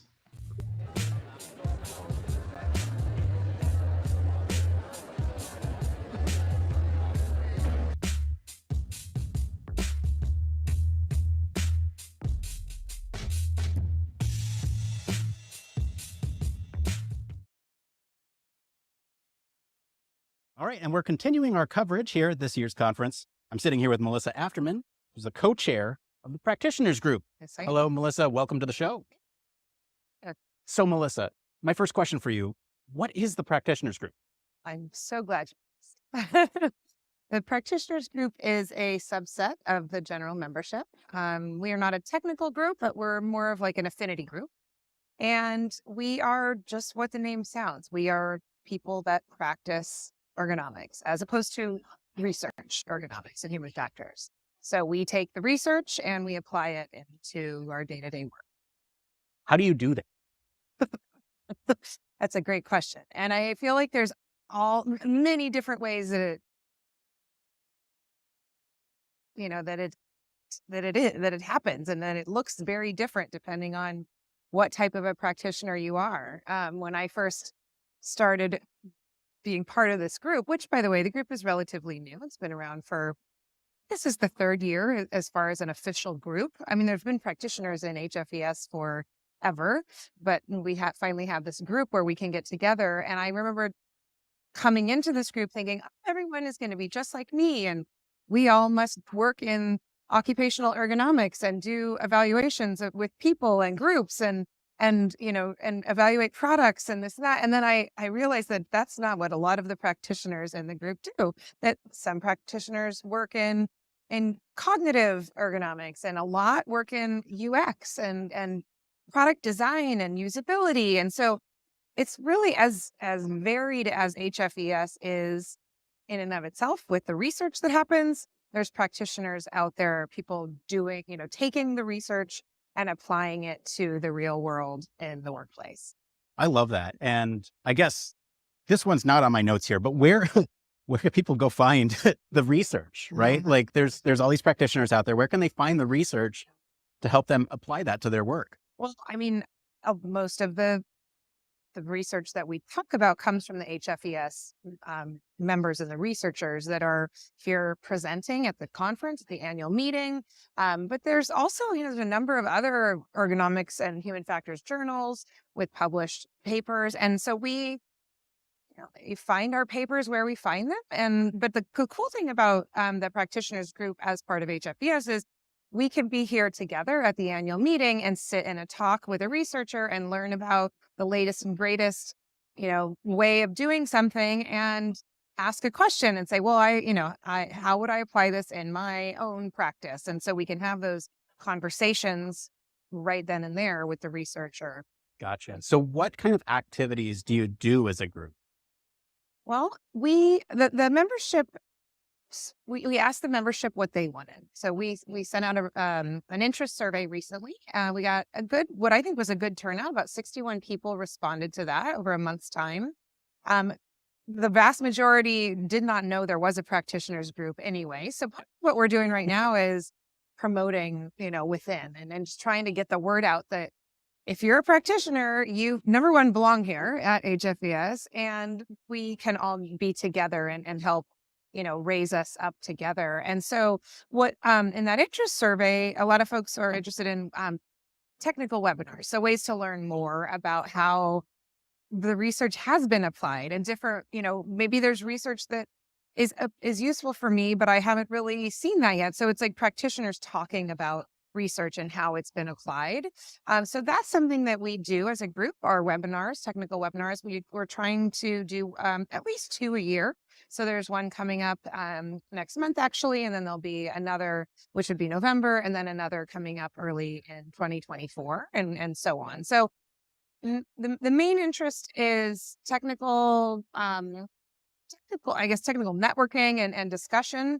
But some people just want to have a way to it's the birds of the feather thing, right? We just want to know that there's other practitioners out there and that we all feel the same way, that, our work matters. And it without practice, it doesn't feed back into that research cycle. And so I think that from what I've heard from other practitioners, sometimes it can feel like this is a research conference. I've heard that sentiment before too. And it is, but it also, without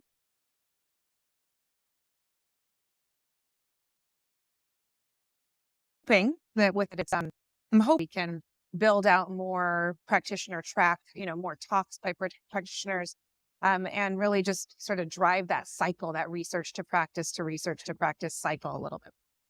Gotcha. So you mentioned technical webinars. What kind of topics do those cover? Well, the ones on the calendar currently are, the first one we're doing is just a review of what we found in our survey, sort of we asked for your opinions, we asked for your voice, and here's what you had to say, so that we can, again, get this group off the ground. But then we have the next webinar coming up is about design sprints and design thinking. Okay. And then the one following that will be about a usability topic. So because of the majority of the practitioners that completed our survey, they were interested in those topics. So we're listening to them and moving forward with that. Gotcha. So let's talk about the connection between research and practice. Walk us through, how are they connected? Well, I can give you an example. So in my practice, a lot of what I do is assess work for an individual or for a group of individuals. And so that may be from an occupational, physical ergonomics standpoint. And so I need to know what are the most validated tools, assessment tools to do that. And so that may be the revised NIOSH lift equation, that may be the ACJH TLV for hand activity, or that may be some emerging tools like the MAE and RCRA from Dr. Poppins. So some of these tools that, I'm looking for research that validates those tools, and so that I can use them in my practice to know that when I'm assessing risk, it's doing its job correctly and it is truly assessing that risk.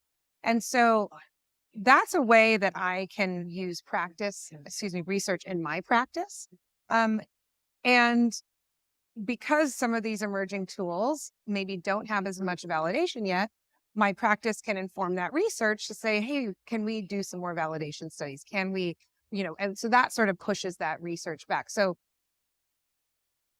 that's, an example of, in my world, in the physical ergonomics world, how that might work. But I think it is this synergy of, what do we know to be true from research? And then how can we apply that in our day-to-day work? I think that this is the perfect place. HFES, the annual conference, is the perfect place to sort of foster this connection.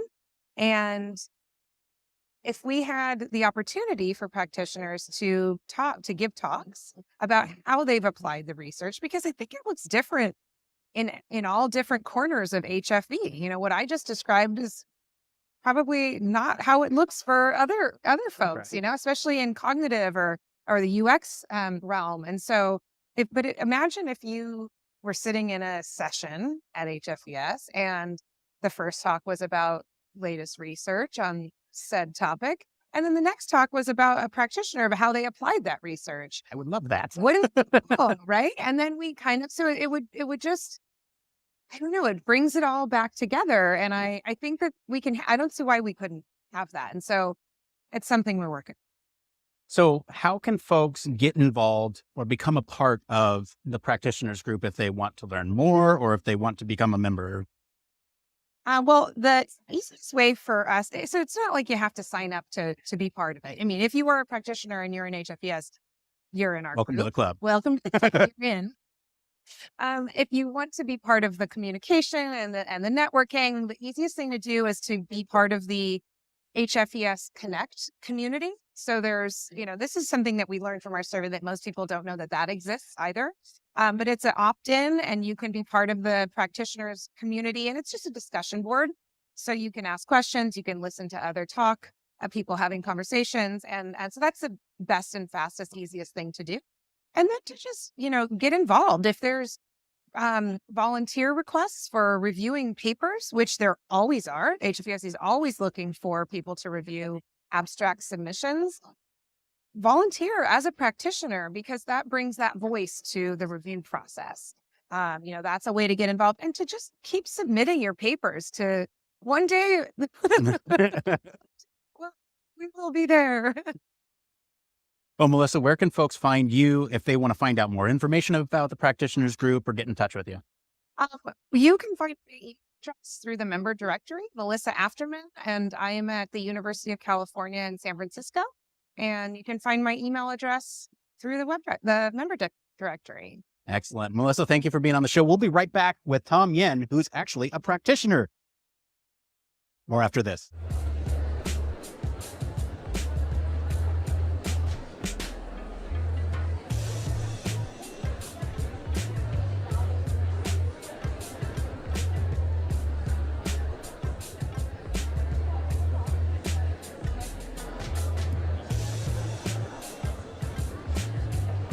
Technology in our world is evolving at a phenomenal pace, and keeping up with what that means in the human factors world can be challenging.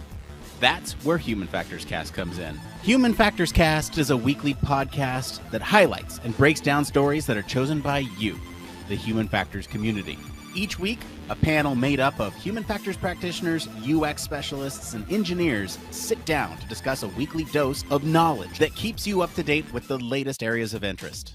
New York State is giving out hundreds of robots as companions for the elderly. Buttons in cars are safer and quicker to use than touchscreen. A prototype just achieved a major milestone that actually fits the description of a flying car. The show provides perspective based on experiences from different domains and different industries.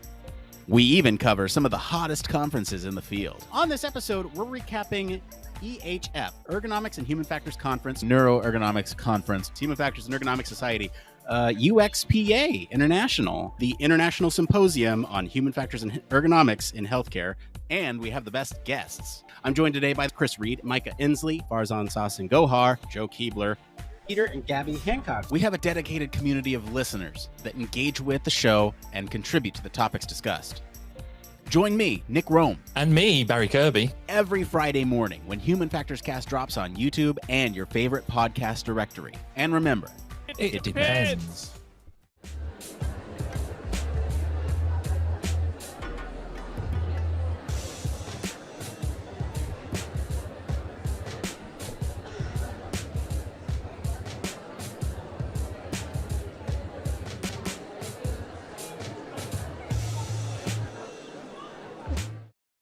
All right, and we're back with Tom Yen, who is a practitioner of said practitioners group. Hey, Tom, welcome to the show. Thank you. Hey, glad to have here. you. Glad to have you.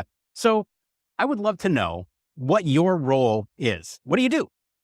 Well, I am the senior manager for the user experience design group at Becton Dickinson, the Integrated Diagnostic Solutions business unit, just north of Baltimore here. Within that business unit, we do diagnostic tests, from the at-home COVID tests, all the way to these large, very automated, high-volume throughput systems that a large hospital lab or like LabQuest would send their tests to, or and do processing there. So it's tests, diagnostics that really is pretty integral part of your healthcare process, right? You're trying to figure out when you have, and how should the doctors be treating you? Gotcha. So what does your practice actually look like in practice? Well, I guess I'm fortunate that I'm the first in this functional role at this business unit. So I get to sort of build what I think would work best for this business unit. Not that BD doesn't have user design or human factors. Each business unit sort of has its unique needs. So they let each business unit sort of look at what is best, right, for their product development. So being a new function, I get to sort of look at what would be an ideal component of this function. But at the same time, you sort of have to understand what are the needs for it. So what I looked at and understood what was sort of missing at this point in the IDS group was, everything was developed in a silo. Everybody sort of worked separately. So first is to bring all the relevant pieces together.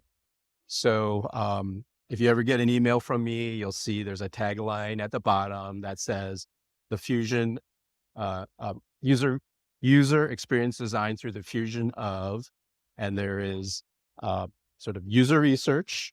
Everything should start there, and human factors, usability, and then all good products should have some aspect of aesthetics to it. So the aesthetics could be visual, but I certainly would like to bring in the auditory as well as the tactile or the haptics. And then really you have to have some aspect of industrial design because you got to sort of turn that into something that you can mass produce. So that's how I'm looking at building my function.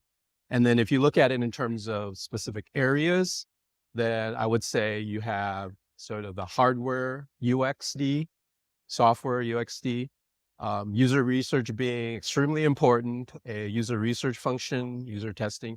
And then because we're a medical device company, human factors and usability and its regulatory implications are very important. So I look at my function within those 4 different areas. Gotcha. And what kind of projects do you have going on there? What can you talk about? Let me put it that way. Well, in general, okay, diagnostic testing. So it's a combination of sort of these assays, chemical assays. A biological sample is taken and it goes through some sort of a biochemical, biological, organic chemistry process, right? That part I'm not as familiar with. And then there's an instrument component as well. As simple as a test stick that everyone's familiar with in terms of a COVID test, right? Right. All the way to, we have these large floor to ceiling standing, very automated diagnostic systems where all you have to do is put the samples that come in the vials into the system, and you have robotics inside that is really doing what a human would usually be doing in a lab, but it's doing it in a very controlled manner. And at the end, you're going to get the result that gets fed back to sort of the laboratory information systems that the hospital or the facility that you have. Then that ultimately gets back to your physician through your medical records. Gotcha. So we just talked to Melissa about the practitioners group, and I want to know sort of how does research support your work? Well, in its simplest, right, human factors, there's a lot of foundational science that sort of already exists. The physical ergonomics, the cognitive psychology that we use on a daily basis to try to develop that intuitive, user interface, ideal, pleasurable user experience. But, one of the areas, obviously, AI is really big. How do you leverage a lot of that cutting edge technology? And then I think HFES is really doing a good job as well as the physical automation, the robotics side. Now, because a lot of our processes, we're looking for ways to automate them, but not all the processes can be outright automated. That means, the user, the lab tech isn't involved. So I'd love to get more into these dynamic and up and coming processes where the lab tech can actually be interacting with a robot, right? We're hearing about these collaborative robots, cobot. How do you design a robot that can interact with a lab tech in as seamless manner as possible? I think that's could be a very interesting area. And I'd be looking forward to using there's a lot of some of the basic results that I'm hearing from the research. Right. But I think as they work on maybe some more focused elements in terms of type of workflows, getting more away from sort of the industrial workflows that we're very familiar with, like in the auto assembly industries and so on, but more into the laboratory settings, benchtop type aspects. I would be very interested in seeing research that would have results that I would be able to implement from that. Yeah, well, I mean, I guess that's kind of one of my next questions here is what's your research wish list for the practitioners group to kind of take and put out there into the world? If they could start looking at that collaborative side between the robot and the user in terms of these more smaller, delicate closer types of interactions with that robot between the user. I think it's not having the robot lift big, heavy things. It's like, okay, I have these 2 vials, okay, and there's some chemical assays that need to be put into it and mixed up. Okay, how does the lab tech then transfer various aspects to the robot and know that by the time it's done, he's ready. Now he can take it to the next step. There are times where you don't want to fully automate it, right? There's a little more, you need a little more. Yeah, exactly. So it's exactly that handoff, and without it being too prescriptive, right? You can't have a person repeat that same task over and over again, exactly the same way. So how accommodating is the robot in terms of understanding, okay, this was a little different from last time. Now, what should I be doing with it? So hopefully there's a little more intelligence, not only from the AI, but really that inherent communication that should exist. If I was working with a human lab tech, right?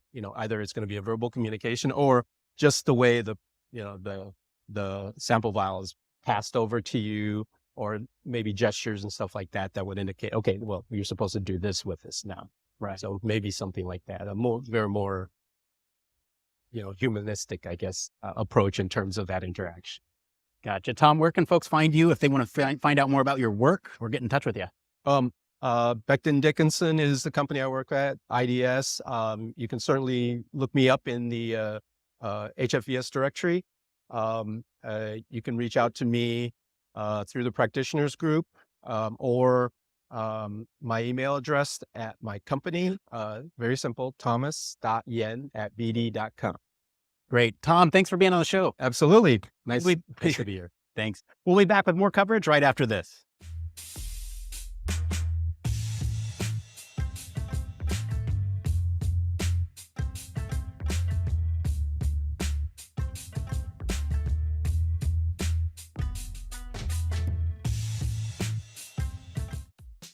Human Factors Cast brings you the best in human factors news, interviews, conference coverage, and overall fun conversations into each and every episode we produce.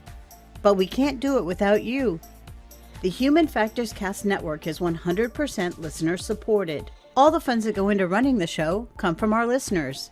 Our patrons are our priority, and we want to ensure we're giving back to you for supporting us. Pledges start at just $1 per month and include rewards like access to our weekly Q&As with the hosts, personalized professional reviews, and Human Factors Minute, a Patreon-only weekly podcast where the hosts break down unique, obscure, and interesting human factors topics in just 1 minute. Patreon rewards are always evolving, so stop by patreon.com/humanfactorscast to see what support level may be right for you. Thank you, and remember, it depends.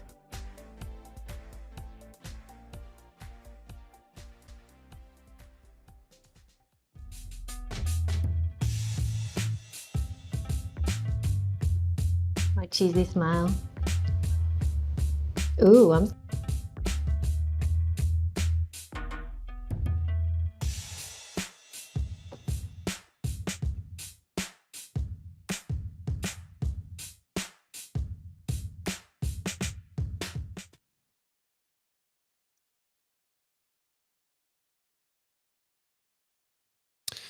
And welcome back to our coverage of the Human Factors and Ergonomics Society annual meeting, or Aspire as it's now called and been launched out to be.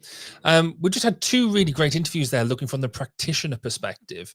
So something that Heidi and I and Nick have been talking about of the past couple of hours or so is this drive from this Aspire narrative to not only just look at the academic side of things, but bring in how the practitioners engage with. And Melissa, I think, highlighted the fact that certainly I wasn't aware of, the fact that there is a practitioner network which purely focuses on people who practice human factors and ergonomics as opposed to just research about it.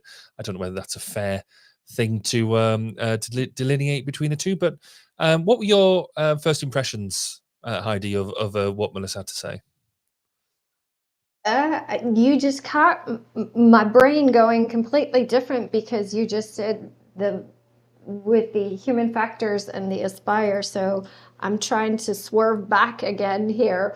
I mean, from my perspective, I thought it was Well, because can you really not practice human factors? Even if you're researching it, you're practicing it, right? I think that's probably true, but I think possibly the point that she was trying to get out, there was a, as we said earlier, there's a lot of conferences like this that focus on the academic research, and I think some of the bits that she was bringing out was the need for practitioners to talk together and about and I think particularly there was an element that she said around if you're sat there in front of a researcher saying they've come up with a new either a new method or a new theory or something like that, us being able to sit there as practitioners and say, that's great, how do I apply it? How do I use it in a real world context as opposed to a lab-based context? And I think what she said was really apt, because it's something we've been struggling with here in the UK, about how to make our annual conference more relevant across the board. Is it's all great about hearing about these new methods and things that are coming along, but how do you in the medical domain or I in my domain actually take that and actually apply it to a real world problem that we're dealing with? How do we use it to run trials and things like that? And I think it's also really good for that, for researchers as well, because we are the exploitation route. The practitioners are the exploitation route of somebody's research. The practitioner's bit is how it's going to be applied, not necessarily just looking at developing some research and do what I do sometimes and just go on to the next piece of research. So I think that their group, the practitioner group, is I think quite important, and maybe it's important for the certainly within this new rebranding of Down with Aspire, that they've got to be a key stakeholder in this, in making sure that practitioners have a voice in what it looks like in the future. I mean, do you see, because with what you do in the medical domain, you're a practitioner. How do you feel your voice is heard or has been heard in the past at conferences? Do you think it's enough, or do you think there is need for these groups to look at specifically the practitioner route? I think there's parts to it where it's really hard at, let me put it this way. Let me start from the beginning. I think there's multiple things going on there where, because human factors or Aspire is general, right? It's reaching into all kinds of practices, all specialties, right? The focus within a practice may not be as deep diving as you wish it to be, right? So that's where you then go into the niche conferences. So for us, that would be the Healthcare Symposium, the Human Factors and Ergonomics Society Healthcare Symposium. I'm not aware that we have a new acronym for that yet. So we still call it HCS. And in that is where we a lot of times see the researchers trying to break down certain methods so that we can then apply them and team up with practitioners who show examples of applying their approach or actually live out their research paper or something like that.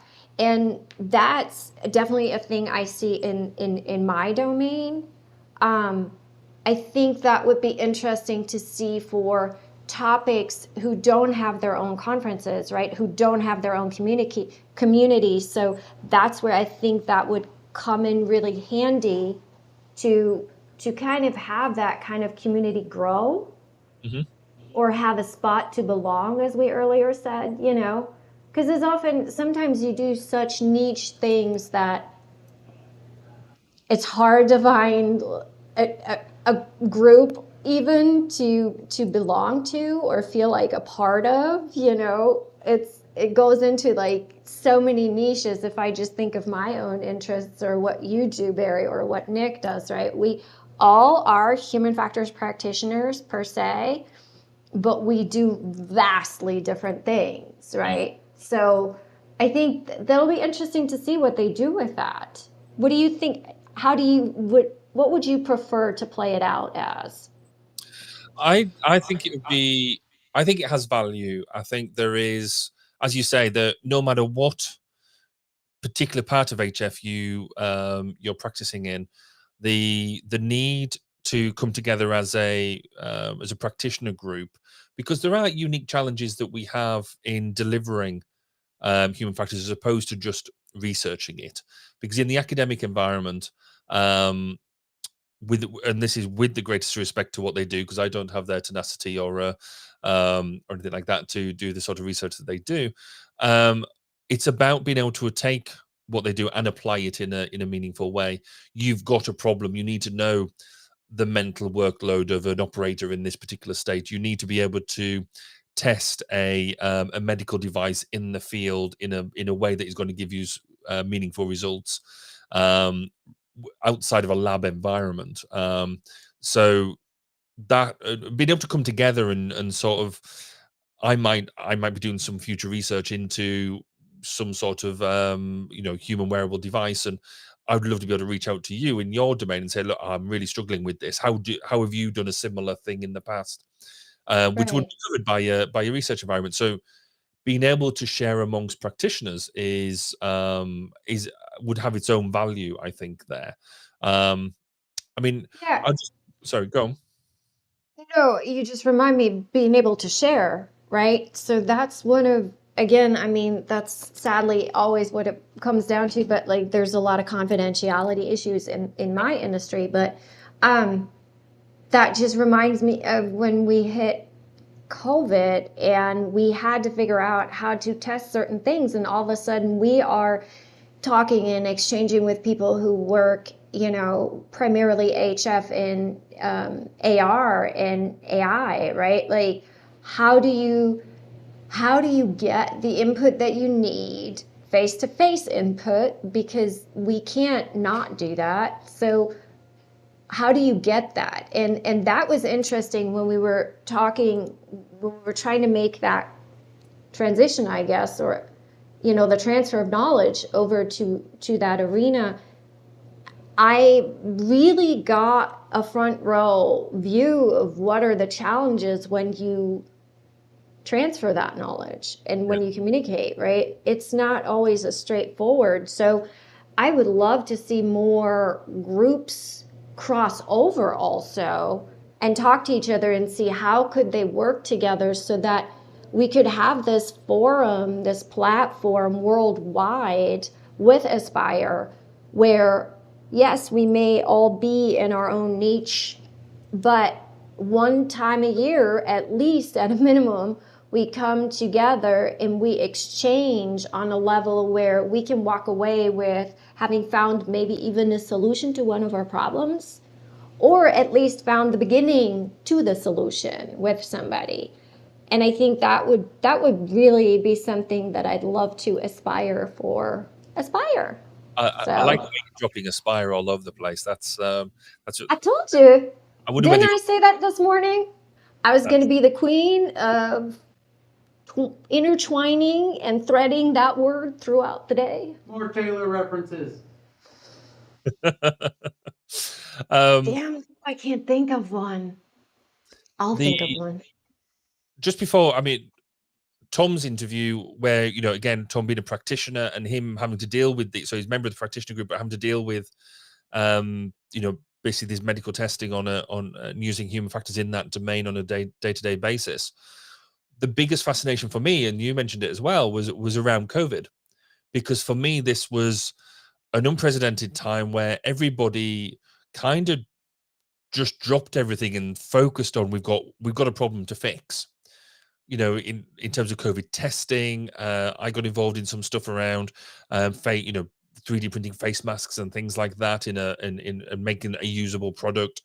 There was some people developing hospital filters and things like that. Loads of human factors practitioners came together, took the theory of what was being developed and said, we have to develop stuff now. We have to develop testing protocols that people who have no medical expertise have to be able to carry out at home en masse. And I just thought that was a really, really interesting part of what he brought out. He was bringing out a whole bunch of sub-disciplines of HF and saying, we've had to smash these together and show that they're effective, which I thought was really interesting. Yeah, and I think that that's the kind of exchange that we're looking for, right? And that's ultimately, I think that's what HFES was always about, that exchange of, yeah, you may be working in the medical field, or when I was aviation, how do you end up in medical from aviation? You go to a conference and you see something, right? That's ultimately how it works. I was dedicated to my aviation career. Dedicated.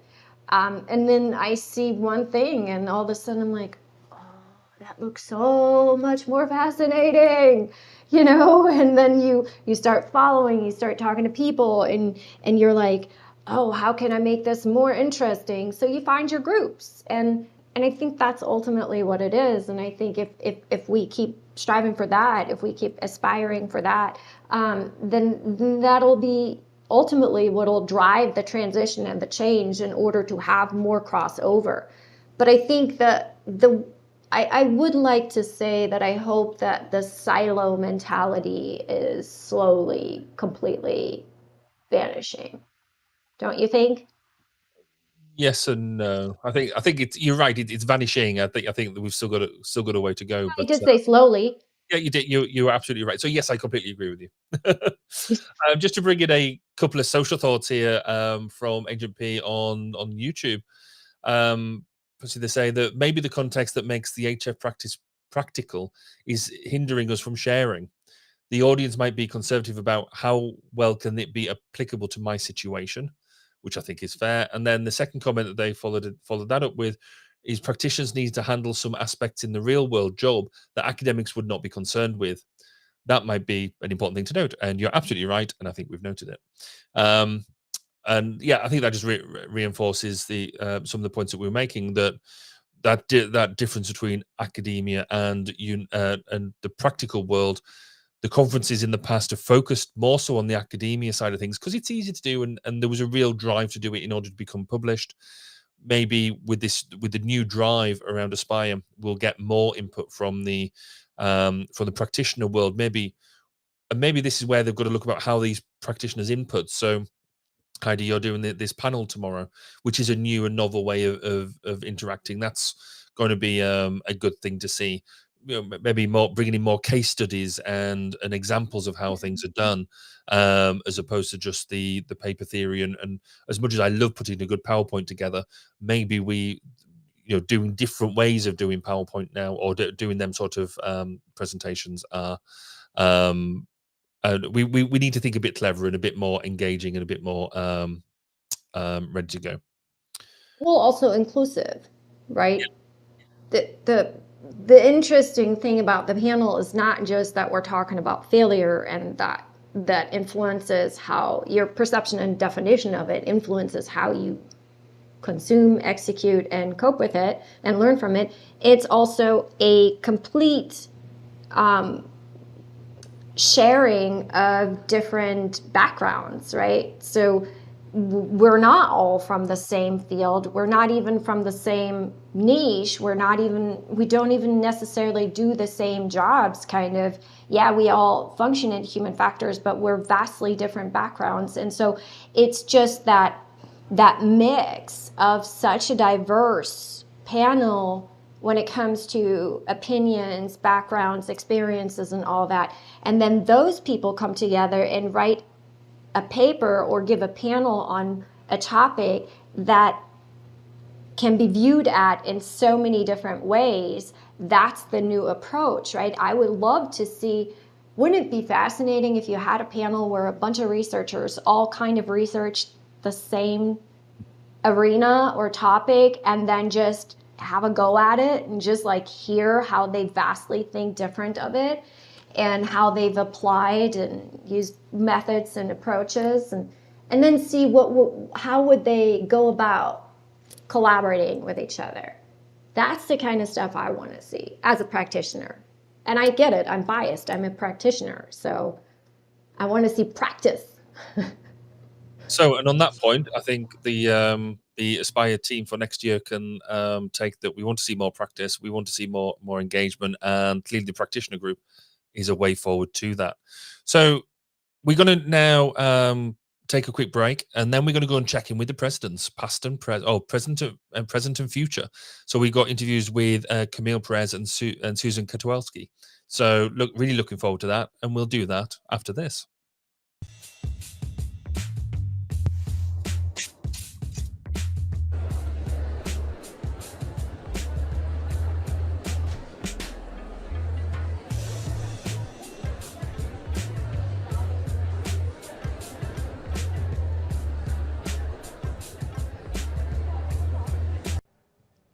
And we're back continuing our coverage. I'm sitting here with President-elect Camille Perez. Welcome back to the show. Well, thank you. It's lovely to be back. I always love being here and visiting with you. Always love having you on. So, President-elect, that's a pretty big deal. Congratulations, first off. Thank you very much. I really appreciate it. Yes, I'm really excited. I'm really, really excited about it. I am too. So what I would love to talk to you about is sort of some of your plans as President-elect. Can you tell us anything? I can tell you lots. I can tell you lots. I will sort of narrow it down to two big goals that I have for my entire tenure that I've started already. And one of them is more forward-facing. That is going to be things that everybody sees. Hopefully, assuming that that it pans out the way I'm hoping for it to pan out. And one of it is more inward-facing, that has to do more with structural things and organizational things that most people are probably not going to see and be aware of unless they're directly involved with the organization of the society, which I really recommend everybody get involved with. So hopefully you will get more involved and then be able to see all of the stuff that I'm going to be, all the feathers that I'm going to be ruffling while I'm in office. So let's start with the outward-facing one, because it's, I think, a little more exciting, honestly. Okay. So one of the things that I've been thinking about for several years is that the benefits of things like the annual meeting are really, I mean, obviously the science and the great sessions and the opportunities to see the vendors, like we're able to see right here, talk to people like you, but networking. Everybody talks about the networking, and it's so beneficial, the career fair and all of that, but it's expensive. And everybody's going to talk about that. The travel's expensive, the hotel room's expensive. My God, the food's so expensive. And that just, it is what it is. And we work really hard to have it not be any more expensive than it has to be.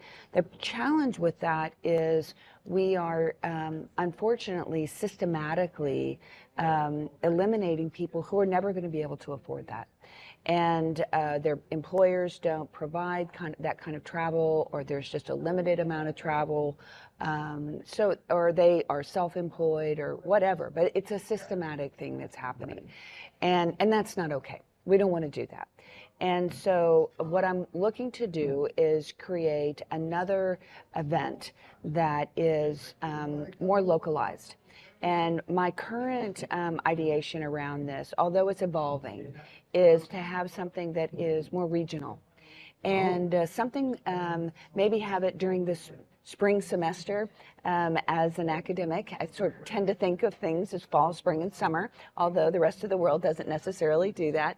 But sometime after the first of the year, and have it be that all of the regions are doing it on the same dates, and then we can have something that that HFES live streams it's just a really wonderful keynote, so that we get the keynote, we get somebody that is just really, really awesome, and that I don't know, Bill Gates or something crazy that. And maybe some other content that everybody has access to. And then those regional meetings, people get together, let's say at a university somewhere, and you've got, everybody can get together, get to be together, have that networking opportunity, and be in a big auditorium at a university or something. See that content, maybe have their own content that they have, maybe some posters or maybe some invited speakers or maybe submitted talks. And so we will have people helping to organize that kind of stuff, have some food. Right. And so there will be a registration fee for it, so because there are going to be some costs associated with it. It'll be one day. You won't have to travel. It'll be where you are. Maybe you have to travel an hour or two, Is it going to be like at a Holiday Inn on the outskirts of town, Exactly. so it's more affordable? Exactly. And so maybe you have to travel and stay one night or something like that. But that we have those benefits of it, and you get to maybe meet more of the people in your area that are doing the same kind of thing. And so the goal is to have this be something that we can have be a regular event. And so we're looking to see how do we need to structure this so that we have this can be a regular offering, that we can broaden this. And so I've been talking to a lot of people this week about who needs to be involved. Right. Many of you may know that we have a lot of affinity groups now. And so the women's affinity group, the BIPOC affinity group, and many others are those folks that need to be involved. That would be, maybe this would be a great place for them, maybe not. We don't want to do it just for the sake of doing it.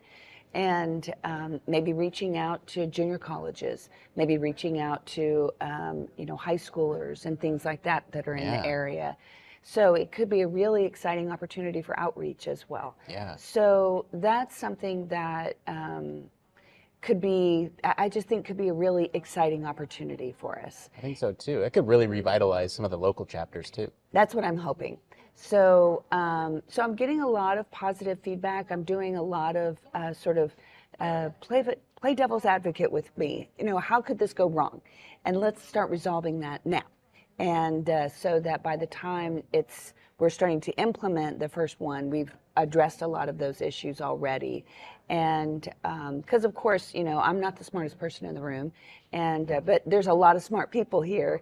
And so that's sort of my goal with that. But I think that we have to find something where the folks who need us and need this can get to it and not have to spend as much money to be able to get to it. I love that. I absolutely love that approach. Now let's talk about maybe the less sexier side of things, the structural changes internally. I think some people might think this is not exciting. I think this is very exciting stuff, the internal workings, because it affects us all. Yeah. And so can you tell us a little bit more about that? Sure. So one of the things that we have, as a society, we have strategic goals. And we've had them actually, when I was Secretary Treasurer many moons ago, we had revised all of our strategic goals. And there, some of them, we had one on diversity, equity, inclusion. I was part of the group that generated that, and I was pretty proud of that. And they are on the website, and the different committees and all of that look and try to figure out how their committee fits into that. However, as an executive committee or executive council, we don't talk about those strategic goals holistically ever, and certainly not on any kind of a regular basis. And that's because in the committee report, so every committee generates a report and sends it to the executive council twice a year. And it's not the most fun process, but it's a really important one, because those committees need to communicate to the executive council what they're doing. Right. And so that's how we kind of know what's going on, what do they need from the executive council, what do they need, and so how are things going, and that sort of stuff. That is how that goes back and forth, and they do that through the division chairs. So there's the committees that report to the division chairs are reporting to the executive council. And so what I'm wanting to do is restructure how we talk about what's going on at those committee levels, at the technical group levels, at the Council of Affinity group levels, and have it organized in a way about those strategic goals. so that our conversations are about, so this strategic goal, here's what happened over the last half year on these strategic goals. This is how we're doing with this, so that we can start not benchmarking is not the right word, but we can start evaluating ourselves on that goal. How are we moving towards it? Is it a good goal still? Do we need to put more resources around that goal? Or are we moving along? Is it time to, sunset that goal? And then, because we've really done what we needed to do. There's some goals like being the strong scientific, presence in human factors ergonomics. We're always going to have that goal because that's fundamentally who we are. But how are we doing on that? Do we need to do more? And so, and that's going to be a beast to do that, and that's okay. Challenging problems are challenging and fun and all of that. But that's the internal piece that I want to do. Is we need to revisit the goals. It's time to revisit them anyway. But more importantly, revisit the structure of how we address those goals and make sure that we're moving towards them in a way that we want to. I like that goal-oriented approach. One more question for you. Yes. In your time as president, so after everything's all said and done, you're now all the way through, you're past president, last day, last conference. What do you want to be remembered for? I want to be remembered for people feeling very energized. I want to be remembered for people feeling very included, and that the feeling of the society is one of really coming together. That there is this sort of feeling that has happened with the society by the time I'm done with my 3 years. That it's a palpable experience that people have had. That's what I would like. Well, Camille, we'll talk later. For everyone else, we'll be right back right after this.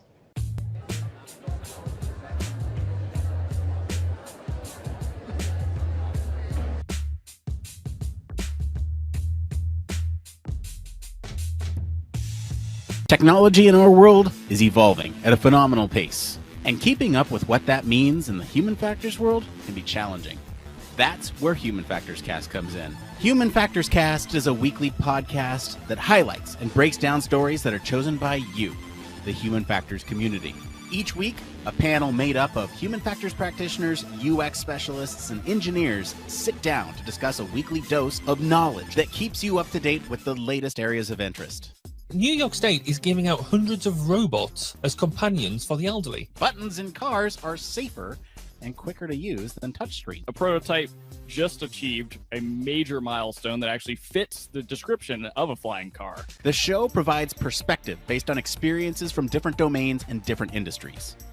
We even cover some of the hottest conferences in the field. On this episode, we're recapping EHF, Ergonomics and Human Factors Conference, Neuroergonomics Conference, Human Factors and Ergonomics Society, UXPA International, the International Symposium on Human Factors and Ergonomics in Healthcare, and we have the best guests. I'm joined today by Chris Reed, Micah Inslee, Farzan Sassin Gohar, Joe Keebler, Peter and Gabby Hancock. We have a dedicated community of listeners that engage with the show and contribute to the topics discussed. Join me, Nick Roome. And me, Barry Kirby. Every Friday morning when Human Factors Cast drops on YouTube and your favorite podcast directory. And remember, it depends.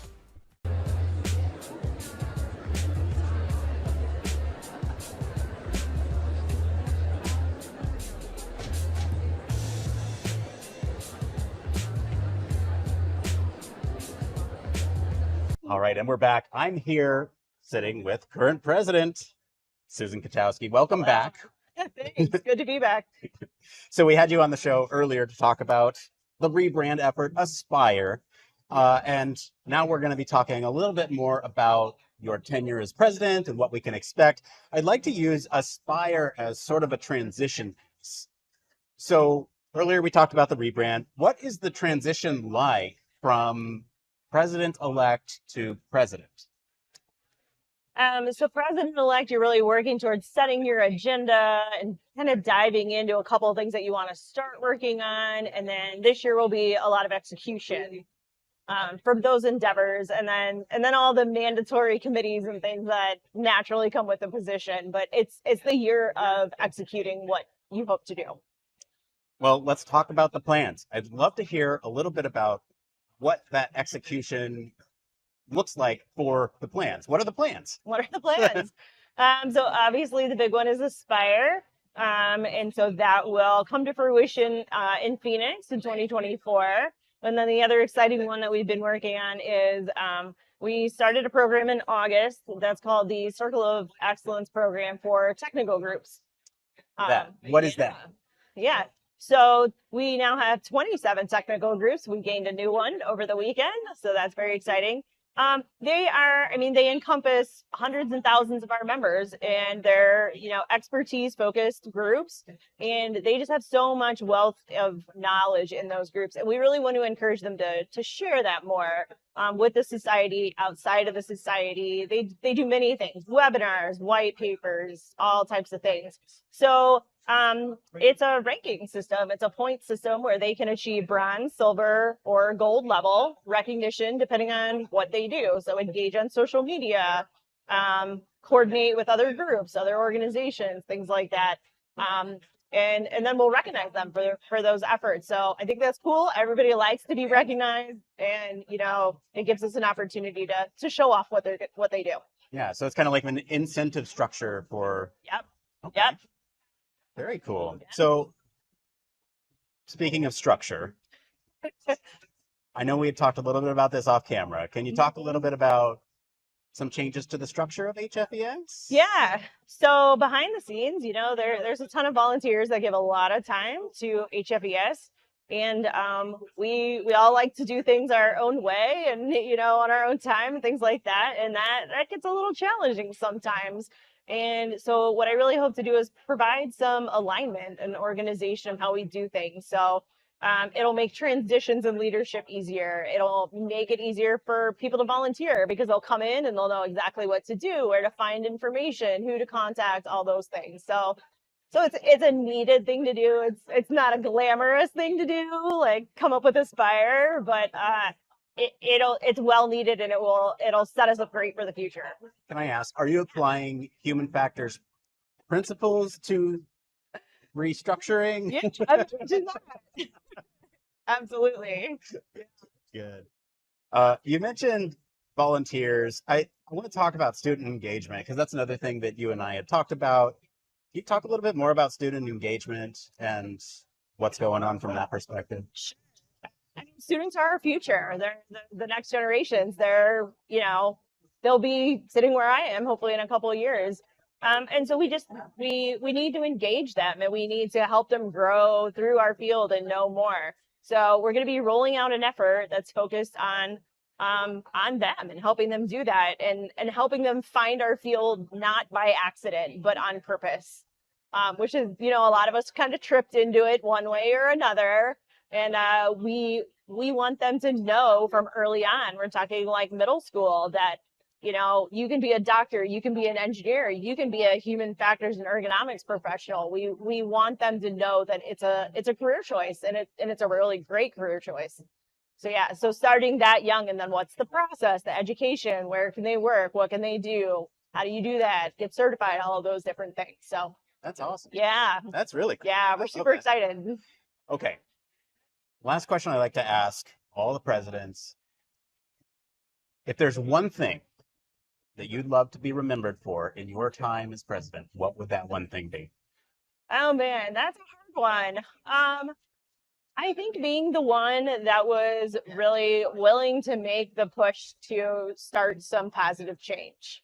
It's hard to change, especially when you have a lot of good things going on, but change is necessary.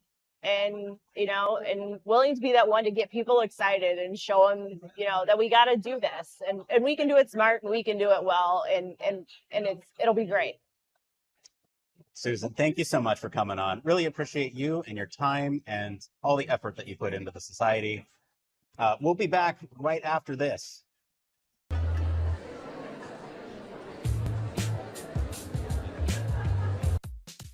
Human Factors Cast brings you the best in human factors news, interviews, conference coverage, and overall fun conversations into each and every episode we produce. But we can't do it without you. The Human Factors Cast network is 100% listener supported. All the funds that go into running the show come from our listeners. Our patrons are our priority, and we want to ensure we're giving back to you for supporting us. Pledges start at just $1 per month and include rewards like access to our weekly Q&As with the hosts, personalized professional reviews, and Human Factors Minute, a Patreon-only weekly podcast where the hosts break down unique, obscure, and interesting human factors topics in just 1 minute. Patreon rewards are always evolving, so stop by patreon.com/humanfactorscast to see what support level may be right for you. Thank you, and remember, it depends.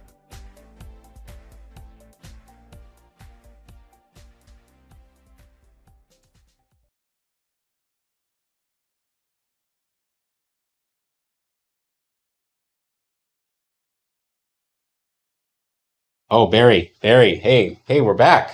Your mic. You're being professional again.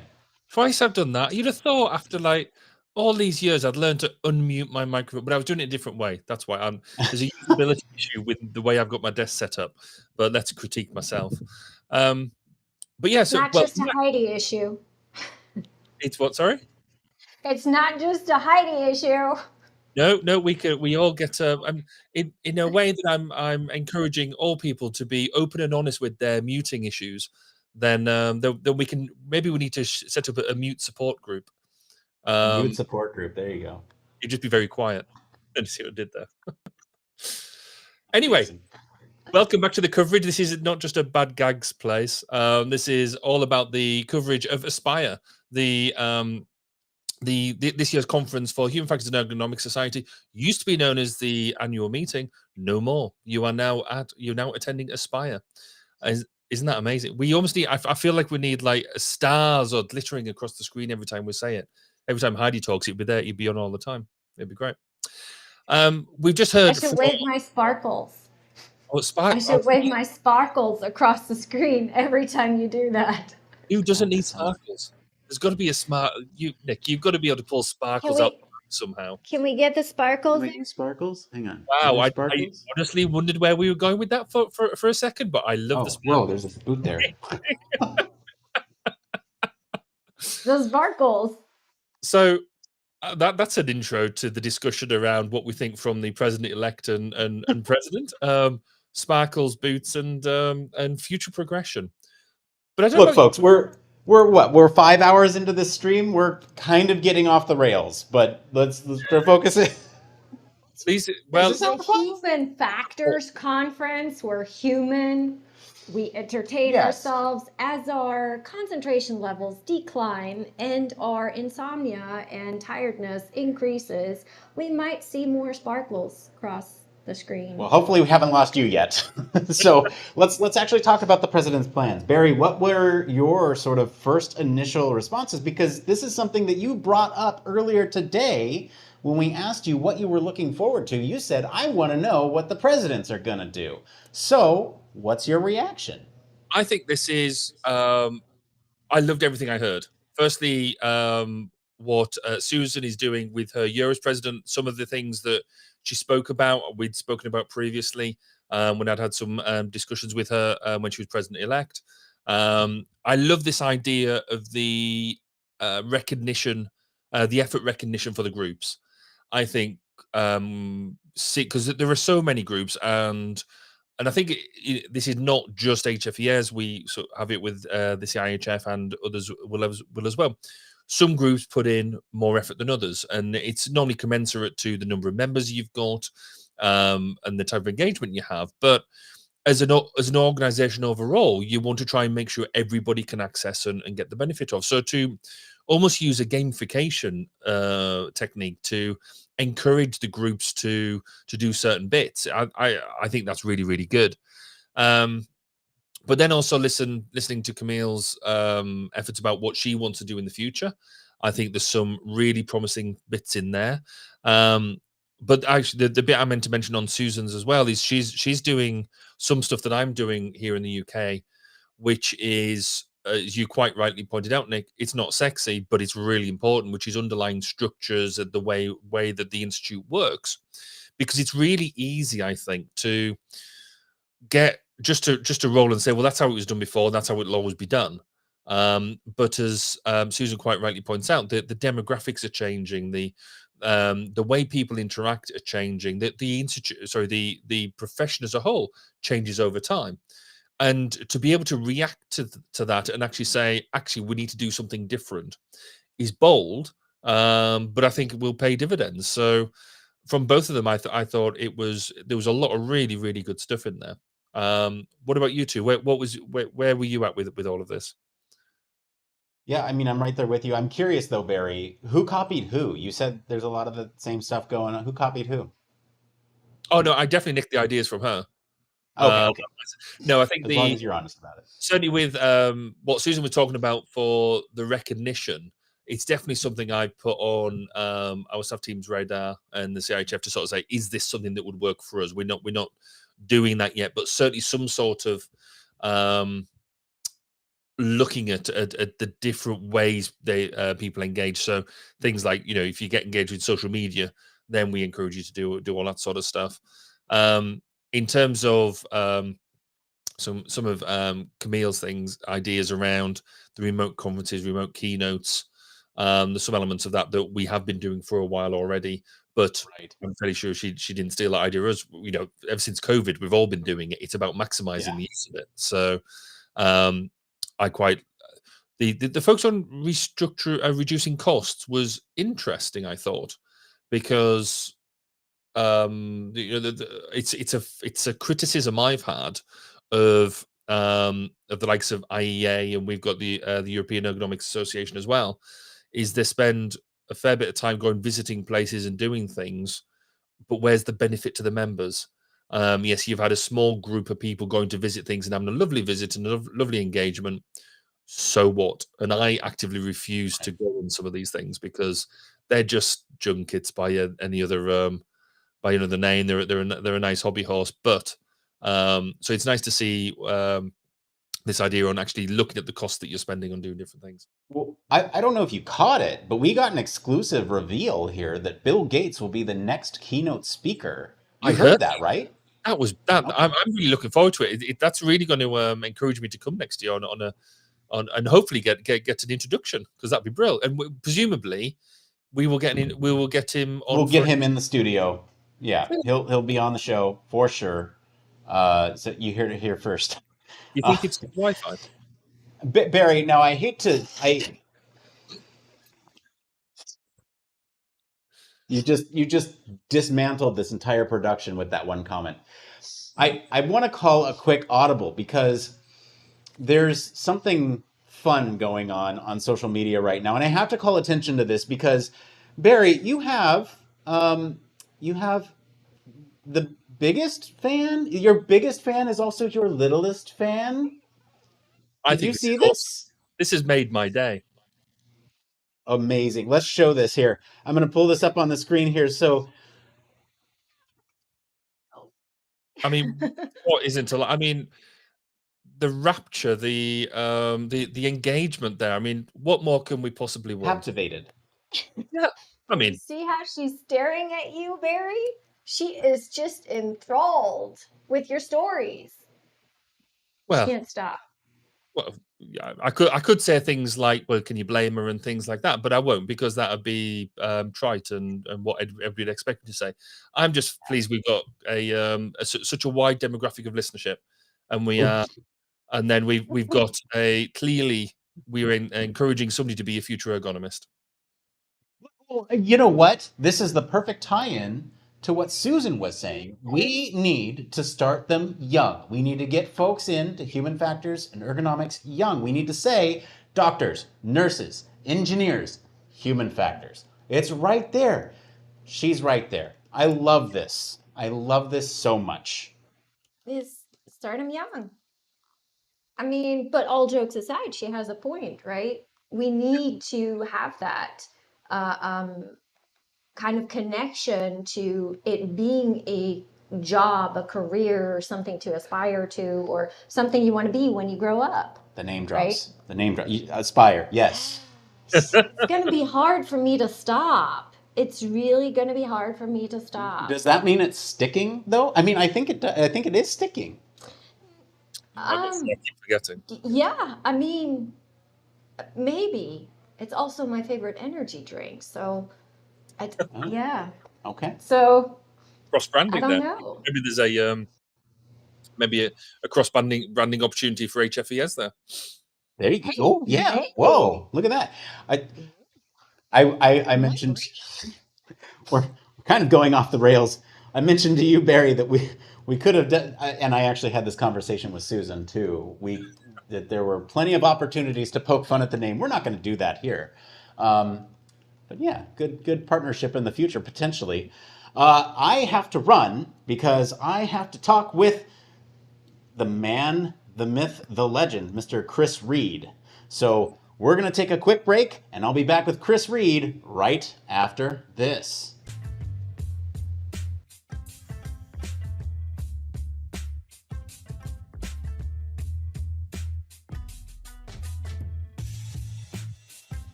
Cool. And we're continuing our live coverage of this year's HFES annual meeting. I'm sitting here with, well, you know him, you love him, the recipient of the Arnold M. Small and Betty M. Sanders President's Distinguished Sir Chris. I don't think it matters. We've done this a million times, man. Yeah, Can I we know. just like do away with Let's the just- awards? Let's just jump into it. Skip that part. Let's go into the episode. Ahsoka. Yeah. So let's okay, we're human factor stuff. We'll try to keep it.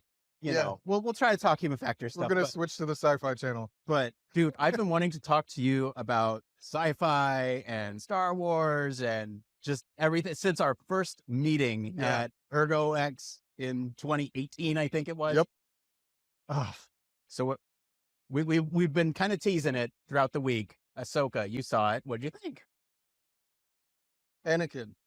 Anakin is in Oh it. my goodness. So first off, I don't know. Can we give away like I guess half of the episode? I guess we're already spoiling it. the So series? the full spoilers for Star Wars here. Spoiler alert. For Ahsoka. This is now a Star Wars podcast, human factors included. But yeah, so spoiler alerts there. Go. What do you think? All right. So first off, I've been an Ahsoka fan for Star Wars since she came out as a Padawan for Anakin in the Clone Wars series. The Clone Wars. And did you watch Rebels too? Oh man, yeah. Okay. So this was like I've been caught up on all the Star Wars everything. because unfortunately or fortunately for my children, they have to. It's part of their inheritance. I know. So what's the trick? Can I ask you what the trick is? Because I'm trying to get my son into it right now, and he is just like so resistant. He just wants to watch like Number Blocks or Blue's Clues or yes, you know yes. like So the normal children television series. Yes. Exactly. Yeah. So honestly, I bought them lightsabers. Oh, okay. Like the little Got it. extendable ones that light up. There's this one that you can record your voice or any noise into it. Yeah. So they go around like swinging it all over the place, and it would say something silly like they'll say, you know, "Daddy," and it'll just be like, Daddy. just hilarious. But yeah, I think the toys are something that got them into it. I have the like actual replica lightsabers that have the full blade. I give him those too, and he's like, "No, I don't. No, those will break." No, I know. I mean, like we sit there and we fight with him. It's a ton of fun, but he won't like sit and watch the movies or the TV shows. Anyway. Yeah, I Smart. mean, There's a trick. I think the ones that were really cool with them were the animated ones. Yeah. So they love the animated series. So anytime, the Clone Wars series was on or anything with, just pick something. That's their natural affinity because they're kids. They love cartoons. I've been trying It's it not with Peppa Pig with Star Wars, but the Simpsons have come close. Yeah. Every so often they do a little Star Wars thing. Well, Young Jedi Adventures just came out. That Oh, one's, yeah, I've been trying to push that. Not buying it, but maybe Ahsoka's the one. Who knows? Yeah. So you liked it? So back to Ahsoka. Sorry, we're all over the place. All over. All right. So in the Ahsoka series, it was really exciting because you got to see her picking up where essentially Rebels left off. Right. Yeah. So the Rebels series ended where essentially, well, Grand Admiral Thrawn goes off into the distant galaxy. Exactly, with Ezra. Yeah. So you pick up on the series. There's little hints in there where they're like, Ezra this or Ezra that. We miss Ezra. Where is Ezra? The casting on that was spot on too. Yes. And so when they finally went to that one planet where Ezra, exactly, thank you, where Ezra showed up, I was like, finally, we got some closure. He's Return of the alive. King. Yes, he's alive. And so I think my favorite episode from the series, honestly, was where essentially Ahsoka pseudo died. Yeah, exactly. And she went to a ethereal place, another place where she could essentially go between time. You know, the world between worlds. The world between worlds, where time doesn't matter. Right. You can go between worlds, jump to any spot in the galaxy. Sorry, guys, you got to go back to the episode from the Clone Wars. I feel like people are still waiting for us to like stop the bit. This is not a bit. We're talking about this. Yeah. And guess who shows up in the world between worlds? Oh, Mr. Hayden Christensen. Oh my God. I think everybody's heart stopped on that one. So good. Some of those cinematic shots of him like walking towards her, flashing with the smoke in the flashing the Vader with the red saber. Dude. That was pure drama. Dude. Especially when he went from the blue to the red saber. Yes. Like he said, I see you really haven't learned. So let me help you out. And he just goes full Vader on her. You know, some people are saying that was Ahsoka's Jedi trial. Yes. Like, yeah, because she left. Yeah. She left. She left the Jedi. Yeah. And so the fact that she went from a gray Jedi to a white Jedi afterwards. The Gandalf. Yeah, she did a Gandalf, folks. Sorry, crossing series. Yeah. But who knows where that's gonna go now. So there the drama that was at the end where you saw the handoff to Ahsoka between Anakin basically was telling it was not in so many words, but basically telling her, look, you're now a Jedi. Yeah. I've done what I needed to do. I've passed on the mantle and you can take it from here. And she came back a different person. Yeah. And amazing cinematics. I loved what they did with the saber fights. The saber fights, like very prequels, which I really enjoyed that aspect. You know, like there's super high intensity, very intense combat, super good. I really enjoyed, like I said, the casting for Ezra was great, but the casting for young Ahsoka was also great too. Like a lot of people associate her, that character with Ashley Eckstein, who's the voice actress. Clone Wars. And speaking of Clone Wars, how long have you been watching? Like you watched the Clone Wars way back when? Tartakovsky? Oh man. So exactly. Going back to the original Clone Wars series. So when you think back to early 2000s, there was a cartoon, not the animated series that came out in the mid-teens or the early teens. There was an episode in there for me that made it all. I love Yoda. Don't get me wrong. Watching Yoda fight, flip all over the place and go nuts is amazing. But let's talk about Mace Windu. Let's talk about Mace Windu. The man with the purple saber. The man with the purple saber. Yeah.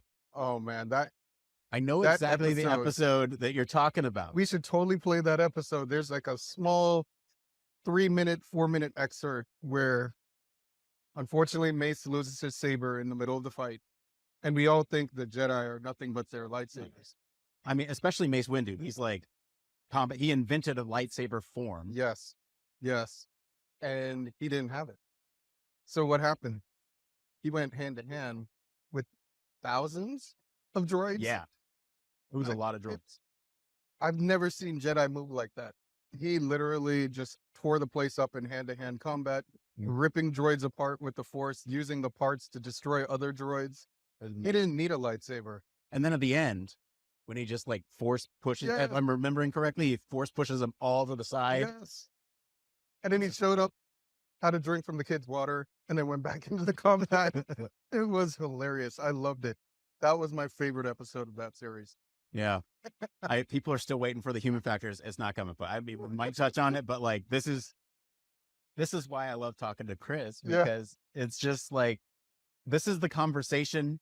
And honestly, like, we can, I guess, tie it back to the conference a little bit here, because this is the type of conversation that I really do enjoy and appreciate, because you can talk about human factors all day, but like, this to me is such a personal connection. You have to relate.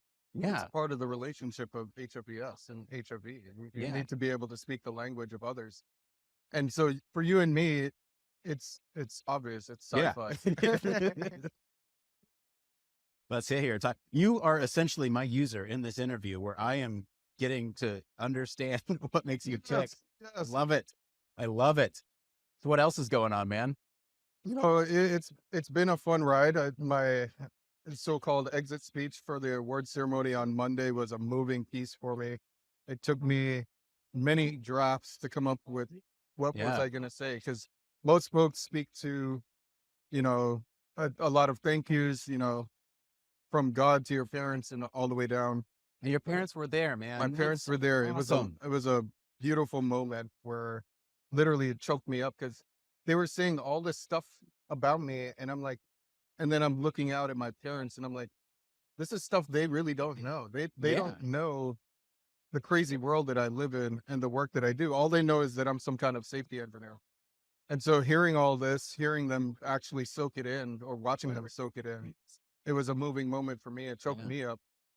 And so when I came out, I had to take a moment to recenter myself, because it was an emotional moment for me. Yeah. Well, it was, I mean, super well-deserved, man. Like, thank you.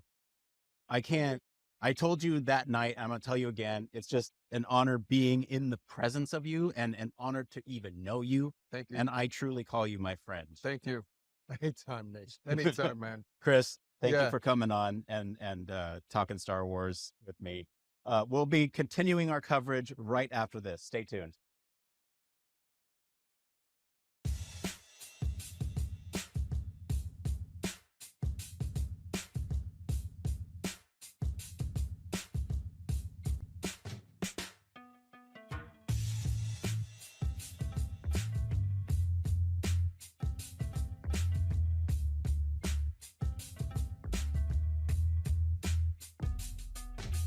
Technology in our world is evolving at a phenomenal pace, and keeping up with what that means in the human factors world can be challenging. That's where Human Factors Cast comes in. Human Factors Cast is a weekly podcast that highlights and breaks down stories that are chosen by you, the Human Factors community. Each week, a panel made up of human factors practitioners, UX specialists, and engineers sit down to discuss a weekly dose of knowledge that keeps you up to date with the latest areas of interest. New York State is giving out hundreds of robots as companions for the elderly. Buttons in cars are safer and quicker to use than touchscreen. A prototype just achieved a major milestone that actually fits the description of a flying car. The show provides perspective based on experiences from different domains and different industries. We even cover some of the hottest conferences in the field. On this episode, we're recapping EHF, Ergonomics and Human Factors Conference, Neuroergonomics Conference, Human Factors and Ergonomics Society, UXPA International, the International Symposium on Human Factors and Ergonomics in Healthcare, and we have the best guests. I'm joined today by Chris Reed, Micah Inslee, Farzan Sassin Gohar, Joe Keebler, Peter and Gabby Hancock. We have a dedicated community of listeners that engage with the show and contribute to the topics discussed. Join me, Nick Roome. And me, Barry Kirby. Every Friday morning when Human Factors Cast drops on YouTube and your favorite podcast directory. And remember, it depends.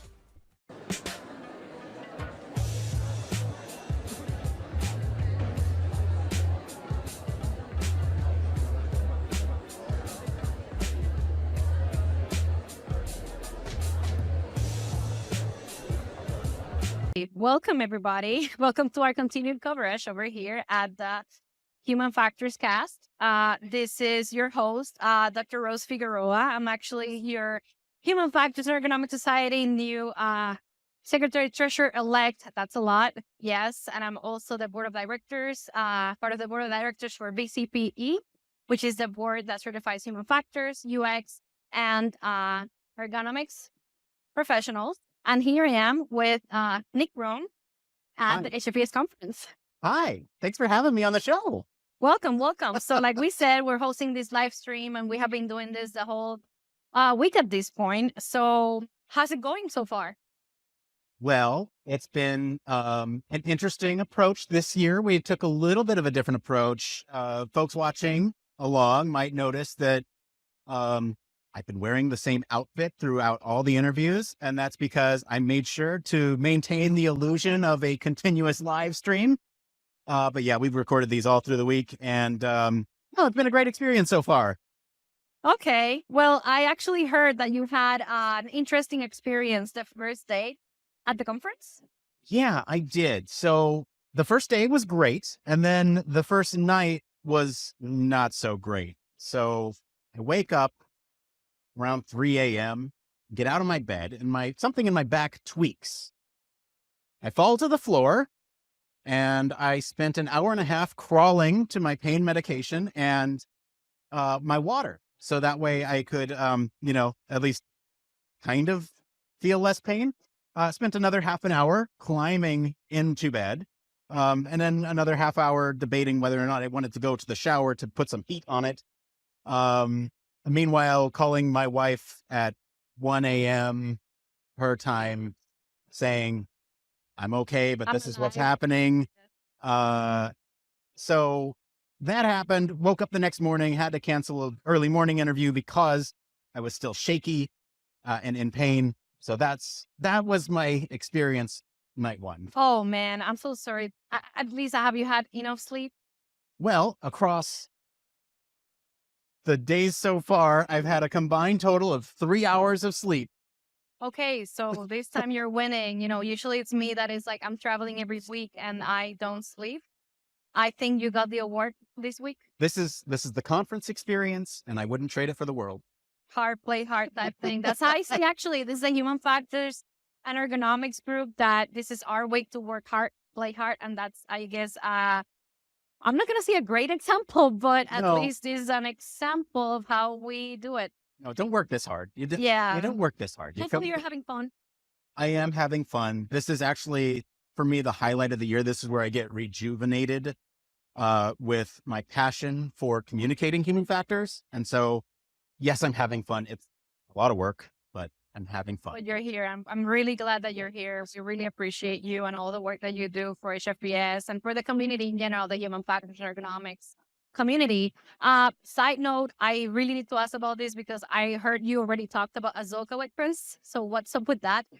Yeah. So towards, I guess, the end of the look, like Chris, we know Chris is like, he's amazing. Hot stuff. He's got a ton of accolades.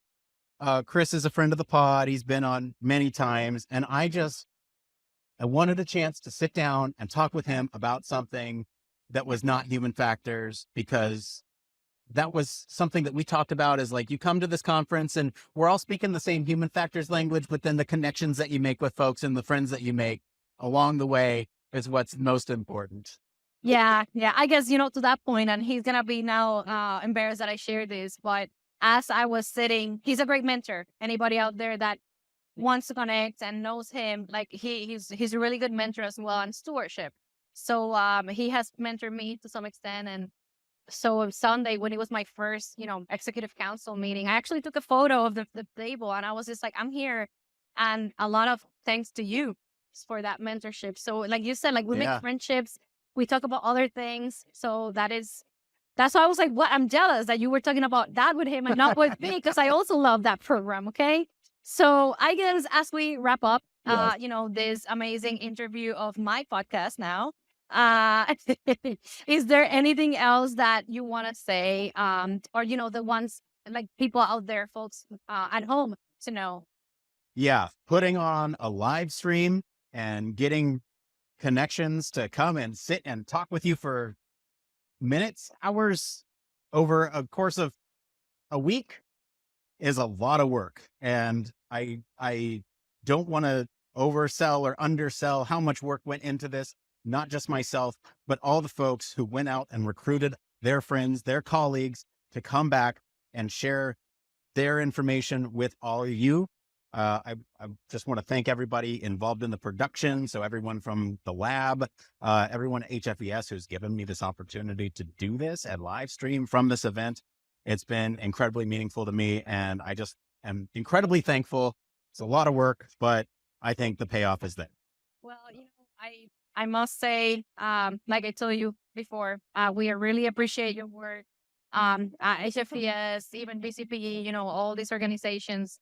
We really appreciate that you're like always putting it out there and, helping us showcase our community and our field. So that's really good to know. Thank you. And I know that there's a lot of work, so we really appreciate you. Well, thank you so much for having me on your show. I really appreciate you having me here. If you want to find me on social, I'm Human Factors Cast. And thank you. Thank you. Appreciate it. Now back over to whatever we're doing.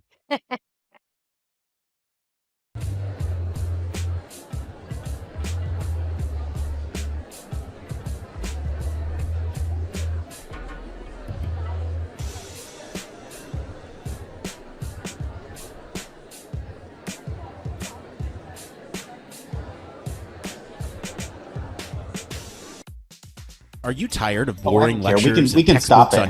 This is the end of it. I don't care. I don't know where Heidi is, but we're back and we're done. I don't know. The stream is over, guys. You can go home, leave. We're way off the rails here at this point. Look, even this live stream really went off the rails here towards the end. I was going to say we can't go before we discuss some of the. Hold on though. That looks a lot like me. Does that look like me there? That's me. You self-promoting there. Just saying. Okay. Well. Which I have to say you did with the epic, the legend that is Chris Reed, where you just took absolute liberties and spoke about Star Wars for what seemed like 2 hours. Which presumably, if you're a massive Star Wars fan, that was a conversation that took about 2 minutes because it was full of really good review and content. I got to check my Facebook, so that was awesome. Thank you. Look, if I wasn't going to do it, who was going to do it? Well, that's true. You weren't going to sit there and talk to Chris about Star Wars. Yeah, you took it for the team. Well done. I did. Oh, look, Heidi's back. We're back on the stream, and Heidi's right there. She's talking on the phone. Look at this professional over here. Hey, Heidi, welcome back. You're not even mic'd. Look at this. We're so professional over here. The live stream's over. We're doing this. It's all fun. Hang on. No, this is the goofy part. You're just in time for the goofy part. The part where I'm losing my mind because we've been doing this all week. And Heidi, welcome back. Sorry, guys. I got caught up in life. Are you really? No, I really did get caught up in life. So yeah, look. But I'm loving being back. We're goofing off. Like, this is seriously the part where we're just yeah. I just got the update on my house. So I kept telling the guy, I gotta go, and I don't think I said it enough. I gotta go. But yeah. Well, the restrooms are right outside, around the corner. Oh, I'm fine. What is that on the end of your lanyard? What? What is that on the end of your lanyard? Well, they've decided to make the lanyards massive this year because. So I was told that the program, the conference program, is the exact size to fit it on the back here, to slide it in, but that it was, I guess, a little bit difficult. They ended up like being a millimeter maybe too wide, and so it's really hard to shove them in and out. What's and all so now people just have these. Well, these are the ribbons, right? I've never seen that before. Have you never seen the ribbons? Never seen the ribbons? You need to come to the conference for the ribbons, man. That's impressive. So my conference pass, when I go to my Ergonomics conference, I mean, to be fair, the last 2 years it just said president on it, and that's which is cool. I'm down with that, but you don't get lots of coloured flags. I feel a cool one that says press on it. Look, there's the press right there. Pass. Where's my press pass? If you come here, you will get one. That's what I'm saying, man. You blame it on me again. Well, I also wanted to see how far I could take it. You took it pretty far. Because so this is what we were trying to achieve. can we get the lanyard to hit my knees? Or to go to the floor. Or go to the floor. And we almost got the knees. I mean, I'm touching the top of my knees. That's fair. That's good work. Like that. Yeah? Well done. You think that's it? Or should I go up? Do you want to like double down on the lanyard? Here, you can like double down on the lanyard and like double the length. So clip the top of the, okay. It's getting that look. You don't start wearing it as a piece of clothing. Okay, well, you know what? For me, I'm done being all dressed up and buttoned up in the same clothes for 4 days to maintain the illusion of a continuous live stream. I hope you all enjoyed that. And special shout out to Taylor Swift for all that SEO, because we need it and we need to get visibility on human factors. And I just want to thank everybody for the amazing live stream that we had. Truly, thank you, Heidi. Thank you, Barry. Thank you, everyone, for your involvement. Thank you all for watching. I truly appreciate it. I know everybody at HFES appreciates it. Keep spreading the word of human factors and ergonomics, and let's get it out there. For us, we're at Human Factors Cast. You can find us every week, most weeks. Every week on Friday, you saw all the ads in there. What we do is truly important, or at least we feel like it is. We talk into a microphone, open a bunch of can of worms, don't really answer any questions, but it's all in the name of communicating human factors. So if you like what we do, there's a ton of ways that you can support the show. First off, if you have just a minute, this is free for you to do and really helps the show. Tell your friends about us. That is the biggest, number one thing. We had so many of you stop by the booth this week. Really appreciate all of you saying how much the show means to you, how many chores you got done while we were in your ears, all that stuff. You know, if I hate asking for money, so if you have the financial means to do so and you want to support the show financially, we do have a Patreon. That's all I'm going to say about that. And, you know, for us, I think this is our sign off. Barry, where can our listeners go and find you if they want to find out more about anything we talked about today at HFES? If you want to come and chat with me, then you can find me across social media, LinkedIn, X, all them sort of things, Baz_K or Mr. BP Kirby. Or you can come listen to some interviews that I do on 1202 The Human Factors Podcast, 1202podcast.com. Thank you, Barry. Heidi, thank you. You're welcome. I'm so glad we got to sit here in person. Where can our listeners go and find you if they want to talk about medical human factors? At HFUX Research or at Safe Effective Podcast, both websites and social media handles on Insta, Twitter, LinkedIn. Yeah, you can find me on every one of them. I'm sure I'll see your message come across if you reach out, but those would be the ones, and then Safe and Effective Podcast is the website. Heidi puts so much work into Safe Effective. Barry puts so much work into 1202. We put so much work into this show. Thank you all for joining us. My name's Nick Roome. You can find me across social media at Nick_Roome. Thank you all so much for tuning in. Until next time, come on guys, ready? It depends.